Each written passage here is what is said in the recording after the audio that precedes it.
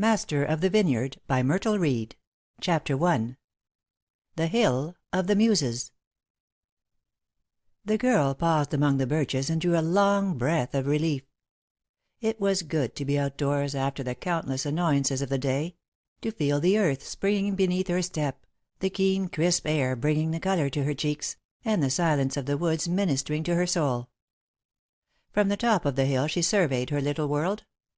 Where the small white houses clustered in the valley, far below her, she had spent her 25 years, shut in by the hills, and, more surely, by the iron bars of circumstance. To her the heights had always meant escape, for in the upper air and in solitude she found detachment. A sort of heavenly perspective upon the affairs of the common day. Down in the bare, brown valley the river lay asleep. Gray patches of melting snow still filled the crevices along its banks, and fragments of broken crystal moved slowly toward the ultimate sea. The late afternoon sun touched the sharp edges, here and there, to a faint iridescence. "The river god dreams of rainbows," thought Rosemary, with a smile. Only one house was near the river, the others were set farther back. The one upon the shore was the oldest and largest house in the valley, severely simple in line and with a certain air of stateliness. The broad colonial porch looked out upon the river and the hills beyond it, while all around, upon the southern slope between the opposite hills and the valley, were the great vineyards of the Marshes, that had descended from father to son during the century that had elapsed since the house was built. The gnarled and twisted vines scarcely showed now, upon the gray brown background of the soil, but in a few places, where the snow had not yet melted, the tangled black threads were visible. Like the frames surrounding a tapestry, great pines bordered the vineyard save on the side nearest the valley, for the first of the Marshes, who had planted the vineyard and built the house, had taken care to protect his vines from the north-east storms. The clanging notes of a bell, mellowed by distance, came faintly from the valley below. Rosemary took out the thin, old watch that had been her mother's and her mother's mother's before her, and set the hands at 4 upon the pale gold dial.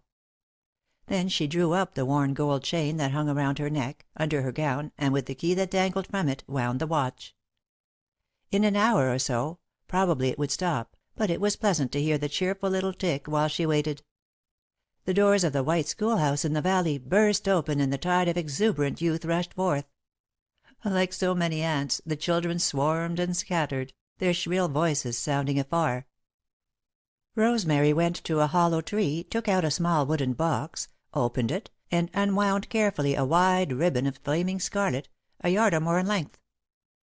Digging her heels into the soft earth, she went down to the lowest of the group of birches, on the side of the hill that overlooked the valley, and tied the ribbon to a drooping bough. Then she went back to the top of the hill, where a huge log, rolled against 2 trees, made a comfortable seat for 2 people.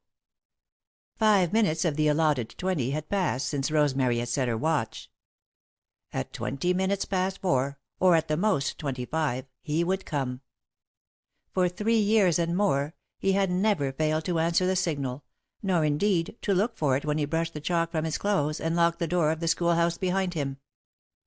A kindly wind, in passing, took the ribbon and made merry with it. In and out among the bare boughs of the birches it fluttered like a living thing, and Rosemary laughed aloud, as she had not done for many days. The hill, the scarlet signal, and the man who was coming symbolized to her the mysterious world of romance. Sometimes the birches were shy dryads fleeing before the wrath of some unknown god. At other times they were the Muses, for, as it happened, there were 9 in the group and no others upon the hill. The vineyard across the valley was a tapestry where, from earliest spring until the grapes were gathered, color and light were caught and imprisoned within the web. At the bend in the river, where the rushes grew thickly, the river god kept his harp, which answered with shy, musical murmurings to every vagrant wind. Again, the hill was a tower, and she a captive princess, who had refused to marry except for love, and love tarried strangely upon the way. Or sometimes she was the Elaine of an unknown Launcelot, safely guarding his shield. She placed in the woods all the dear people of the books, held for ever between the covers and bound to the printed page, wondering if they, too, did not long for freedom. The path up the hill wound in and out among the trees, and so it happened that Rosemary heard muffled footsteps before she saw him coming. A wayfaring squirrel, the first of his family to venture out, scampered madly up a tree and looked down upon the girl with questioning, fearful eyes. She rose from the log and looked up, with her hands outstretched in unconscious pleading. "Oh," she murmured, "don't be afraid of me." "I'm not," answered a man's voice. "I assure you I'm not." "I wasn't speaking to you," she laughed as she went to meet him. "No?" he queried, flushed and breathless from the climb. "I wonder if there's anyone else for whom you wave red ribbons from your fortress." "Take it down, will you, please?" "Wait until I get 3 full breaths. Then I will." She went back to the log while he awkwardly untied the ribbon, rolled it up, in clumsy masculine fashion, and restored it to the wooden box in the hollow tree. "Aren't you cold?" he asked, as he sat down beside her. "No. I'm too vividly alive to be cold, ever." "But what's the use of being alive unless you can live?" he inquired, discontentedly. She sighed and turned her face away. The colour vanished from her cheeks, the youth from her figure. Pensively she gazed across the valley to the vineyard, where the black, knotted vines were blurred against the soil in the fast gathering twilight. His eyes followed hers. "I hate them," he said, passionately. "I wish I'd never seen a grape." "Were the children bad to day?" she asked, irrelevantly. "Of course. Aren't they always bad? What's the use of caging up 50 little imps and making 'em learn the multiplication table when they don't even aspire to the alphabet? Why should I have to teach 'em to read and write when they're determined not to learn? Why do I have to grow grapes, when it would be the greatest joy of my life to know that I'd never have to see, touch, taste, or even smell another grape in this world or the next?" She turned toward him. A late winter sunset shimmered in the west like some pale, transparent cloth of gold hung from the walls of heaven, but the kindly light lent no beauty to her face. Rosemary's eyes were grey and lustreless, her hair ashen, and almost without colour. Her features were irregular, and her skin dull and lifeless. She had not even the indefinable freshness that is the divine right of youth. Her mouth drooped wistfully at the corners, and even the half discouraged dimple in her chin looked like a dent or scar. The bare hands that lay listlessly in her lap were rough and red from much uncongenial toil. He looked at her for a moment, still absorbed in himself, then, as he noted the pathos in every line of her face and figure, the expression of his face subtly changed. His hand closed quickly over hers. "Forgive me, Rosemary. I'm a brute. I have no right to inflict my moods upon you." "Why not? Didn't I bring mine to you?" "Sometimes. Not often." "Let's get them out where we can look them over," she suggested, practically. "What do you hate most?" "Grapes," he replied, readily, "and then children who aren't interested in the alphabet. All day I've been saying, 'See the cat. Can the cat run? Yes, the cat can run.' Of course they could repeat it after me, but they couldn't connect it in any way with the printed page. I sympathized strongly with an unwashed child of philosophical German lineage who inquired earnestly, 'Teacher, what's the good of that?' What else do you hate?" "Being tied up. Set down in one little corner of the world and being obliged to stay in it. I know to a certainty just what's going to happen to morrow, and next day, and the day after that. Point out any day on the calendar, months ahead, and I can tell you just what I'll be doing. Nothing is uncertain but the weather." "Some people pray for anchorage," she said. "I never have. I want the open sea, tide and tempest and grey surges, with the wind in my face and the thrill of danger in my heart. I want my blood to race through my body. I want to be hungry, cold, despairing, afraid, everything. God, how I want to live!" He paced back and forth restlessly, his hands in his pockets.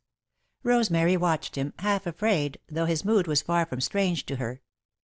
He was taller than the average man, clean shaven and superbly built, with every muscle ready and even eager for use. His 30 years sat lightly upon him, though his dark hair was already slightly grey at the temples, for his great brown eyes were boyish and always would be.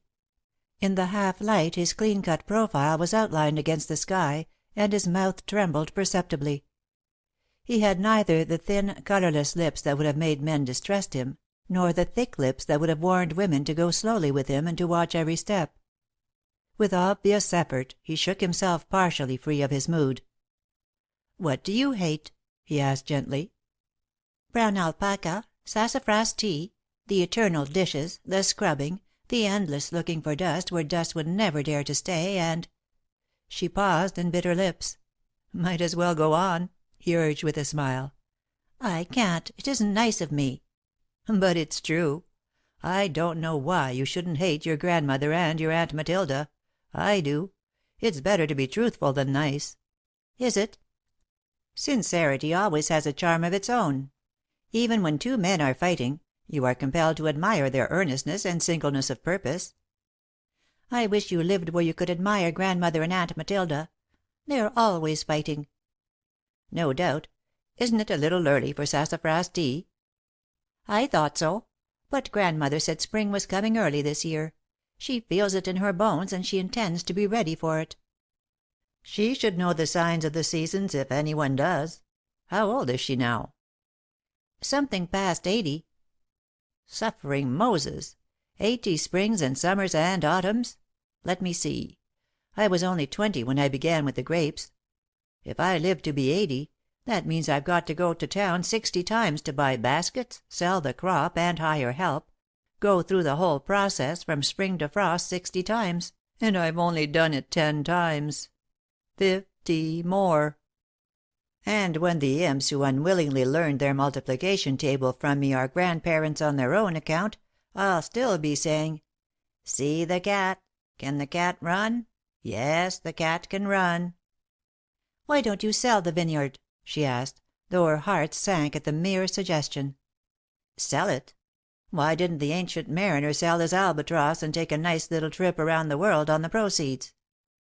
Mother would die of a broken heart if I mentioned it to her. The Marsh family have been the slaves of that vineyard since the first mistaken ancestor went into the grape business.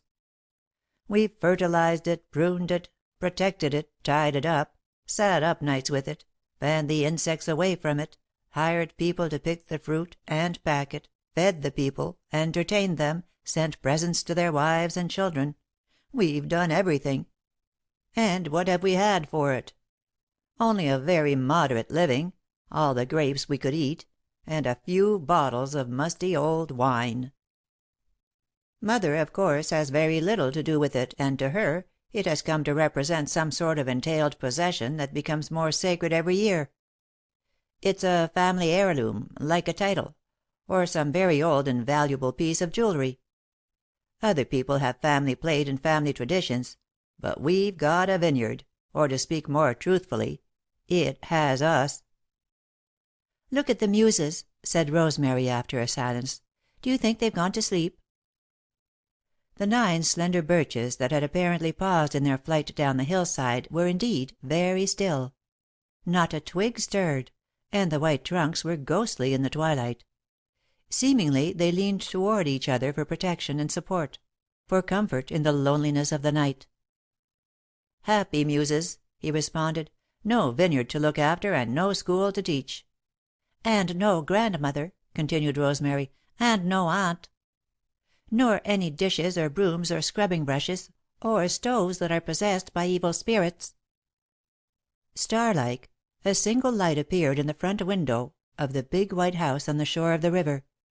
It was answered almost immediately by another, far across the stream. "I like to watch the lights," the girl went on. "The first one is always in your house." "Yes, I know. Mother dislikes twilight." "Ours is the last, on account of the price of oil. Here," he said, "I almost forgot your book. And I brought you 2 candles this time. You mustn't read by the light of one. You'll spoil your eyes." "Oh, Mr. Marsh, thank you so much." "You're very welcome, Miss Starr." "Please don't. I'd like to have you call me Rosemary." "Then you must call me Alden. I've been telling you that for almost 2 years." "I know, but I can't make myself say it, somehow.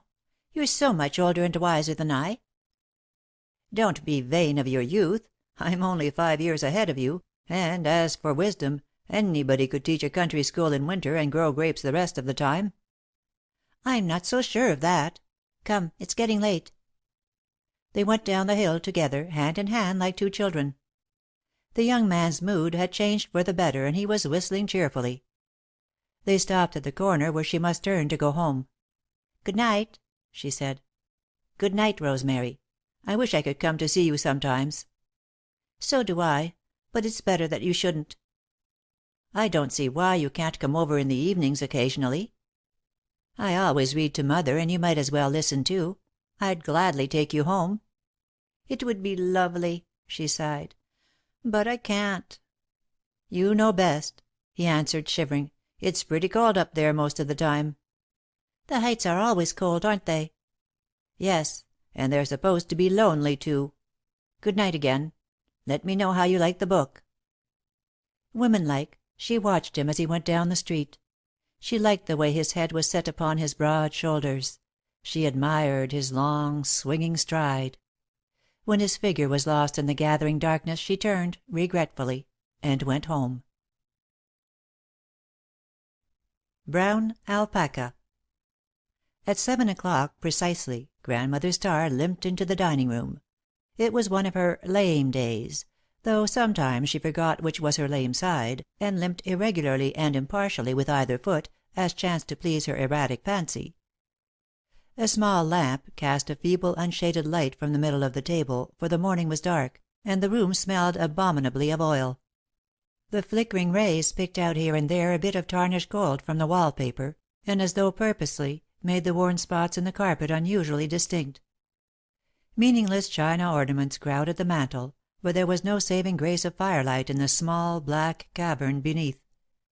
A little stove, in one corner of the room, smoked industriously, and refused to give out any heat. "Rosemary," said Grandmother Starr, fretfully, "I don't see why you can't never learn to build a fire. Get me my shoulder shawl." The girl compressed her pale lips into a thin, tight line. She was tired and her head ached, but she said nothing. She found the shawl of red and black plaid and spread it over the old lady's shoulders. "I didn't say for you to put it on," remarked Grandmother, sourly. "If I'd wanted you to put it on me, I'd have said so. Guess I ain't so old yet but what I can put on my own shawl. What I want it for is to wrap up my hands in." "Where's my shawl?" demanded Aunt Matilda, entering the room at that moment. Rosemary found the other shawl, of blue and brown plaid, and silently offered it to the owner. Aunt Matilda inclined her grey head towards Rosemary. "You can put it on me, if you like. I ain't ashamed to say I'm cold when I am, and if I wanted to wrap up my hands, I'd get my mittens. I wouldn't take a whole shawl." "You ain't got no reason to be cold, as I see," remarked Grandmother, sharply. "Folks what lays abed till almost 7:00 ought to be nice and warm unless they're lazy. P'raps if you moved around more your blood would warm you." "Better try it," Matilda suggested, pointedly. An angry flush mounted to Grandmother's temples, where the thin white hair was drawn back so tightly that it must have hurt. "I've moved around some in my day," she responded, shrilly, "but I never got any thanks for it. What with sweepin' and dustin' and scrubbin' and washin' and ironin' and bringin' up children and feedin' pigs and cows and chickens and churnin' and waitin' on your father, it's no wonder I'm a helpless cripple with the misery in my back." "Dried peaches again," Matilda observed, scornfully, as Rosemary put a small saucer of fruit before her. "Who told you to get dried peaches?" "I did, if you want to know," Grandmother snorted. "This is my house, ain't it?" "I've heard tell that it was," Matilda answered, "and I'm beginnin' to believe it."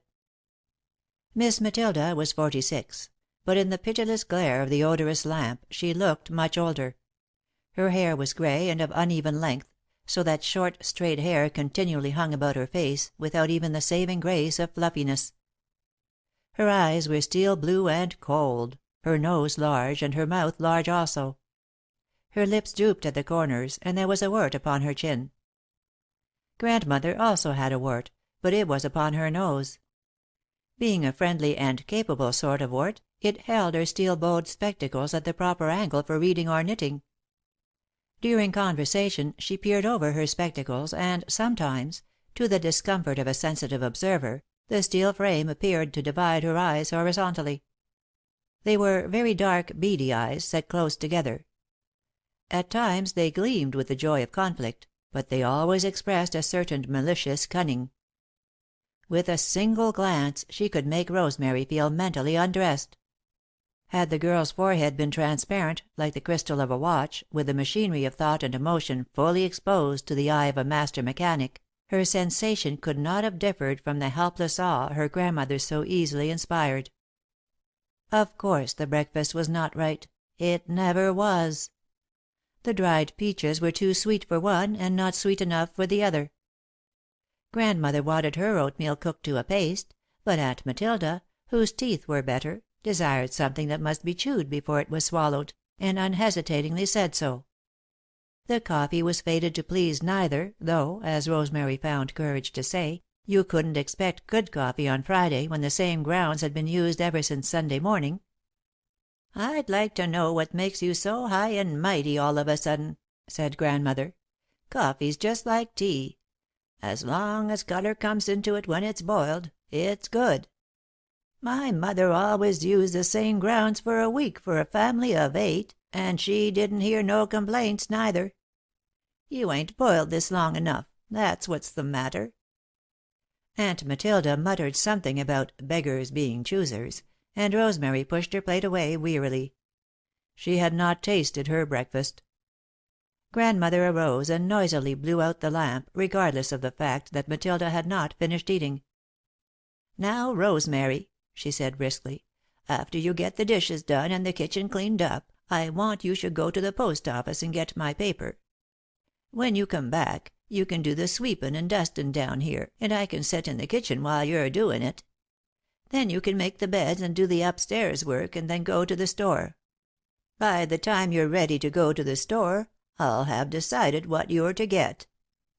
And," continued Aunt Matilda, pushing back her chair, "this afternoon you can help me cut out some underclothes and get 'em basted together." She never attempted any sort of housework, being pathetically vain of her one beauty, her small white hands. Even the family sewing she did under protest. "Is the alpaca all gone?" asked Grandmother. "Yes," Matilda replied. "I used the last of it patchin' Rosemary's dress under the arms. It beats all how hard she is on her clothes."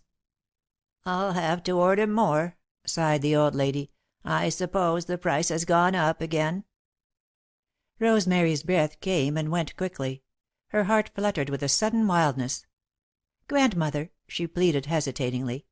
"Oh, Aunt Matilda, just for this once, couldn't I have the grey alpaca instead of brown? I hate brown so." Both women stared at her as though she had all at once gone mad.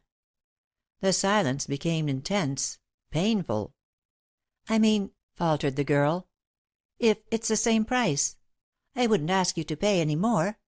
Perhaps grey might be cheaper now, even cheaper than brown." "I was married in brown alpaca," said Grandmother. She used the tone in which royalty may possibly allude to coronation. "I was wearing brown alpaca," observed Aunt Matilda, "the night the minister came to call." "Made just like this," they said together. "If brown alpaca's good enough for weddin's and ministers, I reckon it'll do for orphans that don't half earn their keep," resumed Grandmother, with her keen eyes fixed upon Rosemary. "What put the notion into your head?" queried Aunt Matilda, with the air of one athirst for knowledge. "Why, nothing," the girl stammered, "except that when I was looking at Mother's things the other day, up in the attic, I found some pink ribbon, and I thought it would be pretty with grey, and if I had a grey dress." The other two exchanged glances. "Ain't it wonderful," asked Matilda of her mother, "how blood will tell?" "It certainly is," responded Grandmother, polishing her spectacles vigorously with a corner of the plaid shawl. "Your ma," she went on to Rosemary, "was wearin' grey when your pa brought her here to visit us. They was a surprise party, both of 'em. We didn't even know he was plannin' marriage, and I don't believe he was, either. We've always thought your ma roped him into it somehow." Rosemary's eyes filled with mist, and she bit her lips. "She was wearin' grey," continued Aunt Matilda. "Light grey that would show every spot. I told her it wasn't a very serviceable colour, and she had the impudence to laugh at me. 'It'll clean, won't it?' she says, just like that, and Frank says right after her, 'Yes, it'll clean.' He knew a lot about it, he did. She had psychologized him." "You mean hypnotized," interrupted Grandmother. "There ain't no such word as psychologized." "Well, if there ain't, there ought to be." "The pink has come out in the blood, too," Grandmother remarked, adjusting her spectacles firmly upon the ever useful and unfailing wart. "She was wearin' pink roses on her bonnet and pink ribbon strings. It wouldn't surprise me if it was the very strings that Rosemary has found in the trunk and is layin' out to wear." "Me neither," Matilda chimed in. "She was wearin' lace on her petticoats and high heeled shoes, and all her handkerchiefs was fine linen," Grandmother continued. "Maybe you'd like some lace ruffles under your grey alpaca, wouldn't you, Rosemary?" The girl got to her feet blindly. She gathered up the dishes with cold hands that trembled, took them out into the kitchen, and noiselessly closed the door. Her heart was hot with resentment, even though she had heard the story, with variations, ever since she was old enough to understand it. "Poor little mother," said Rosemary to herself. "Dear little mother. Why couldn't you have taken me with you?" As Grandmother had said, for the 100th time and more, Frank Starr had brought home his young wife unexpectedly. The surprise, in itself, was a shock from which she and Matilda had never recovered. Even now, they were fond of alluding to the years of ill health directly caused by it, and of subtly blaming Rosemary for it. At the end of the 3rd day, the young couple had departed hastily, the bride in tears. A year or so afterward, when Rosemary was born, the little mother died, having lived only long enough to ask that the baby be named Rosemary, Rose for her own mother, and Mary for Grandmother Starr. Stern, white faced and broken hearted, Frank Starr brought his child to his mother and sister, and almost immediately went West. Intermittently he wrote briefly, sent money, gave insufficient addresses or none at all, and at length disappeared. At the time his last letter was written he had expected to take a certain steamer plying along the western coast. As the ship was wrecked and he was never heard from again, it seemed that Rosemary was an orphan, dependent upon her grandmother and aunt. In their way, they were kind to her. She was sent to school regularly, and had plenty to eat and wear, of a certain sort. Every spring, Aunt Matilda made the year's supply of underclothing, using for the purpose coarse, unbleached muslin, thriftily purchased by the bolt. The brown alpaca and brown gingham in which she and her grandmother and aunt had been dressed ever since she could remember, were also bought by the piece. The fashion of the garments had not changed, for one way of making a gown was held to be as good as another, and a great deal easier if the maker were accustomed to doing it. So, year after year, Rosemary wore full skirts of brown alpaca, gathered into a band, and tight-fitting waists, boned and lined, buttoning down the front with a row of small jet buttons. The sleeves were always long, plain, and tight, no matter what other people were wearing. A bit of cheap lace gathered at the top of the collar was the only attempt at adornment. The brown ginghams were made in the same way, except that the waists were not boned. The cheap white muslin, which served as Rosemary's best summer gown, was made like the ginghams. Her winter hat was brown felt, trimmed with brown ribbon, her summer hat was brown straw, trimmed with brown ribbon, and her winter coat was also brown, of some heavy material which wore surpassingly well. For years her beauty-loving soul had been in revolt, but never before had she dared to suggest a change. The lump in her throat choked her as she washed the dishes, heedless of the tears that fell into the dishpan. But activity is a sovereign remedy for the blues, and by the time the kitchen was made spotless she had recovered her composure. She washed her face in cold water, dusted her red eyes with a bit of cornstarch, and put the cups and plates in their proper places. She listened half fearfully for a moment before she opened the door, dreading to hear the dear memory of her mother still under discussion, but Grandmother and Aunt Matilda were wrangling happily over the hair wreath in the parlour. This was a fruitful source of argument when all other subjects had failed, for Grandmother insisted that the yellow rose in the centre was made from the golden curls of Uncle Henry Underwood's oldest boy, while Aunt Matilda was equally certain that it had come from Sarah Starr's second daughter, by her first husband. Throughout the day Rosemary toiled cheerfully. She swept, dusted, scrubbed, cooked, did errands, mailed the letter which made certain another bolt of brown alpaca, built fires, and in the afternoon brought down the heavy roll of unbleached muslin from the attic. Aunt Matilda cleared off the dining room table, got out the worn newspaper patterns, and had sent Rosemary out for a paper of pins before she remembered that it was Friday, and that no new task begun on a Friday could ever be a success. So, while Rosemary set the table for supper, the other two harked back to the fateful day when Frank Starr brought his wife home. They were in the next room, but their shrill voices carried well, and Rosemary heard every word, though she earnestly wished that she need not. "It was Friday, too, if you'll remember, when Frank brought her," said Aunt Matilda, indicating Rosemary by an inclination of her untidy head. "Then you can't say Friday's always unlucky," commented Grandmother. "It may have been bad for us, but it was good for her.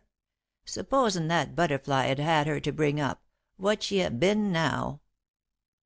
"She resembles her ma some," answered Matilda, irrelevantly. "At least she would if she was pretty. She's got the same look about her, somehow." "I never thought her ma was pretty. It was always a mystery to me what Frank saw in her." "Come to supper," called Rosemary, abruptly. She was unable to bear more. The meal was unexpectedly enlivened by Grandmother's discovery of a well soaked milk ticket in the pitcher. From the weekly issue of the Household Guardian, which had reached her that day, she had absorbed a vast amount of knowledge pertaining to the manners and customs of germs and began to fear for her life.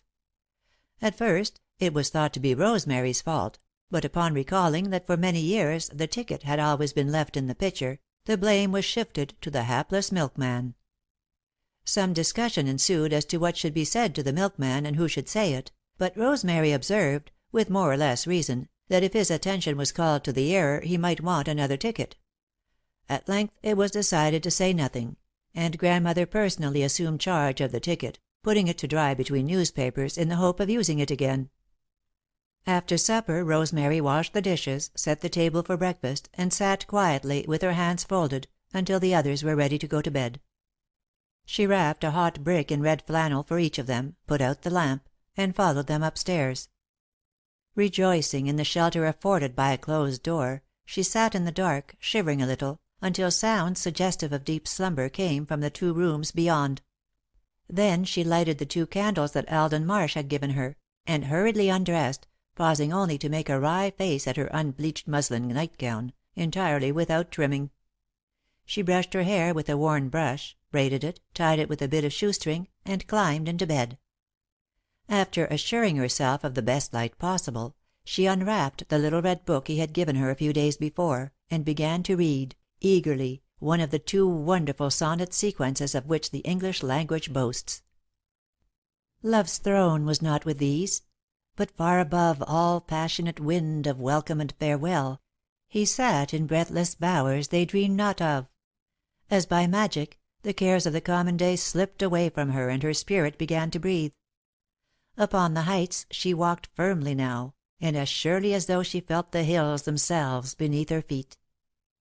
Born with her life, creature of poignant thirst and exquisite hunger, at her heart love lay quickening in darkness, till a voice that day cried on him and the bonds of birth were burst." And again: "Lo, it is done! Above the enthroning threat, the mouth's mold testifies of voice and kiss, the shadowed eyes remember and foresee, her face is made her shrine. Let all men note that in all years, O love, thy gift is this, they that would look on her must come to me." The divine melody of the words stirred her to the depths of her soul. Hunger and thirst ran riot in her blood, her heart surged with the fullness of its tides. "But April's sun strikes down the glades to day.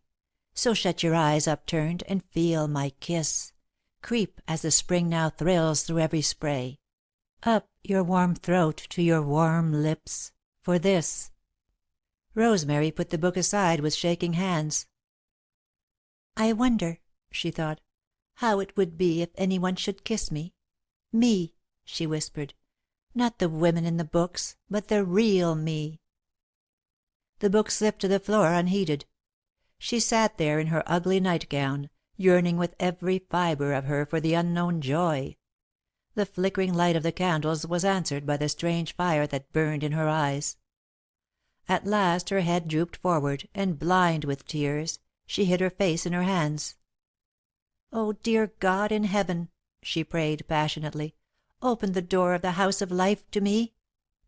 Send some one to love me and take me away, for Christ's sake. Amen." The Crystal Ball. "Am I late, Lady Mother?"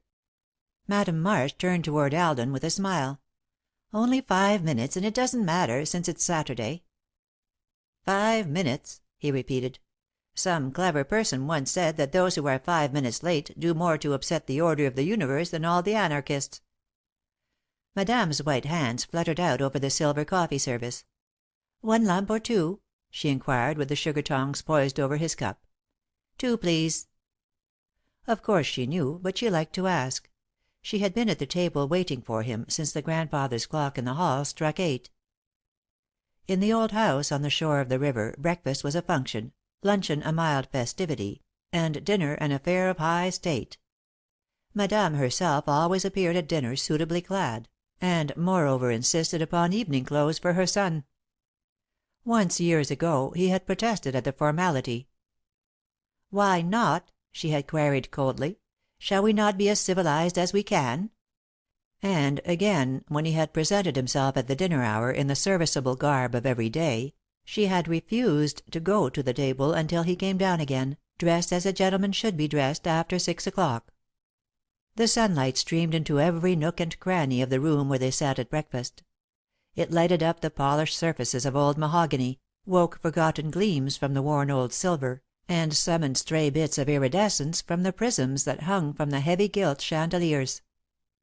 With less graciousness, it revealed several places on the frame of the mirror over the mantel, where the gold had fallen away and had been replaced by an inferior sort of gilding. By some subtle trickery with the lace curtain that hung at the open window, it laid an arabesque of delicate shadow upon the polished floor. In the room beyond, where Madame's crystal ball lay on the mahogany table, with a bit of black velvet beneath it, the sun had made a living rainbow that carried colour and light into the hall, and even up the stairway. As she sat with her back to it, the light was scarcely less gentle with Madame. It brought silver into her white hair, shimmered along the silken surface of her grey gown, and deepened the violet shadows in her eyes. It threw into vivid relief the cameo that fastened the lace at her throat, rested for a moment upon the mellow gold of her worn wedding ring as she filled Alden's cup, and paused reminiscently at the corner of her mouth, where there had once been a dimple. Across the table the light shone full upon Alden's face, but, manlike, he had no fear of it. Madame noted, with loving approval, how it illumined the dark depths of his eyes and showed the strength of his firm, boyish chin. Each day, to her, he grew more like his father. "A penny for your thoughts," he said. Madame sighed. "It seems so strange," she replied after a pensive interval, "that I should be old and you should be young. You look so much like your father sometimes that it is as though the clock had turned back for him, and I had gone on. You're older now than he was when we were married, but I need my mirror to remind me that I'm past my 20s." "A woman and her mirror," laughed Alden, helping himself to a crisp muffin. "What tales each might tell of the other, if they would." "Don't misunderstand me, dear," she said quickly. "It's not that I mind growing old. I've never been the unhappy sort of woman who desires to keep the year for ever at the spring. Each season has its own beauty, its own charm. We would tire of violets and apple blossoms if they lasted always. Impermanence is the very essence of joy, the drop of bitterness that enables one to perceive the sweet." "All of which is undoubtedly true," he returned gallantly, "but the fact remains that you're not old and never will be. You're merely a girl who has powdered her hair for a fancy dress ball." "Flatterer!" she said with affected severity, but the delicate pink flush that bloomed in her cheeks showed that she was pleased. "Will you drive to day?" he asked, as they rose from the table. "I think not. I'm a hothouse plant, you know, and it seems cold outside." "Have the new books come yet?" "Yes, they came yesterday, but I haven't opened the parcel." "I hope they won't prove as disappointing as the last lot. There wasn't a thing I could ask Rosemary to read. I'm continually falling back on the old ones." "The old books are the best, after all, like the old friends and the old ways." Alden walked around the room restlessly, his hands in his pockets.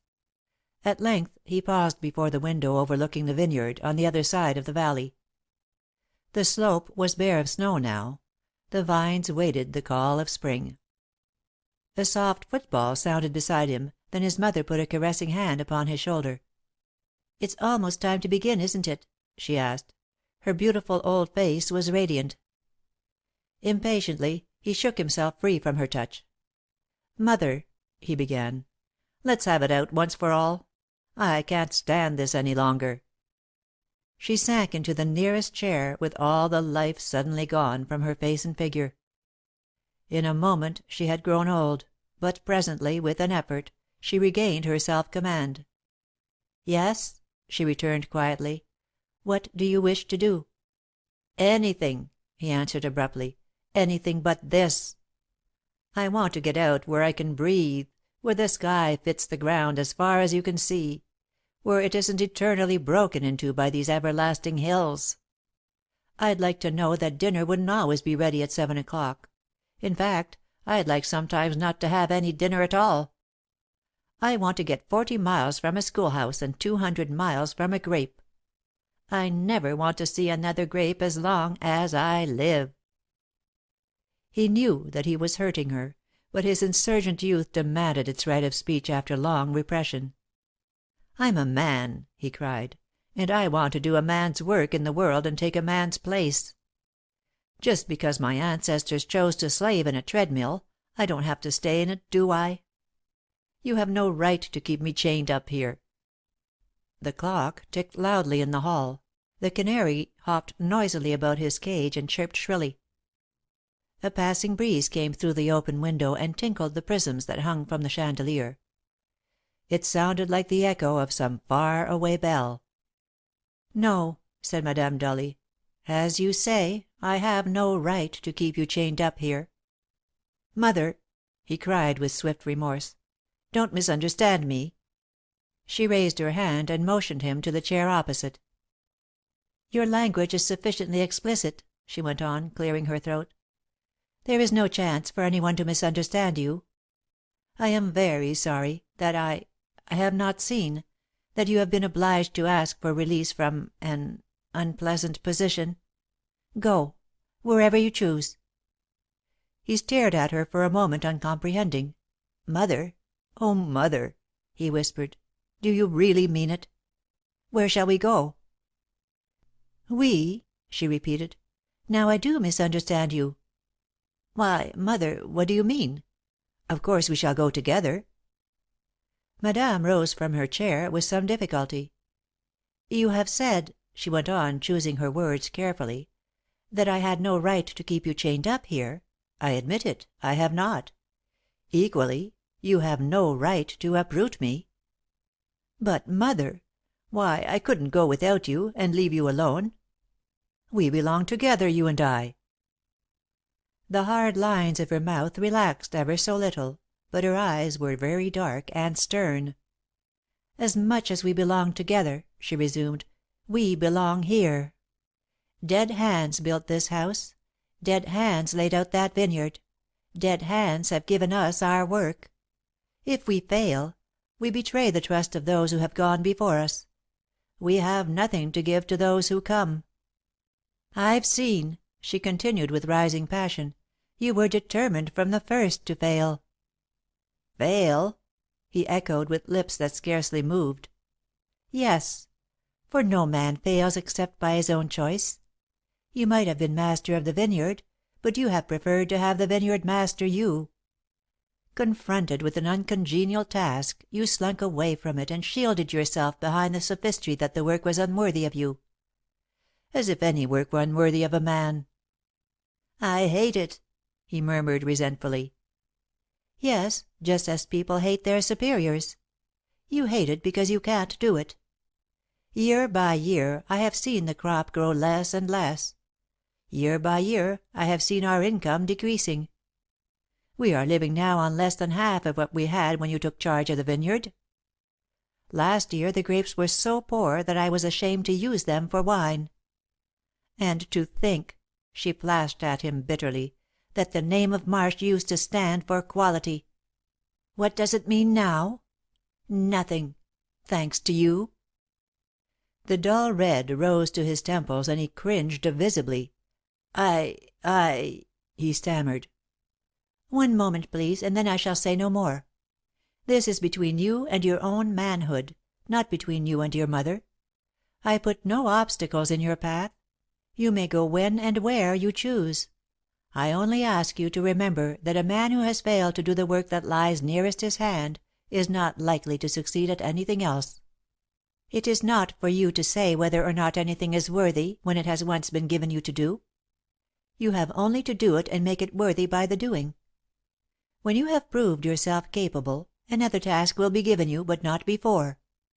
You hate the vineyard because you cannot raise good grapes. You hate to teach school because you cannot teach school well. You want to find something easy to do, something that will require no effort." "No," he interrupted, "you're mistaken there. I want to do something great. I'm not asking for anything easy." "Greatness comes slowly," she answered, her voice softening a little, "and by difficult steps, not by leaps and bounds. You must learn the multiplication table before you can be an astronomer. None the less, it is your right to choose." "Then, granting that, why wouldn't you come with me?" "Because it is also my right to choose for myself, and I belong here. When I identified myself with the Marsh family, I did it in good faith. When I was married, I came here, my children were born here, your father and brother and sister died here, and I shall die here too. When you go, I shall do my best with the vineyard." She spoke valiantly, but there was a pathetic little quiver in her lips as she said the last words. Alden stood at the window, contemplating the broad acres bordered with pine. "Do not say when I go, mother. Say if I go." "I thought you had decided," she murmured, but her heart began to beat quickly, nevertheless. "No, I haven't, but I'll decide in the course of the day. Good bye for the present." He stooped, kissed the cheek she turned to him, and went out, assuming a cheerfulness he did not feel. Madame leaned back in her chair with her eyes closed, exhausted by the stress of emotion. The maid came in for orders, she gave them mechanically, then went into the living room. She was anxious to be alone, but felt unequal to the exertion of climbing the stairs. As the hours passed, she slowly regained her composure. It seemed impossible that Alden should go away and leave her when they two were alone in the world, and, as he said, belonged together. More than ever that morning had he looked like his father. Old memories crowded thickly upon her as she sat there. Bits of her childhood flashed back at her out of the eternal stillness, even as the beads of a told rosary. Since the day she met Alden's father, everything was clear and distinct, for, with women, life begins with love, and the rest is as though it had never been. An old daguerreotype was close at hand in a table drawer. She opened the ornate case tenderly, brushed the blue velvet that lined it, and kissed the pictured face behind the glass. So much had they borne together, so much had they loved, and all was gone save this. The serene eyes, forever youthful, looked back at her across the years. Except for the quaint, old-fashioned look inseparable from an old picture, the face was that of a boy who had left her a few hours ago. The deep, dark eyes, the regular features, the firm, straight chin, the lovable mouth, the adorable boyishness, all were there, shut in by blue velvet and glass. Madame smiled as she sat there looking at it. She had always had her way with the father. Why should she doubt her power over the son? Supremely maternal as she was, the sheltering instinct had extended even to the man she loved. He had been outwardly strong and self-confident, assured, self-reliant, even severe with others, but behind the bold exterior, as always to the eyes of the beloved woman, had been a little, shrinking, helpless child, craving the comfort of a woman's hand, the sanctuary of a woman's breast. Even in her own hours of stress and trial, she had feared to lean upon him too much, knowing how surely he depended upon her. He was more than 40 when he died, yet to her he had been as one of her children, though infinitely dearer than any child could be. The quick tears started at the thought of the children, for the childish prattle had so soon been hushed, the eager little feet been so quickly stilled. Alden was the first-born son, with an older daughter, who had been named Virginia, for her mother. Virginia would have been 32 now, and probably married, with children of her own. The second son would have been 28, and possibly married also. There might have been a son-in-law, a daughter-in-law, and 3 or 4 children by this time, had these two lived. So through the house of memories her fancy sped, as though borne on wings. Childish voices rang through the empty corridors, and the fairy patter of tiny feet sounded on the stairs. One by one, out of the shadows, old joys and old loves came toward her, forgotten hopes and lost dreams. Hands long since mingled with the dust clasped hers once more with perfect understanding. Warm lips were crushed upon hers with the old ecstasy and the old thrill. Even the sorrows, from which the bitterness had strangely vanished, came back out of the darkness, not with hesitancy, but with assurance, as though already welcomed by a friend. Alden did not come home to luncheon, so Madame made only a pretence of eating. As the long afternoon wore away, she reproached herself bitterly for her harshness. There had been pain in the boy's eyes when he bent to kiss her, and she had turned her cheek. She would have faced any sort of privation for this one beloved son, the only gift life had not as yet taken back. Perhaps, after all, he knew best, for have not men led and women followed since back in Paradise, the first woman gave her hand trustingly to the first man? Long, slanting sunbeams, alight with the gold of afternoon, came into the room by another window, and chanced upon the crystal ball. Madame's face grew thoughtful. "I wonder," she mused, "if I dare to try." She was half afraid of her own sorcery, because so many times that which she had seen had come true.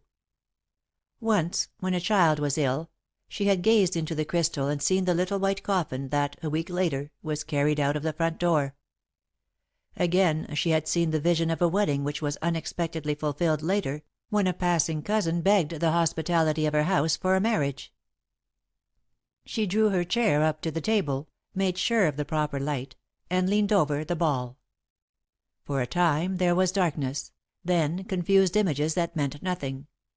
Then at last, clear and distinct as a flash of lightning, her own son, holding a woman in his arms. Madame pushed the ball aside, profoundly disturbed. Was the solution of their problem, then, to come in that way? And who was the woman? In the dazzling glimpse she had caught no detail save a shimmering white gown and her son's face half hidden by the masses of the woman's hair. A faint memory of the hair persisted. She had never seen anything quite like it. Was it brown? Or golden? Or perhaps red? Yes, red. That was it. And in all the circle of their acquaintance there was no woman with red hair. It was evident, then, that he was going away. Very well. She would go too. And when Alden had found his woman with the red hair, she would come back, alone. Of course they would not want her. She felt suddenly lonely, as though she had lived too long. For the first time, she forgot to light the candles on the mantel when the room became too dark to see. She had sat alone in the darkness for some time when she heard Alden's step outside. When he came in, he missed the accustomed lights. "Mother," he called, vaguely alarmed. Then again, "Mother! Where are you, Mother dear?" "I'm here," she responded, rising from her chair and fumbling along the mantel shelf for matches. "I'm sorry I forgot the candles." The mere sound of his voice had made her heart leap with joy. He was muddy and tired, and his face was very white. "I know it's late," he said apologetically, "and I'll go up to dress right now. I've decided to stay." His voice broke a little on the last word. Madame drew his tall head down and kissed him, forgetting all about the crystal ball. "For your own sake?" she asked. "Or for mine?" "For yours, of course. I'll try to do as you want me to, Lady Mother. I have nothing to do but to make you happy." For answer she kissed him again. "I must dress too," she said. When they met at dinner half an hour later, neither made any reference to the subject that had been under discussion. Outwardly all was calm and peaceful, as deep flowing waters may hide the rocks beneath. By the time coffee was served, they were back upon the old footing of affectionate comradeship. Afterward he read the paper while Madame played solitaire. When she turned the Queen of Hearts, she remembered the red-haired woman whom she had seen in the crystal ball. And they were not going away after all. Madame felt that she had in some way gained an unfair advantage over the red-haired woman. There would be no one, now, to take her boy away from her. And yet, when the time came for her to go, would she want Alden to live on in the old house alone, looking after the hated vineyard and teaching the despised school? At best, it could be only a few years more. Feeling her grave, sweet eyes upon him, Alden looked up from his paper. "What is it, Mother?" "Dear," she said thoughtfully, "I want you to marry and bring me a daughter. I want to hold your son in my arms before I die." "Rather a large order, isn't it?" He laughed indifferently, and went on with his reading. Madame laughed too, as she continued her solitaire, but none the less, she dreamed that night that the house was full of women with red hair, and that each one was gazing earnestly into the depths of a crystal ball. April's sun. With a rush of warm winds and a tinkle of raindrops, spring danced over the hills. The river stirred beneath the drifting ice, then woke into musical murmuring. Even the dead reeds and dry rushes at the bend of the stream gave forth a faint melody when swayed by the full waters beneath. The joy of morning was abroad in the world. Robins sang it, winds whispered it, and, beneath the sod, every fibre of root and tree quivered with aspiration, groping through the labyrinth of darkness with a blind impulse toward the light. Across the valley, on the southern slope, a faint glow of green seemed to hover above the dark tangle of the vineyard, like some indefinite suggestion of colour, promising the sure beauty yet to come. Rosemary had climbed the Hill of the Muses early in the afternoon. She, too, was awake, in every fibre of body and soul. Springs had come and gone before.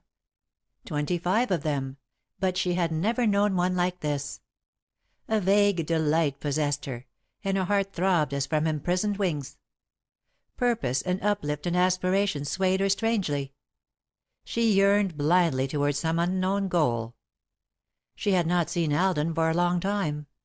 The melting ice and snow had made the hill unpleasant, if not impossible, and the annual sewing had kept her closely indoors.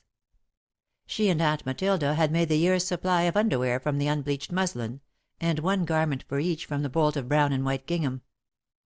Rosemary disdained to say gown or even dress, for the result of her labour was a garment, simply, and nothing more. Every third summer she had a new white muslin, of the cheapest quality, which she wore to church whenever it was ordained that she should go. Grandmother and Aunt Matilda were deeply religious, but not according to any popular plan. They had their own private path to heaven, and had done their best to set Rosemary's feet firmly upon it, but with small success. When she was a child, Rosemary had spent many long, desolate Sunday afternoons thinking how lonely it would be in heaven, with nobody there but God and the angels and the Starr family. Even the family, it seemed, was not to be admitted as an entity, but separately, according to individual merit. Grandmother and Aunt Matilda had many a wordy battle as to who would be there and who wouldn't, but both were sadly agreed that Frank must stay outside. Rosemary was deeply hurt when she discovered that Grandmother did not expect to meet her son there, and as for her son's wife, The old lady had dismissed the hapless bride to the abode of the lost with a single comprehensive snort. Alternately, Rosemary had been rewarded for good behaviour by the promise of heaven, and punished for small misdemeanours by having the gates closed in her face. As she grew older, and began to think for herself, she wondered how Grandmother and Aunt Matilda had obtained their celestial appointment as gatekeepers, and reflected that it might possibly be very pleasant outside, with the father and mother whom she had never seen. So of late years religion had not disturbed Rosemary much. She paid no attention to the pointed allusions to "heathen" and "infidels" that assailed her ears from time to time, and ceased to feel her young flesh creep when the place of torment was described with all the power of two separate and vivid imaginations. Disobedience troubled her no longer unless she was found out, and gradually she developed a complicated system of deception. When she was discovered reading a novel, she had accepted the inevitable punishment without outward submission. Naturally, it was not easy to tear out the leaves one by one, especially from a borrowed book, and put them into the fire, saying each time she put one in, "I will never read another novel as long as I live." But she had compelled herself to do it gracefully. Only her flaming cheeks had betrayed her real feeling. A week later, when she was locked in her room for the entire day, on account of some slight offence, she had wept so much over the sorrows of Jane Eyre that even Aunt Matilda was affected when she brought up the bread and milk for the captive's supper. Rosemary had hidden the book under the mattress at the first sound of approaching footsteps, but Aunt Matilda, by describing the tears of penitence to the stern authority below, obtained permission for Rosemary to come downstairs, eat her bread and milk at the table, and afterward to wash the dishes.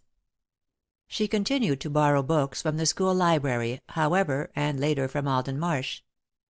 When he learned that she dared not read at night, for fear of burning too much oil, he began to supply her with candles. Thus the world of books was opened to her, and many a midnight had found her, absorbed and breathless, straining her eyes over the last page. More than once she had read all night and fallen asleep afterward at the breakfast table. Once, long ago, Alden had called upon her, but the evening was so unpleasant both for him and his unhappy hostess that he never came again. Rosemary used to go to the schoolhouse occasionally, to sit and talk for an hour or so after school, but some keen-eyed busybody had told Grandmother, and the innocent joy had come to an abrupt conclusion. Rosemary kept her promise not to go to the schoolhouse simply because she dared not break it. The windows of the little brown house, where the Stars lived, commanded an unobstructed view of the Marsh's big colonial porch in winter, when the trees between were bare, so it was impossible for the girl to go there openly, as Mrs. Marsh had never returned Aunt Matilda's last call. Sometimes Alden wrote to her, but she was unable to answer, for stationery and stamps were unfamiliar possessions. Grandmother held the purse strings tightly, and every penny had to be accounted for. On Thursday, Rosemary always went to the post office, as the household guardian was due then, so it happened that occasionally she received a letter, or a book which she could not return until spring.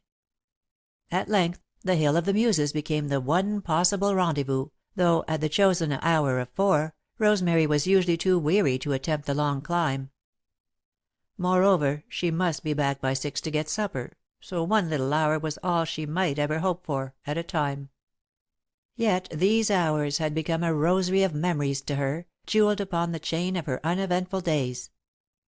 Alden's unfailing friendliness and sympathy warmed her heart, though she had never thought of him as a possible lover. In her eyes, he was as far above her as the fairy prince had been above Cinderella. It was only kindness that made him stoop at all. When the school bell, sounding for dismissal, echoed through the valley below, Rosemary hung her scarlet signal to the outstanding bough of the lowest birch, and went back to the crest of the hill to wait for him. She had with her the little red book that he had given her long ago, and which she had not had opportunity to return. She turned the pages regretfully, though she knew the poems almost by heart. Days, while she washed dishes and scrubbed, the exquisite melody of the words haunted her, like some far-off strain of music. For the first time she had discovered the subtle harmonies of which the language is capable, entirely apart from sense. Living lines stood out upon the printed page, glowing with a rapture all their own. "Now, shadowed by his wings, our faces yearn together. She read aloud, thrilled by the very sound: "Tender as dawn's first hill fire. What marshalled marvels on the skirts of May! Shadows and shoals that edge eternity. Oh," she breathed, "if only I didn't have to give it back! Lo, what am I to Love, the lord of all? One murmuring shell he gathers from the sand, One little heart flame sheltered in his hand." What indeed, thought Rosemary, what was she to Love, or whatever might she be?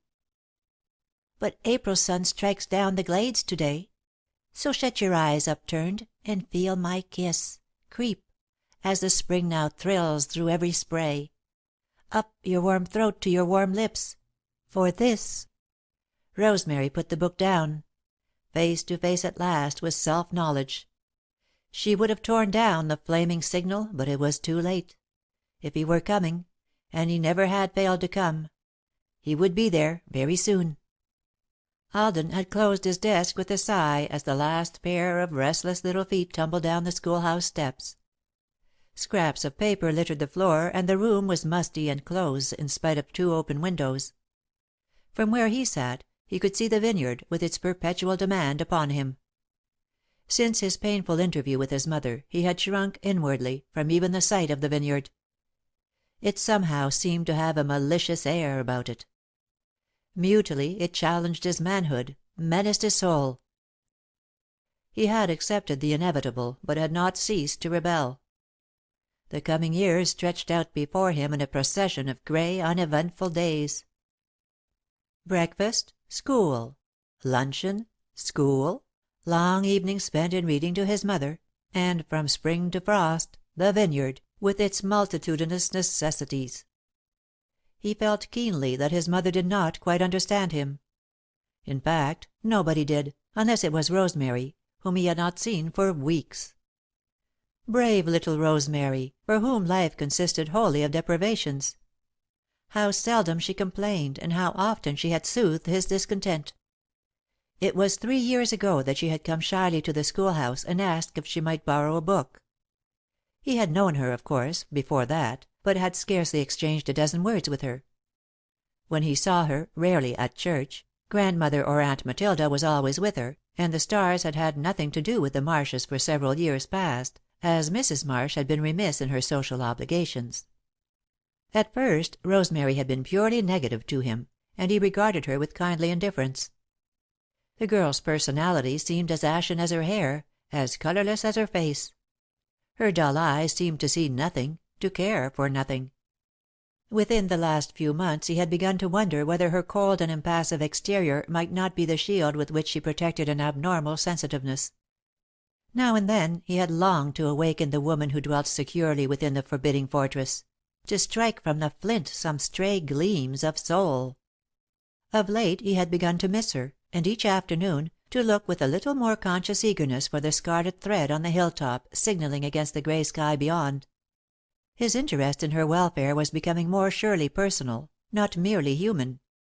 During the winter, though he had seen her only twice, he had thought about her a great deal, and had written to her several times without expecting an answer. The iron bars of circumstance which bound her had, though less narrowly, imprisoned him also. It seemed permanent for them both, and, indeed, the way of escape was even more definitely closed for Rosemary than for him. He sighed as he rose and brushed the chalk from his clothes. Through force of habit, he looked up the crest of the Hill of the Muses as he locked the door. The red ribbon fluttered like an oriflamme against the blue and white of the April sky. His heart quickened its beat a little as he saw it, and his steps insensibly hastened as he began to climb the hill. When he took her hand, with a word of friendly greeting, he noticed a change in her, though she had made a valiant effort to recover her composure. This was a new Rosemary, with eyes shining and the colour flaming in her cheeks and lips. "Spring seems to have come to you, too," he said, seating himself on the log beside her. "How well you look!" The deep crimson mounted to her temples, then as swiftly retreated. "Better take down the ribbon," she suggested practically. "I've been watching a long time for this," he resumed, as he folded it and restored it to its place in the hollow tree. "What have you been doing?" "All the usual dreary things, to which a mountain of sewing has been added. Is that a new gown?" She laughed mirthlessly. "It's as new a gown as I'll ever have," she returned, trying to keep her voice even. "My wardrobe consists of an endless parade of brown alpaca and brown gingham garments, all made exactly alike." "Like a dozen stage soldiers, marching in and out, to create the illusion of a procession?" "I suppose so. You know I've never seen a stage, much less a stage soldier." Alden's heart softened with pity. He longed to take Rosemary to town and let her feast her eyes upon some gorgeous spectacle; to see her senses run riot, for once, with colour and light and sound. "I feel sometimes," she was saying, "as though I had sold my soul for pretty things in some previous existence, and was paying the penalty for it now." "You love pretty things, don't you?" She turned brimming eyes toward him. "Love them?" she repeated, brokenly. "There aren't words enough to say how much."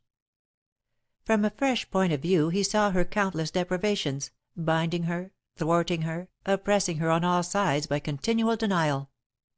His own rebellion against circumstances seemed weak and unworthy. "Whenever I think of you," he said in a different tone, "I feel ashamed of myself. I have freedom, of a certain sort, and you've never had a chance to learn the meaning of the word. You're dominated, body and soul, by a couple of old women who haven't discovered as yet that the earth is round and not flat." "My soul isn't bound," returned Rosemary, softly, "but it would have been, if it hadn't been for you." "I? Why, my dear girl, what have I done?" "Everything. Think of all the books you've loaned me, all the candles you've given me, all the times you've climbed this steep hill just to talk to me for an hour and give me new strength to go on." "It's only selfishness, Rosemary. I knew you were here, and I liked to talk to you. Don't forget that you've meant something to me, too. Why, you're the only woman I know, except my mother." "Your mother is lovely," she returned. "I wish I could go to see her once in a while. I like to look at her. Even her voice is different, some way." "Yes, Mother is different," he agreed, idly. "It's astonishing, sometimes, how different she manages to be. We had it out the other day, about the Vineyard, and I'm to stay here all the rest of my life," he concluded, bitterly. "I don't see why, if you don't want to," she answered, half fearfully. "You're a man, and men can do as they please." "It probably seems so to you, but I assure you it's very far from the truth. I wonder, now and then, if any of us ever really do as we please. Freedom is the great gift." "And the great loneliness," she added, after a pause. "You may be right," he sighed. "Still, I'd like to try it for a while. It's the one thing I'd choose. What would you take, if you could have anything you wanted?" "Do you mean for just a little while, or for always?" "For always. The one great gift you'd choose from all that life has to give." "I'd take love," she said, in a low tone. She was not looking at him now, but far across the valley where the Vineyard lay. Her face was wistful in the half light. The corners of her mouth quivered, ever so little. Alden looked at her, then rubbed his eyes and looked at her again. In some subtle way she had changed, or he had, since they last met. Never before had he thought of her as a woman.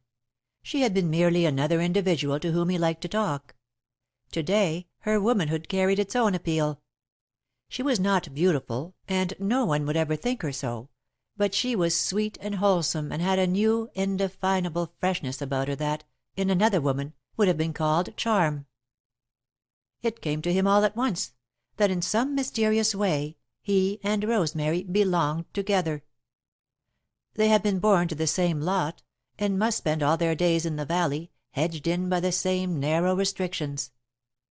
Even an occasional hour on the Hill of the Muses was forbidden to her, and constant scheming was the price she was obliged to pay for it. The restraint chafed and fretted him, for her as much as for himself. It was absurd that a girl of 25 and a man of 30 should not have some little independence of thought and action. The silence persisted, and finally became awkward. "It's the book," said Rosemary, with a forced laugh. She was endeavouring to brush her mood away as though it were an annoying cobweb. "I've grown foolish over the book." "I'm glad you liked it," he returned, taking it from her.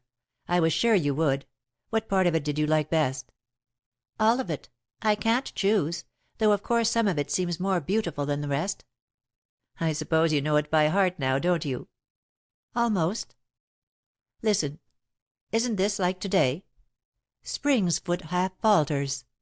Scarce she yet may know the leafless blackthorn blossom from the snow, and through her bowers the wind's way still is clear." Rosemary got to her feet unsteadily. She went to the brow of the hill, on the side farthest from the vineyard, and stood facing the sunset. Scarcely knowing that she had moved, Alden read on: "But April's sun strikes down the glades to day. So shut your eyes upturned, and feel my kiss." A smothered sob made him look up quickly. She stood with her back to him, but her shoulders were shaking. He dropped the book and went to her. A strange new tenderness possessed him. "Rosemary," he whispered, slipping his arm around her. "What is it, dear?" "Nothing," she sobbed, trying to release herself. I'm tired and foolish, that's all. Please let me go." Something within him stirred in answer to the girl's infinite hunger, to the unspoken appeal that vibrated through her voice. "No," he said with quiet mastery. "I won't let you go. I want to take care of you, Rosemary. Leave all that misery and come to me, won't you?" Her eyes met his for an instant, then turned away. "I don't quite understand," she said with difficulty. "I'm asking you to marry me, to come to Mother and me. We'll make the best of it together." Her eyes met his clearly now, but her face was pale and cold. She was openly incredulous and frightened. "I mean it, dear. Don't be afraid. Oh, Rosemary, can't you trust me?" "Trust you? Yes, 1,000 times yes." He drew her closer. "And love me a little?" "Love you?" The last light shone upon her face and the colour surged back in waves. She seemed exalted, transfigured, as by a radiance that shone from within. He put his hand under her chin and lifted her face to his. "Kiss me, won't you, dear?" And so Rosemary came to her woman's birthright in the shelter of a man's arms. The House of the Broken Heart. The road was steep and very dark, but some unseen power compelled her to climb. Dimly, through the shadow, she saw shafts of broken marbles and heard the sound of slow falling waters. The desolation oppressed her, and as she climbed, she pressed her hands tightly to her heart. She was alone in an empty world. All traces of human occupation had long since vanished. Brambles and thorns grew thickly about her, and her brown gingham dress was torn to shreds. Rosemary shuddered in her dream, for Grandmother and Aunt Matilda would be displeased. And yet, where were they? She had not seen them since she entered the darkness below. At first she had been unable to see anything, for the darkness was not merely absence of light, but had a positive, palpable quality. It enshrouded her as by heavy folds of black velvet that suffocated her. But as she climbed, the air became lighter and the darkness less. She longed to stop for a few moments and rest, but the pitiless power continually urged her on. Bats fluttered past her and ghostly wings brushed her face, but, strangely, she had no fear.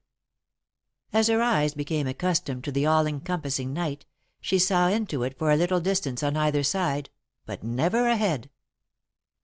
On the left was a vast empty garden, neglected and dead. The hedge that surrounded it was only a tangled mass of undergrowth, and the paths were buried and choked by weeds.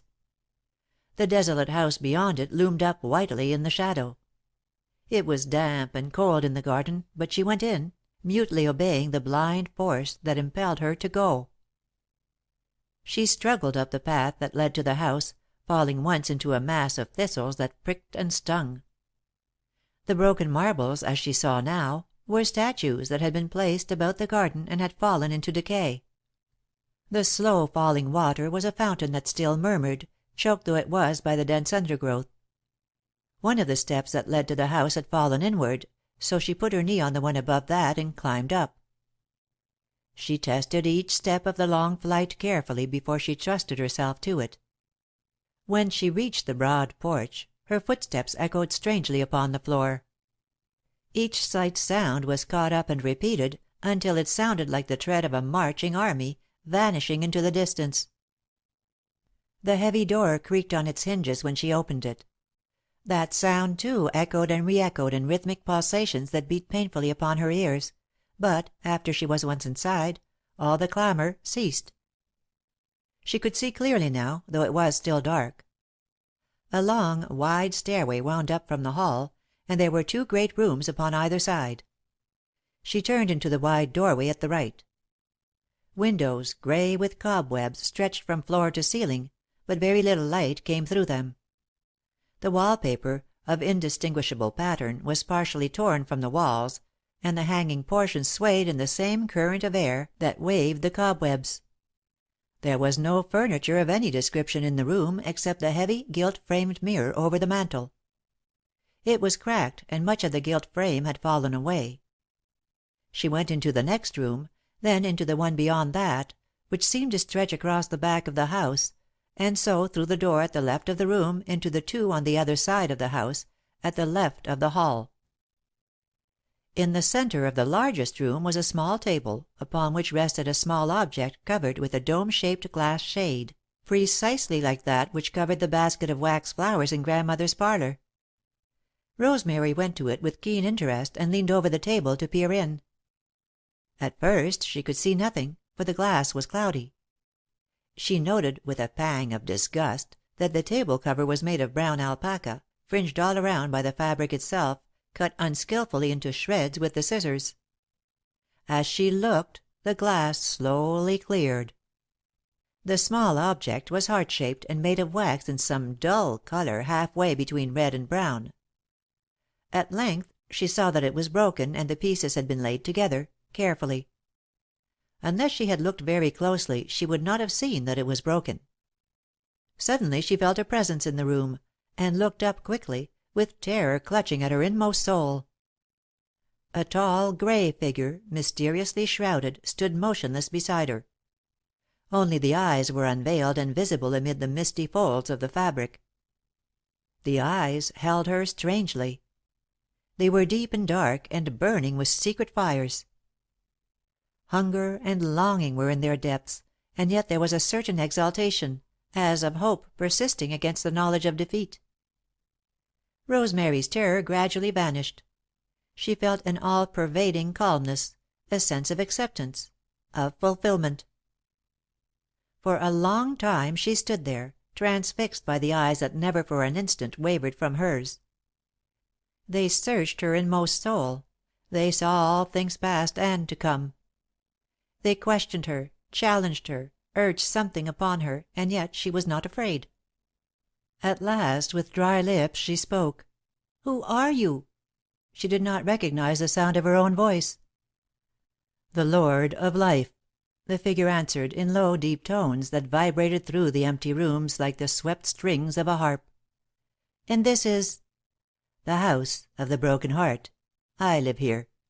"Why?" she asked. "Not of my own choice. Why have you come?" "Not of my own choice," she repeated dully. "I came because I had to." "They all do. That is why I, myself, am here." "Do many come?" "Yes." Rosemary looked back over her shoulder, then lifted her eyes to those of the grey figure. "Then it is strange," she said, "that I am here alone." "You are not alone. These rooms are full, but no one sees another in the House of the Broken Heart. Each one is absorbed in his own grief to the exclusion of all else. Only I may see them, with bowed heads, pacing to and fro. On the stairway," he went on, "is a young mother who has lost her child. She goes up and down endlessly, thinking first she hears it crying for her in the room above, and then in the room below. Her husband sits at the foot of the stairs, with his face hidden in his hands, but she has no thought for him. He has lost his wife and child, too." "Poor man!" said Rosemary, softly. "Poor woman!" "Yonder is a grey-haired woman, reaping the bitterness that she has sown. There are a husband and wife who have always been jealous of one another, and will be, until the end of time. There is a girl who has trusted and been betrayed, but she will go out again when her courage comes back. Just behind you is a woman who has estranged her husband from his family, and has found his heart closed to her in the hour of her greatest need. Coming toward you is a man who was cruel to his wife, and never knew it until after she was dead." "But," Rosemary asked, "is there no punishment?" "None whatever, except this. The consciousness of a sin is its own punishment." She stood there perplexed, leaning against the table. "Have all who are here, then, sinned?" "No. Some have been sinned against, and a few, like yourself, have come in by mistake." "Then I may go?" The Lord of Life bent his head graciously. "Whenever you choose. You have only to take your gift and depart." "Is there a gift here for me? Nobody ever gave me anything." "Some one gift is yours for the asking, and because you have not sinned, you have the right to choose. What shall it be?" "Love," returned Rosemary, very wistfully. "Oh, give me love." The Lord of Life sighed. "So many ask for that," he said. "They all confuse the end with the means. What they really want is joy, but they ask for love." "Is there a greater joy than love?" "No, but love in itself is not joy. It is always service, and it may be sacrifice. It means giving, not receiving; asking, not answer." "None the less," said Rosemary, stubbornly, "I will take love." "They all do," he returned. "Wait." He vanished so quickly that she could not tell which way he had gone. As she leaned against the table, the brown alpaca cover slipped back on the marble table, and the glass case tottered. She caught it hurriedly and saved it from falling, but the waxen pieces of the heart quivered underneath. The grey figure was coming back, muffled to the eyes as before, but his footsteps made no sound. He moved slowly, yet with a certain authority. He laid a letter on the table, and Rosemary snatched it up eagerly. It was addressed to Mrs. Virginia Marsh. "This is not for me," she said, much disappointed. "My name is Rosemary Starr." "It must have something to do with you," he returned, unmoved. "However, I will keep it until the owner comes." "She doesn't belong here," Rosemary answered, somewhat resentfully. "She's the dearest, sweetest woman in the world. She's Alden's mother." "The one who wrote it may be here, or coming," he explained, patiently. "Sometimes it happens that way. There are many letters in this place." As he spoke, he placed a green wreath upon Rosemary's head and gave her a white lily on a long stem. "Go," he said, kindly. "But my gift?" "Go and find it. Carry your symbol of hope, and wear your wreath of rue. You will come to it." "But where? How shall I go from here? I'm afraid I shall lose my way." The stern eyes fixed themselves upon her steadily. "Do not question life too much," he warned her. "Accept it. Have I not told you to go?" Her fear suddenly returned. She went backward, slowly, toward the door, away from the table and the tall grey figure that stood by it, holding the letter addressed to Mrs. Virginia Marsh. When she was outside, she drew a long breath of relief. It was daybreak, and grey lights on the far horizon foreshadowed the sunrise. She ran down the steps, stumbling as she passed the broken one, and went hurriedly down the weed choked path. The broken marble statues were green with mould, and the falling waters seemed to move with difficulty, like the breath of one about to die. The stillness of the place was vast and far reaching. It encompassed her as the night had previously done. She soon found the trail that led upward, though she did not recognize the point at which she had turned into the garden. She had no doubt now about the path she must take. It led up, up, through thorns and brambles, past the crags upon which the first light shone, and around the crest of the peak to what? Drawing a long breath, Rosemary started, carrying her lily and wearing her wreath of rue. The brown gingham hung in tatters, and her worn shoes threatened to drop from her feet, but the divine fragrance of the lily she bore sustained her as she climbed. She was glad she had chosen as she had, though his words still puzzled her. "It is always service," she repeated, "and it may be sacrifice. It means giving, not receiving, asking, not answer. "And yet," she mused, "he said they all asked for it. I should have taken the letter," she continued to herself. "Alden could have given it to his mother. It seems strange to be thinking of him as Alden instead of Mr. Marsh, and yet it was supremely sweet." She felt the colour burning in her cheeks, for she knew now that he awaited her, somewhere on the height. Had he not chosen love, too? Were they not to find it together? Dull, prismatic fires glowed upon the distant clouds, dawn jewels laid upon the breast of night. Violet and blue mellowed into opal and turquoise, then, as the spectrum may merge into white light, a shaft of sunrise broke from the mysterious east, sending a javelin of glory half-way across the world. The first light lay upon the crags, then deepened and spread, penetrating the darkness below, which was no longer black, but dusky purple. Rosemary's heart sang as she climbed, and the fragrance of the lily thrilled her soul with pure delight. The path was smooth now, and thorns no longer hurt her feet. The hand that held the lily, however, was bleeding, from some sharp thorn or projection of rock. She wiped her hand upon her torn dress, and as she did so, a drop of blood stained the lily. She tried to get it off, but all her efforts were fruitless. The crimson spread and darkened until half of the white petals were dyed. She noted, with a queer lump in her throat, that the lily was the same colour as the waxen heart that lay under the glass case in the house she had so recently left. But she still held it tightly, though it was stained and no longer fragrant. Up somewhere in the sunrise Alden was waiting for her, and she climbed breathlessly. She was exhausted when she reached the summit, and the wreath of rue pressed heavily upon her temples. She paused for a moment, realizing that she had reached the end of her journey. Rainbow mists surrounded the height, but as she looked, they lifted. She was not surprised to see Alden standing there. He had been hidden by the mists. With a little laugh of joy, Rosemary tried to run toward him, but her feet refused to move. Then she called, "Alden," and again, in a troubled tone, "Mr. Marsh." But only the echo of her own voice came back to her, for Alden did not move. Strong and finely moulded, his youth surrounded him like some radiant garment of immortality. Every line of his figure was eloquent of his lusty manhood, and his face glowed not only from the sunrise, but from some inner light. Service, sacrifice; giving, not receiving; asking, not answer. The words reverberated through her consciousness like a funeral knell. She dropped the stained lily and called again, weakly, "Alden?" But as before, he did not answer. His eyes were fixed upon a distant point where the coloured mists were slowly lifting. Rosemary, cold and still, could only stand there and watch, for her feet refused to stir.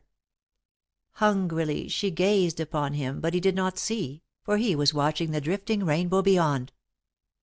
Then a cry of rapture broke from him and he started eagerly toward the insurmountable crags that divided him from the vision.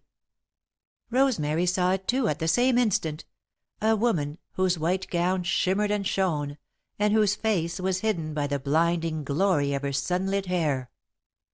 She woke, murmuring his name, then rubbed her eyes. It took her several minutes to realize that it was all a dream. She was in her own little room in the brown house, and the sun was peeping through the shutters. The holes in the rag carpet, the cheap, cracked mirror, the braided mat in front of her washstand, and the broken pitcher all contrived to reassure her. She sat up in bed, knowing that it was time to get up, but desperately needing a few moments in which to adjust herself to her realities. What had happened? Nothing, indeed, since yesterday. Ah, that dear yesterday, when life had begun!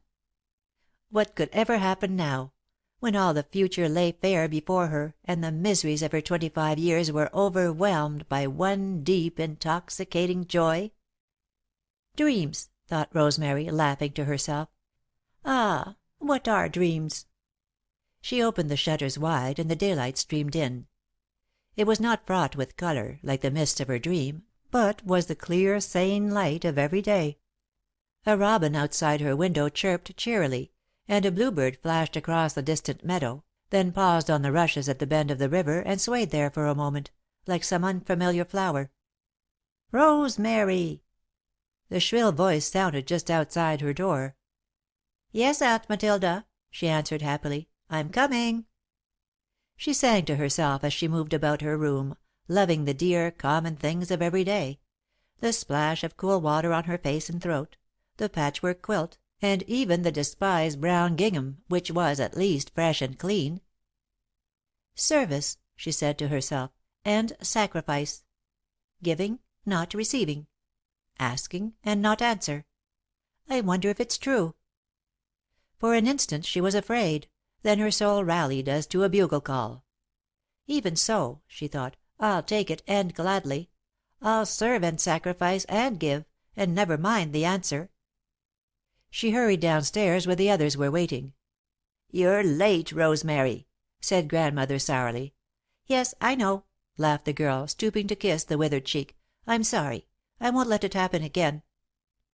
Out in the kitchen she sang as she worked, and the clatter of pots and pans kept up a merry accompaniment. She had set the table the night before, as usual, so it was not long before she had breakfast ready. Her cheeks were flushed and her eyes were shining when she came in with the oatmeal. "This is for you, Aunt Matilda. It isn't cooked quite so much. This is for you, Grandmother. It's nice and soft, for I soaked it overnight. I'll have the eggs ready in just a minute." When she went out, the other two exchanged glances. "What," asked Grandmother, "do you reckon has got into Rosemary?" "I don't know," returned Aunt Matilda, gloomily. "Do you suppose it's religion?" "I ain't never seen religion affect anybody like that. Have you?" "No, I ain't," Aunt Matilda admitted, after a moment's pondering. "She reminds me of her ma," said Grandmother, reminiscently, "the day Frank brought her home."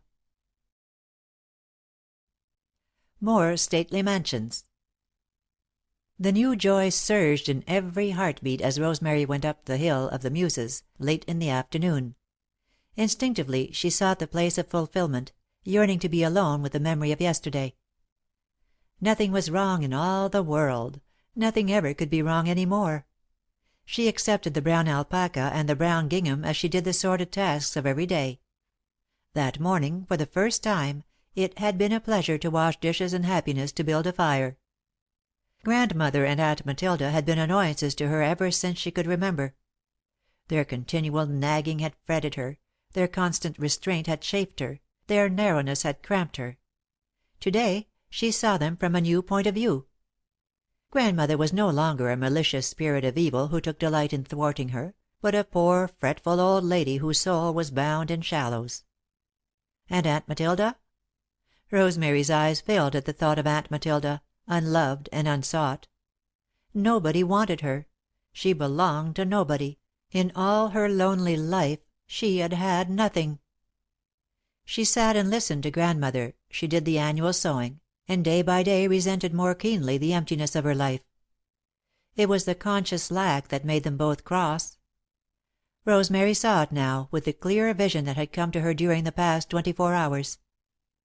She wanted to be very kind to her Grandmother and Aunt Matilda. It was not a philanthropic resolution, but a spontaneous desire to share her own gladness, and to lead the others, if she might, from the chilled darkness in which they dwelt to the clear air of the heights. Oh, but it was good to be alive! The little birds that hopped from bough to bough chirped ecstatically, the 9 silver-clad birches swayed and nodded in the cool wind, and the peaceful river in the valley below sparkled and dimpled at the caress of the sun. The thousand sounds and fragrances of spring thrilled her to eager answer. She, too, aspired and yearned upwards as the wakened grass blades pierced the sod and the violets of last year dreamed once more of bloom. Yesterday she had emerged from darkness into light. She had been born again as surely as the tiny dweller of the sea casts off his shell. The outworn habitation of the past was forever left behind her, to be swept back, by the tides of the new life, into some forgotten cave. "Build thee more stately mansions, O my soul, as the swift seasons roll." The words said themselves aloud. She had learned the whole poem long ago, but to day, the beautiful lines assumed a fresh significance, for had she not, by a single step, passed from the cell of self into comradeship with the whole world? Was she not a part of everything, and had not everything become a part of her? What could go wrong when the finite was once merged with the infinite, the individual with the universal soul? She sat down on the log that Alden had rolled back against the 2 trees 3 years ago, when they had first begun to come to the Hill of the Muses for an occasional hour of friendly talk. Everything was the same, and yet subtly different, as though seen from another aspect or in another light. Over yonder, on the hillside farthest from the valley, he had put his arm around her and refused to let her go. She remembered vividly every word and every look, and that first shy kiss. Of course they belonged together. How foolish they had been not to see it before! Was she not the only woman he knew, and was he not the only man to whom she could say more than "How do you do"? God had meant it so from the beginning, ever since he said, "Let there be light," and there was light. Dreaming happily, Rosemary sat on the fallen tree, leaning against the great oak that towered above her. The first pink leaves had come out upon the brown branches, and through them she could see the blue sky, deep as turquoise, without a single cloud. It seemed that she had always been happy, but had never known it until this new light shone upon her, flooding with divine radiance every darkened recess of her soul. She went to the hollow tree, took out the wooden box, and unwound the scarlet ribbon. Yesterday, little dreaming of the portent that for once accompanied the signal, she had tied it in its accustomed place, and gone back calmly to wait. The school bell echoed through the valley as she stood there, her eyes laughing, but her mouth very grave. She had taken 2 or 3 steps towards the birches, when an unwonted shyness possessed her, and she hurried back. "I can't," she said to herself. "Oh, I can't to-day." So she restored it to its place, wondering, as she did so, why love should make such mysterious changes in the common things of every day. Won and awakened though she was, her womanhood imperatively demanded now that she must be sought and never seek, that she must not even beckon him to her, and that she must wait, according to her destiny, as women have waited since the world began. Yet it was part of the beautiful magic of the day that presently he should come to her, unsummoned save by her longing and his own desire. "Where is the ribbon?" he inquired reproachfully, when he came within speaking distance. "Where it belongs," she answered, with a flush. "Didn't you want me to come?" "Of course." "Then why didn't you hang it up?" "Just because I wanted you to come." Alden laughed at her feminine inconsistency as he took her face between his hands and kissed her, half shyly still. "Did you sleep last night?" he asked. "Yes, but I had a horrible dream. I was glad to wake up this morning." "I didn't sleep, so all my dreams were wakeful ones. You're not sorry, are you, Rosemary?" "No, indeed. How could I ever be sorry?" "You never shall be, if I can help it. I want to be good to you, dear. If I'm ever otherwise, you'll tell me so, won't you?" "Perhaps. I won't promise." "Why not?" "Because, even if you weren't good to me, I'd know you never meant it." Rosemary's eyes were grave and sweet, eloquent, as they were, of her perfect trust in him. He laughed again. "I'd be a brute not to be good to you, whether I meant it or not." "That sounds twisted," she commented, with a smile. "But it isn't, as long as you know what I mean." "I'll always know," sighed Rosemary, blissfully leaning her head against his shoulder. "I'll always understand, and I'll never fail you. That's because I love you better than everything else in the world." "Dear little saint," he murmured. "You're too good for me." "No, I'm not. On the contrary, I'm not half good enough." Then, after a pause, she asked the old, old question, first always from the lips of the woman beloved. "When did you begin to care?" "I must have cared when we first began to come here, only I was so blind I didn't know it." "When did you know?" "Yesterday. I didn't keep it to myself very long." "Dear yesterday," she breathed, half regretfully. "Do you want it back?" She turned reproachful eyes upon him. "Why should I want yesterday when I have to day?" "And to morrow," he supplemented, "and all the to morrows to come." "Together," she said, with a swift realization of the sweetness underlying the word. "Yesterday was perfect. like a jewel that we can put away and keep. When we want to, we can always go back and look at it." "No, dear," he returned soberly, "no one can ever go back to yesterday." Then, with a swift change of mood, he asked, "When shall we be married?" "Whenever you like," she whispered, her eyes downcast and her colour receding. "In the fall, then, when the grapes have been gathered and just before school begins?" He could scarcely hear her murmured "Yes." "I want to take you to town and let you see things. Theatres, concerts, operas, parks, shops, art galleries, everything. If the crop is in early we should be able to have 2 weeks. Do you think you could crowd all the lost opportunities of a lifetime into 2 weeks?" "Into a day, with you." He drew her closer. This sort of thing was very sweet to him, and the girl's dull personality had bloomed like some pale, delicate flower. He saw unfathomed depths in her grey eyes, shining now, with the indescribable light that comes from within. She had been negative and colourless, but now she was a lovely mystery, a half blown windflower on some brown bare hillside, where life, in all its fulness, was yet to come. "Did you tell your grandmother and Aunt Matilda?" "No. How could I?" "You'd better not. They'd only make it hard for you, and I wouldn't be allowed in the parlour anyway." Rosemary had not thought of that. It was only that her beautiful secret was too sacred to put into words. "They'll have to know some time," she temporized. "Yes, of course, but not until the last minute. The day we're to be married, you can just put on your hat and say, 'Grandmother and Auntie, I'm going out now, to be married to Alden Marsh. I shan't be back, so good bye.'" She laughed, but none the less the idea filled her with consternation. "What will they say?" she exclaimed. "It doesn't matter what they say, as long as you're not there to hear it." "Clothes," she said, half to herself. "I can't be married in brown alpaca, can I?" "I don't know why not. We'll take the fatal step as early as possible in the morning, catch the first train to town, you can shop all the afternoon to your heart's content, and be dressed like a fine lady in time for dinner in the evening." "Grandmother was married in brown alpaca," she continued irrelevantly, "and Aunt Matilda wore it the night the minister came to call." "Did he never come again?" "No.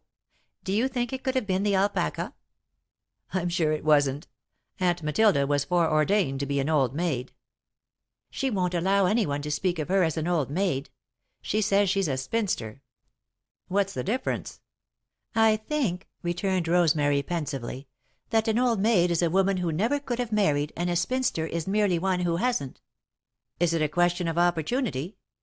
"I believe so." "Then you're wrong, because some of the worst old maids I've ever known have been married women. I've seen men, too, who deserve the title." "Poor Aunt Matilda," Rosemary sighed. "I'm sorry for her." "Why?" "Because she hasn't anyone to love her. Because she hasn't you.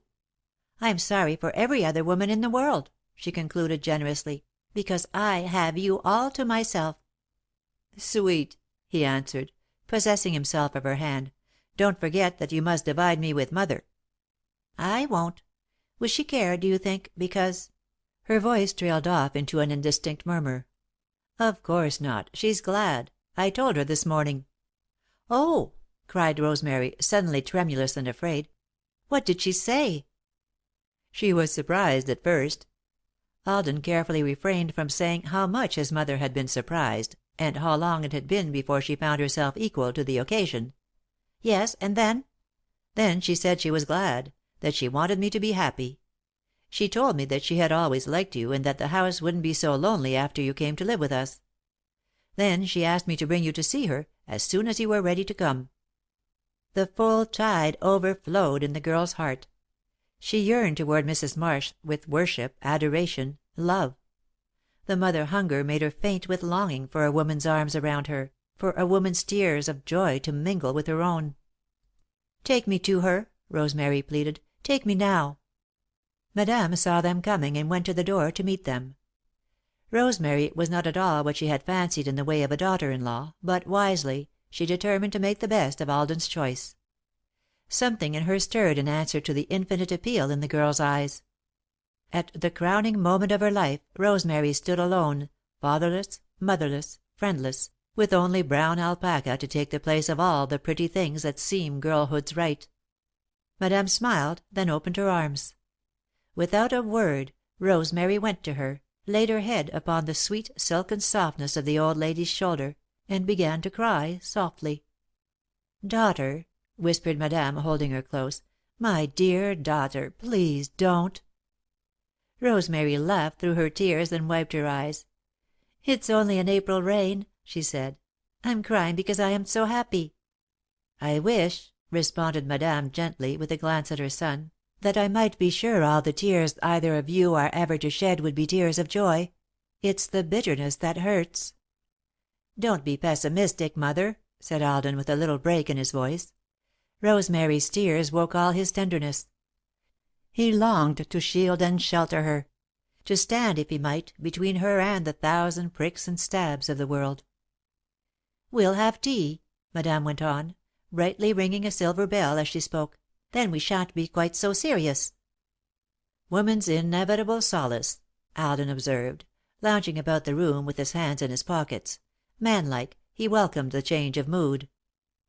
"I wonder," he continued, with forced cheerfulness, "why people always cry at weddings and engagements and such things. A husband or wife is the only relative we are permitted to choose. We even have very little to say when it comes to a mother in law. With parents, brothers, sisters, uncles, aunts, and cousins all provided by a generous but sometimes indiscriminating fate, it seems hard that one's only choice should be made unpleasant by salt water. Why," he went on, warming to his subject, "I remember how a certain woman angled industriously for months to capture an unsuspecting young man for her daughter. When she finally landed him, and the ceremony came off to the usual accompaniment of Mendelssohn and a crowded church, I feared that the bridal couple might have to come down the aisle from the altar in a canoe on account of the maternal tears." "Perhaps," suggested Rosemary, timidly, "she was only crying because she was happy." "If she was as happy as all those tears would indicate, it's a blessed wonder she didn't burst." Madame smiled fondly at her son as she busied herself with the tea things. Rosemary watched the white, plump hands that moved so gracefully among the cups, and her heart contracted with a swift little pang of envy, of which she was immediately ashamed. Unconsciously, she glanced at her own rough, red hands. Madame saw the look, and understood. "We'll soon fix them, my dear," she said, kindly. "I'll show you how to take care of them." "Really?" cried Rosemary, gratefully. "Oh, thank you. Do you suppose that they'll ever look like yours?" "Wait and see," Madame temporized. She was fond of saying that it took 3 generations of breeding to produce the hand of a lady. The kettle began to sing and the cover danced cheerily. Tiny clouds of steam trailed off into space, disappearing in the late afternoon sunshine like a wraith at dawn. Madame filled the blue china teapot, and a subtle fragrance permeated the room. "Think," she said, as she waited the allotted 5 minutes for it to steep, "of all I give you in a cup of tea. See the spicy, sunlit fields, where men, women, and children, in little jackets of faded blue, picket while their cues bob back and forth. Think of all the chatter that goes in with the picking, marriage and birth and death, and talk of houses and worldly possessions, and everything else that we speak of here. Then the long, sweet drying, and the packing in dim storehouses, and then the long journey. Sand and heat and purple dusk, tinkle of bells and scent of myrrh, the rustle of silks and the gleam of gold. Then the open sea, with infinite spaces of shining blue, and a wake of pearl and silver following the ship. Dreams and moonbeams and starry twilights, from the other side of the world. Here, my dear, I give them all to you." She offered Rosemary the cup as she concluded, and the girl smiled back at her happily. This was all so different from the battered metal teapot that always stood on the back of the stove at Grandmother's, to be boiled and reboiled until the colour was gone from the leaves. Alden was looking into his cup with assumed anxiety. "What's the matter, dear?" asked his mother. "Isn't it right?" "I was looking for the poem," he laughed, "and I see nothing but a stranger." "Coming?" she asked, idly. "Of course. See?" "You're right. A stranger and trouble. What is there in your cup, Rosemary?" "Nothing at all," she answered, with a smile, "but a little bit of sugar, just a few grains." Alden came and looked over her shoulder. Then, with his arm over the back of her chair, he pressed his cheek to hers. "I hope, my dear, that whenever you come to the dregs, you'll always have that much sweetness left." Rosemary, flushed and embarrassed, made her adieus awkwardly. "Come again very soon, dear, won't you?" asked Madame. "Yes, indeed, if I may, and thank you so much. Good bye, Mrs. Marsh." "Mrs. Marsh?" repeated the old lady reproachfully. Some memory of her lost Virginia made her very tender toward the motherless girl. "May I?" Rosemary faltered. "Do you mean it?" Madame smiled and lifted her beautiful old face. Rosemary stooped and kissed her. "Mother," she said, for the first time in her life. "Dear Mother, good bye." A letter and a guest. "A letter for you, Mother." Alden tossed a violet-scented envelope into the old lady's lap as he spoke, and stood there waiting. "For me?" she exclaimed. Letters for either of them were infrequent.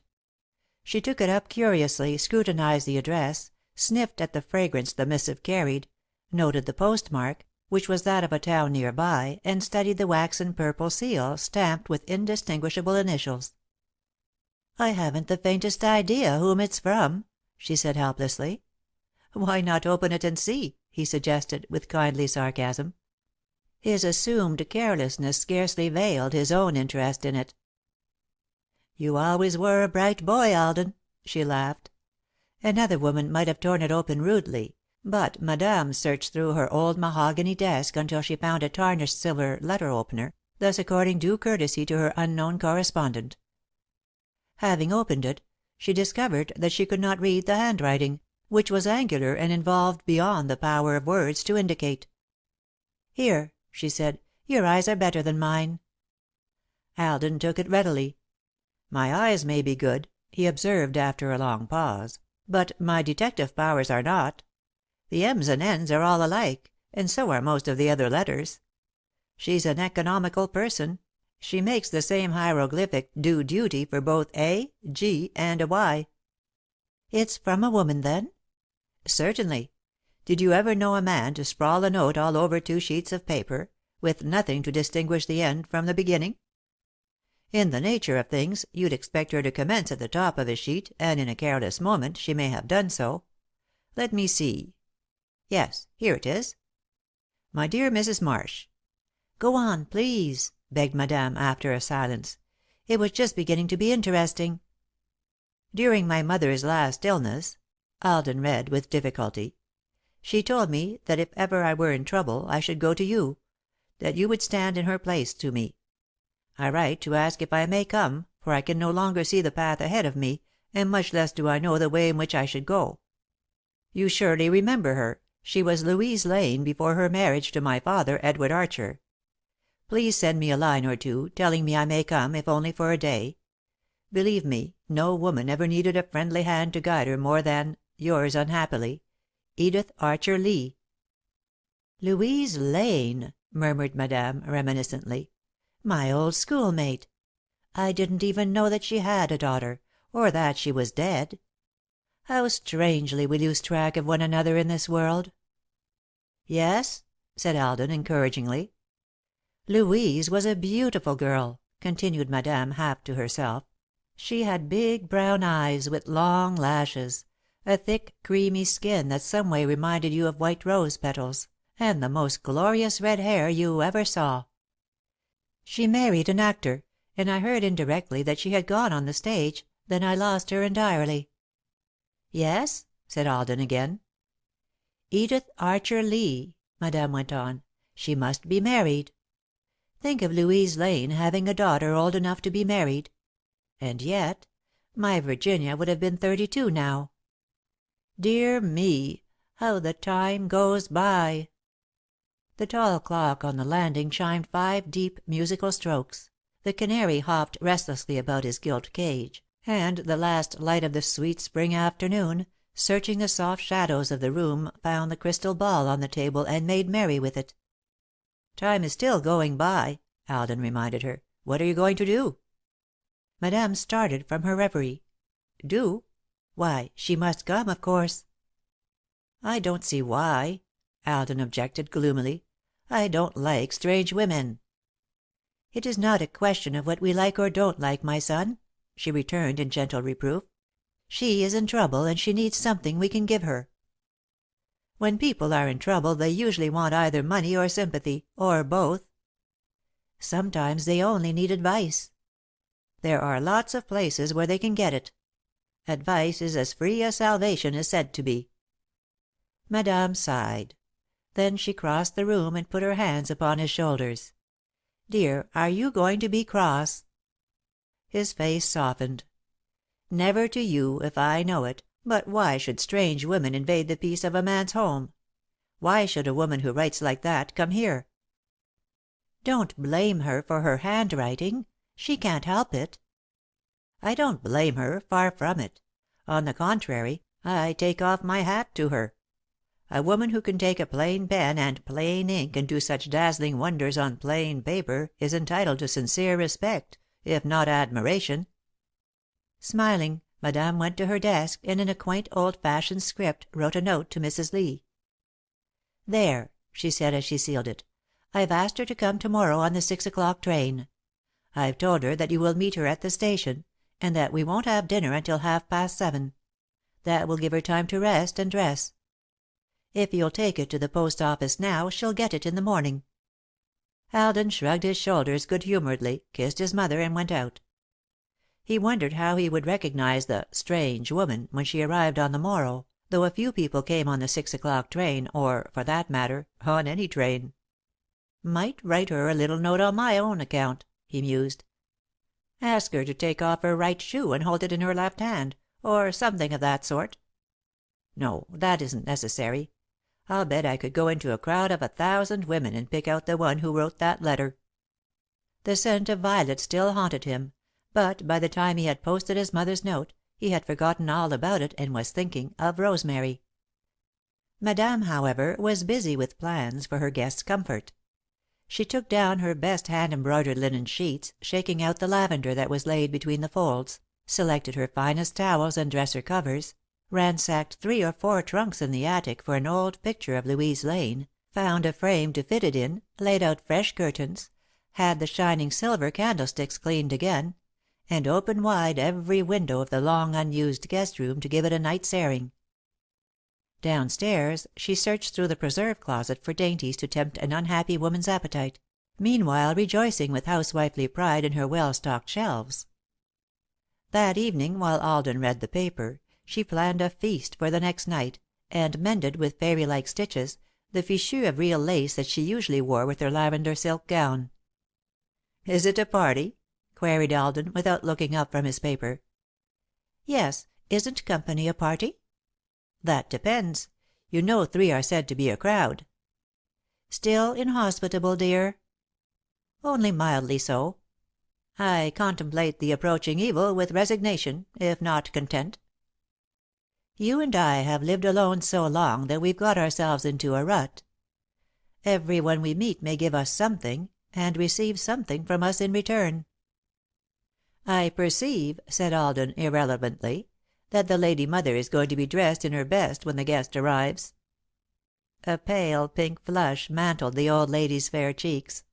At the moment she looked like a faded rose that had somehow preserved its sweetness. "Why not?" she asked. "Why do we always do for strangers what we do not willingly do for our own flesh and blood?" he queried, philosophically. "You love me better than anything else in the world, yet you wouldn't put on that lavender gown twice a year just for me alone. The strange woman may feast her eyes upon it the moment she enters the house. She'll eat from the best china, sleep between embroidered sheets, and, I have no doubt, drink the wine that Father put away the day I was born, to be opened at my wedding." "Not at your wedding, my son, but the day you found the woman you loved." Then, after a long pause, she added, shyly, "Shouldn't it be opened now?" "It'll keep," the young man grunted. "After lying for 30 years among the cobwebs, a few more weeks or months or years, as the case may be, won't hurt it. Besides, I don't expect to have any wedding. I'm merely going to be married. Might as well let the strange woman have it." Alden's father had, as he said, put away on the day he was born all the wine that was then ready to be bottled. The baby girl had been welcomed gladly, especially as she had her mother's eyes, but the day the second Alden Marsh was born, the young father's joy had known no bounds. He had gone at dusk to the pale little mother, and holding her in his arms, had told her about the wine. "I've put it all away," he had said, "for the boy. He's to open it the day he finds the woman he loves as I love you." The shelf in the storeroom where he had placed it had never been disturbed, though dust and cobwebs lay thickly upon it, and Madame had always prided herself upon her immaculate housekeeping. It grieved her inexpressibly because Alden cared so little about it, and had for it, apparently, no sentiment at all. To her it was sacred, like some rare wine laid aside for communion, but, as she reflected, the boy's father had died before he was much more than a child. "Don't you remember your father at all?" asked Madame, with a sigh. "I can't say that I do, that is, not before he died." The casket and the gloom of mourning had made its own vivid impression upon the child's sensitive mind. One moment stood out quite clearly, but he forbore to say so. It was when his mother, with the tears raining down her face, had lifted him in her arms and bade him look at the man who lay in the casket, oh, so cold and still. "Say good bye to father, dear," she had sobbed. "Is father gone away?" he had asked, in childish terror. Then she had strained him to her heart, crying out, "Just for a little while. Oh, if I could only believe it was just for a little while!" The rest had faded into a mist of sadness that, for a long time, had not even begun to lift. When he found his mother in tears, as he often did after that, he went away quietly, knowing that she longed for "father," who had gone away and never returned. Later, he used to sit on the top step of the big Colonial porch, a fragile little figure, waiting, through the long Summer afternoons, for the father who did not come. Once, when his mother was so absorbed in her grief that she did not hear him come into the room, he had laid a timid, trembling hand upon her knee, saying, "Mother, if you will tell me where father is, I will go and bring him back." But instead of accepting the offer, she had caught him to her breast, sobbing, with a sudden rush of impassioned prayer, "Dear God, no, not that!" Time, as always, had done his merciful healing, which, though slow, is divinely sure. Madame was smiling now, at some old memory that had come mysteriously out of the shadow, leaving all bitterness behind. She had finished mending the lace and had laid it aside. Alden took it up awkwardly and looked at it. "This for the strange woman," he said, teasingly, "and plain black or grey silk for me, though I am fain to believe that you love me best. Why is it?" "Because," she responded, playfully, "you know me and love me, even without fuss and frills. For those who do not know us, we must put our best foot forward, in order to make sure of the attention our real merit deserves." "But doesn't immediately command? Is that it?" "I suppose so."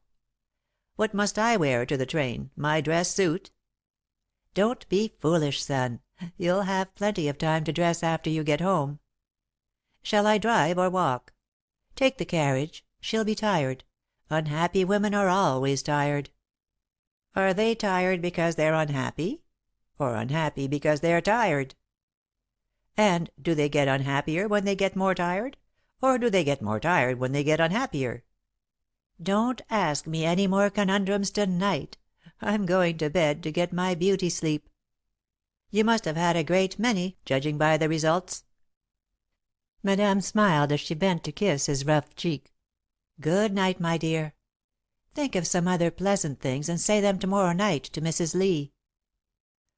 "I'll be blessed if I will," Alden muttered to himself, as his mother lighted a candle and waved her hand prettily in farewell. "If all the distressed daughters of all Mother's old schoolmates are coming here, to cry on her shoulder and flood the whole place with salt water, it's time for me to put up a little tent somewhere and move into it." By the next day, however, he had forgotten his ill humour and was at the station fully 10 minutes before 6 o'clock. As it happened, only one woman was among the passengers who left the train at that point. "Mrs. Lee?" he asked, taking her suit case from her. "Yes. Mr. Marsh." "Yes. This way, please." "How did you know me?" she inquired as she took her place in the worn coupé that had been in the Marsh stables for almost 20 years. "By your handwriting," he laughed, closing the door. A smile hovered for a moment around the corners of her mouth, then disappeared. "Then, too," he went on, "as you were the only woman who got off the train, and we were expecting you, I took the liberty of speaking to you." "Did you ask the man to have my trunk sent up?" "Trunk?" echoed Alden, helplessly. "Why, no. Was there a trunk?" She laughed, a little, low, rippling laugh that had in it an undertone of sadness. There was a peculiar throaty quality in her voice, like a muted violin or 'cello. "Don't be so frightened, please, for I'm not going to stay long, really. I'm merely the sort of woman who can't stay over night anywhere without a lot of baggage." "It wasn't that," he murmured. "Yes, it was. You don't need to tell me polite fibs, you know. How far are we from the house?" "Not as far," returned Alden, rallying all his forces for one supreme effort of gallantry, "as I wish we were." She laughed again, began to speak, then relapsed into silence. Furtively, in the gathering shadow, he studied her face. She was pale and cold, the delicate lines of her profile conveyed a certain aloofness of spirit, and her mouth drooped at the corners. Her hat and veil covered her hair, but she had brown eyes with long lashes. Very long lashes, Alden noted, having looked at them a second time to make sure. The silence became awkward, but he could think of nothing to say. She had turned her face away from him and was looking out of the window. "How lovely the country is," she said, pensively. "I wish, sometimes, I never had to step on a pavement again." "Do you have to?" he asked. "Yes, for I'm over civilized. Like the god in Greek mythology, I need the touch of earth occasionally to renew my strength, but a very brief contact is all sufficient. I am a child of the city, brought up on smoke and noise." "You don't look it," he said, chiefly because he could think of nothing else to say. Madame herself opened the door for them, with the old fashioned hospitality which has an indefinable charm of its own. "How do you do, my dear?" she said, taking the hand the younger woman offered her. In the instant of feminine appraisement, she had noted the perfectly tailored black gown, the immaculate shirt waist and linen collar, and the discerning taste that forbade plumes. The fresh, cool odour of violets persisted all the way up stairs, as Madame chattered along sociably, eager to put the guest at her ease. Below, they heard Alden giving orders about the trunk, and Mrs. Lee smiled, a little, wan ghost of a smile that Madame misunderstood. "You don't need to dress if you're tired," she suggested, kindly, "though we always do. Come down just as you are." Mrs. Lee turned to the dainty little woman who stood before her, arrayed in shining lavender silk. The real lace fichu was fastened at the waist with an amethyst pin, and at her throat she wore a string of silver beads. Her white hair was beautifully dressed, and somewhere, among the smooth coils and fluffy softness, one caught the gleam of a filigree silver comb. "Not dress?" she said. "Indeed I shall, as soon as my trunk comes. That is," she added, hastily, "if there's anyone to hook me up." "There is," Madame assured her. "I'll leave you now to rest. We dine at 7:30." The sweetness of the lavender scented room brought balm to Edith Lee's tired soul. "How lovely she is," she said to herself, as she noted the many thoughtful provisions for her comfort, "and how good it is to be here." A silver framed photograph stood on her dressing table, and she picked it up, wondering who it might be. The hair and gown were old fashioned, and the face seemed old fashioned also, but, in a moment, she had recognized her mother. Tenderness for the dead and the living filled her heart. How dear it was of Madame to have placed it there, this little young mother, just budding into womanhood. It had been taken long before she had known of Edith, or had more than dreamed of love. The arrival of the trunk compelled her to brush away a few foolish tears. She did not stop to unpack, but only took out the dinner gown that lay on top. Promptly at 7:30 she went down into the living room, where Alden and his mother were waiting to receive her. Madame smiled with pure delight at the vision that greeted her, but the young man forgot his manners and stared.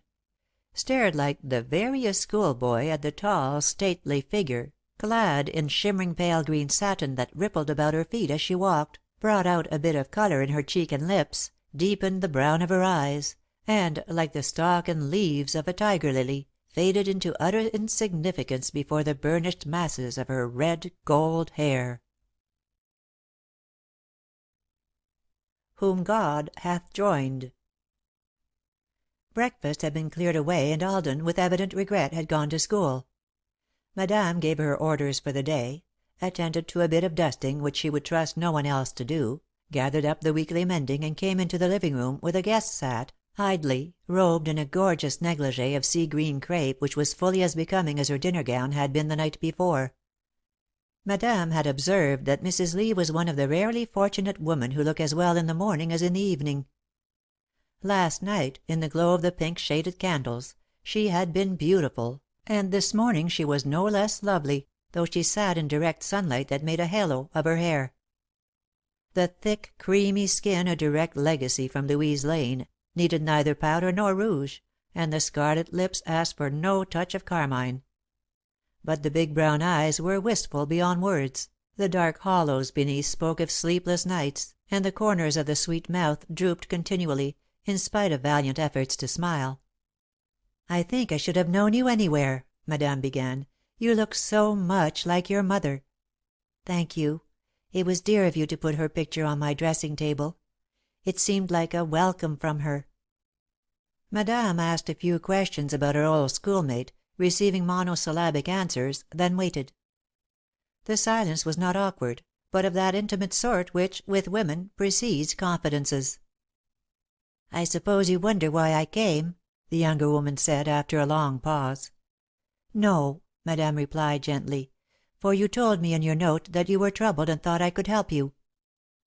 "I don't know why I should have thought of you especially, though I have never forgotten what Mother told me about coming to you if I were in trouble, but 2 or 3 days ago, it came to me all at once that I was wandering in a maze of darkness and that you could show me the way out." "I hope I may," the old lady murmured.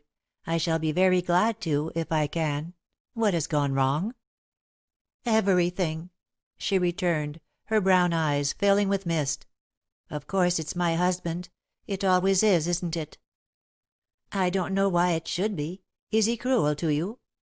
"No, that is, he doesn't beat me or anything of that sort. He isn't coarse.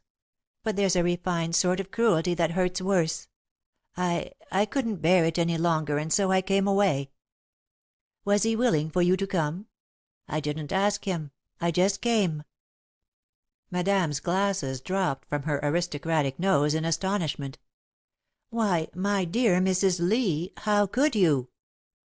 "Edith, please, if you will," she answered, wiping her eyes. Then she laughed bitterly. "Don't be kind to me, for I'm not used to it and it weakens my armour of self defence. Tell me I'm horrid and have done with it." "Poor child!" breathed Madame. "Poor, dear child!" For a few moments the young woman bit her lips, keeping back the tears by evident effort. Then, having gained her self control, she went on. "I'm 28 now," she said. "I remember Mother used to say she always had her suspicions of a woman who was willing to tell the truth about her age." "Sounds just like her," commented Madame, taking up a dainty lavender silk stocking that had "run down" from the hem. "I've been married 6 years, but it seems like 20. Almost from the first there has been friction between us, but nobody knows it except you unless he's told his friends, and I don't think he'd do that. We've both had a preference for doing the family laundry work on the premises." "What?" queried Madame, missing the allusion. "Not washing our soiled linen in public," Edith explained. "While I live with my husband as his wife, we stand together before the world as far as it is in my power to manage it. I do not intentionally criticize him to anyone, nor permit anyone to criticize him. I endeavour to look ahead, protect him against his own weakness or folly, and, as far as a woman's tact and thought may do, shield him from the consequences of his own mistakes. I lie for him whenever necessary, or even advisable. I have tried to be, for 6 years, shelter, strength, comfort, courage. And," she concluded bitterly, "I've failed." "How so?" "We live in the same house, but alien and apart. We talk at the table as two strangers might in a crowded restaurant or hotel, that is, when he's there.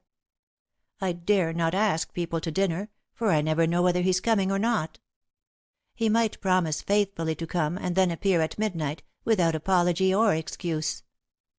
"He supports you?" suggested Madame, glancing at the sea green crepe. "Yes, of course." "That is, the question of money hasn't arisen between us, one way or another. I have no children, father and mother left me plenty of money, and I don't mind using it in any way that seems advisable. In fact, if I had to, I'd rather pay the household bills than beg for money, as many a wife is compelled to do; or, for that matter, even ask for it. It isn't as if I had to earn it myself, you know. If I had to, I'd probably feel differently about it, but as it is, money doesn't matter between us at all. Friends of mine," she resumed, "have to resort to all sorts of subterfuges. I know women who bribe the tradespeople to make their bills larger than they should be and give them the difference in cash. I know men who seem to think they do their wives a favour by paying for the food they themselves eat, and by paying their own laundry bills. Then, every once in a while, I see in some magazine an article written by a man who wonders why women prefer to work in shops and factories, rather than to marry. It must be better to get a pay envelope every Saturday night without question or comment, than it is to humiliate your immortal soul to the dust it arose from, begging a man for money to pay for the dinner he ate last night, or for the price of a new veil to cover up your last year's hat. All this," said Madame, threading her needle again, "is new to me. I live so out of the world, that I know very little of what is going on outside. Happy woman! Perhaps I should be happy also, since this particular phase of the problem doesn't concern me. Money may not be your best friend, but it's the quickest to act, and seems to be favourably recognized in more places than most friends are. For the size of it, a cheque book is about the greatest convenience I know of." The brown eyes were cold now, and their soft lights had become a glitter. The scarlet mouth was no longer sweet and womanly, but set into a hard, tight line. Colour burned in her cheeks, not a delicate flush, but the crimson of defiance, of daring. She was, as she sat there, a living challenge to fate. "Is he happy?" queried Madame. "I suppose so. His ideal of a wife seems to be one who shall arrange and order his house, look after his clothing, provide for his material comfort, be there when he comes, sit at the head of his table, dressed in her best when he deigns to honour dinner with his presence, ask no questions as to his comings or goings, keep still if he prefers to read either the morning or evening paper while he eats, and to refrain from annoying him by being ill, or, at least, by speaking of illness.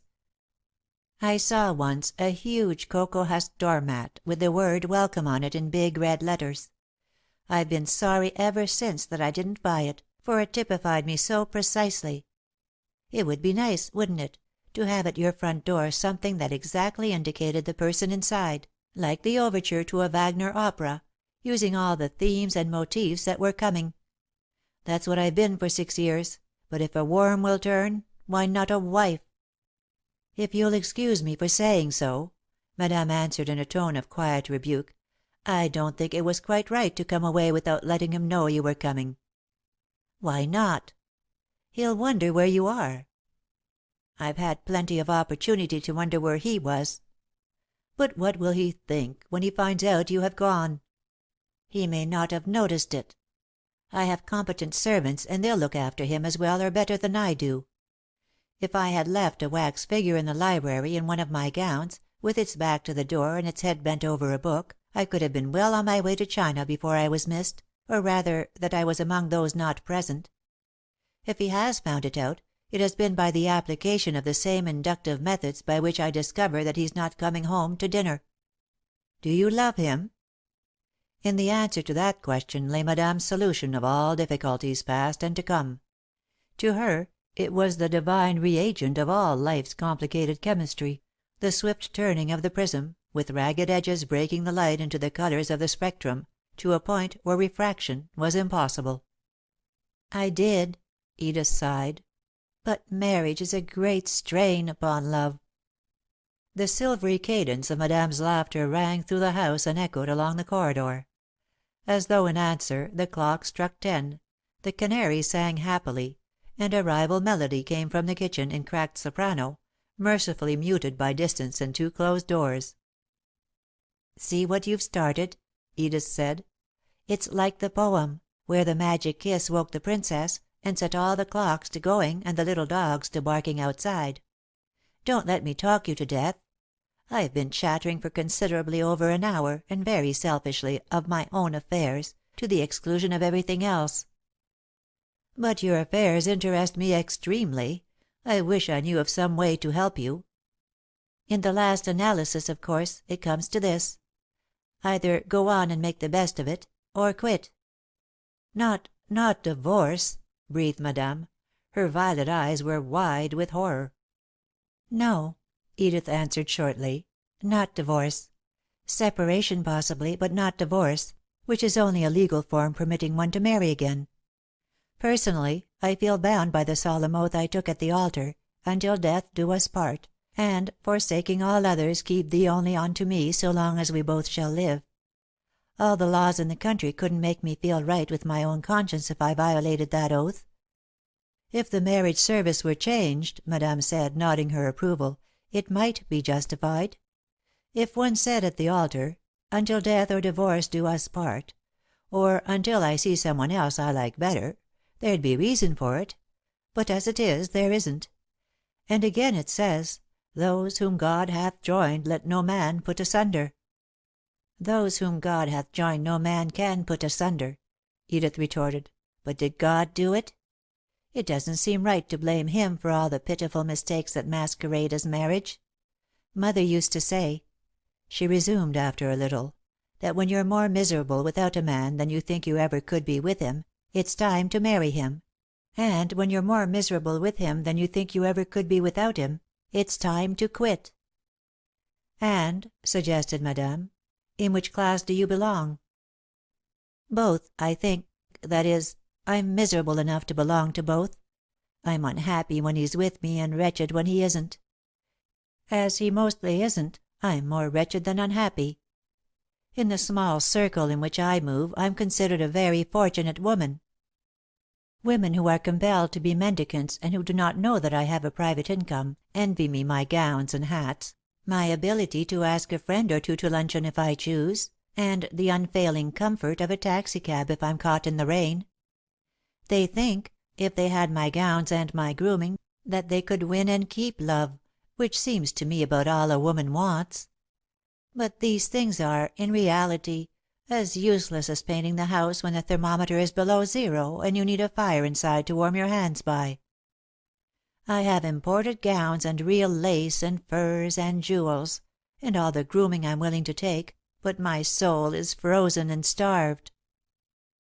My house," she went on, "isn't a mansion, but it has all the comforts anyone could reasonably require. As far as my taste can discover, it's artistic and even unusual. The dinner my cook sends up every night is as good, or better, than any first-class hotel can serve, though it may not be quite so elaborate. I myself am not so bad to look at, I am well dressed and never untidy. I am disgustingly well, which is fortunate, for most men hate a sick woman. If I have a headache, I don't speak of it. I neither nag nor fret nor scold, and I even have a few parlour tricks which other people consider attractive. For 6 years I have given generously and from a full heart everything he has seemed to require of me. I've striven in every way to please him, adapting myself to his tastes. I've even been the sort of woman men call a good fellow, admiringly among women and contemptuously among themselves. And in return I have nothing, not even the fairy gold that changes to withered leaves when you take it into the sunshine." "You seem to have a good deal, dear. Youth and health and strength and sufficient income. How many women would be glad to have what you have?" "I want love," cried Edith, piteously. I want someone to care for me, to be proud of me for what I am and the little things I can do. If I painted a hideous dog on a helpless china plate, I'd want someone to think it was pretty. If I cooked a mess in the chafing dish or on the stove, I'd want someone to think it was good, just because I did it. If I embroidered a red rose on a pink satin sofa cushion, or painted a winter scene on a wooden snow shovel and hung it up in the parlour, I'd want someone to think it was beautiful. If I wrote a limerick, I'd want someone to think it was clever. I want appreciation, consideration, sympathy, affection. I'm starving for love. I'm dying for it, and I'd go across the desert on my knees for the man who could give it to me." "Perhaps he cares," said Madame consolingly, "and doesn't show it." "You can tell by the way a man kisses you whether he cares or not. If he doesn't kiss you at all, he doesn't care and doesn't even mind your knowing it. If he kisses you dutifully, without a trace of feeling and by preference, on your cheek or neck, he doesn't care but thinks he ought to, and hopes you won't find out that he doesn't.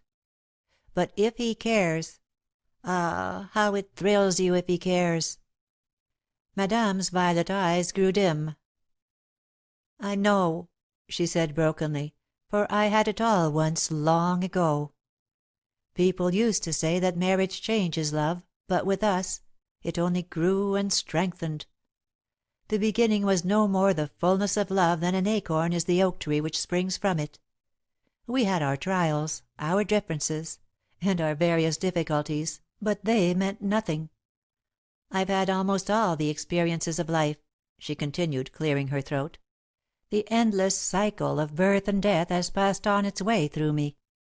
I've known poverty, defeat, humiliation, doubt, grief, discouragement, despair.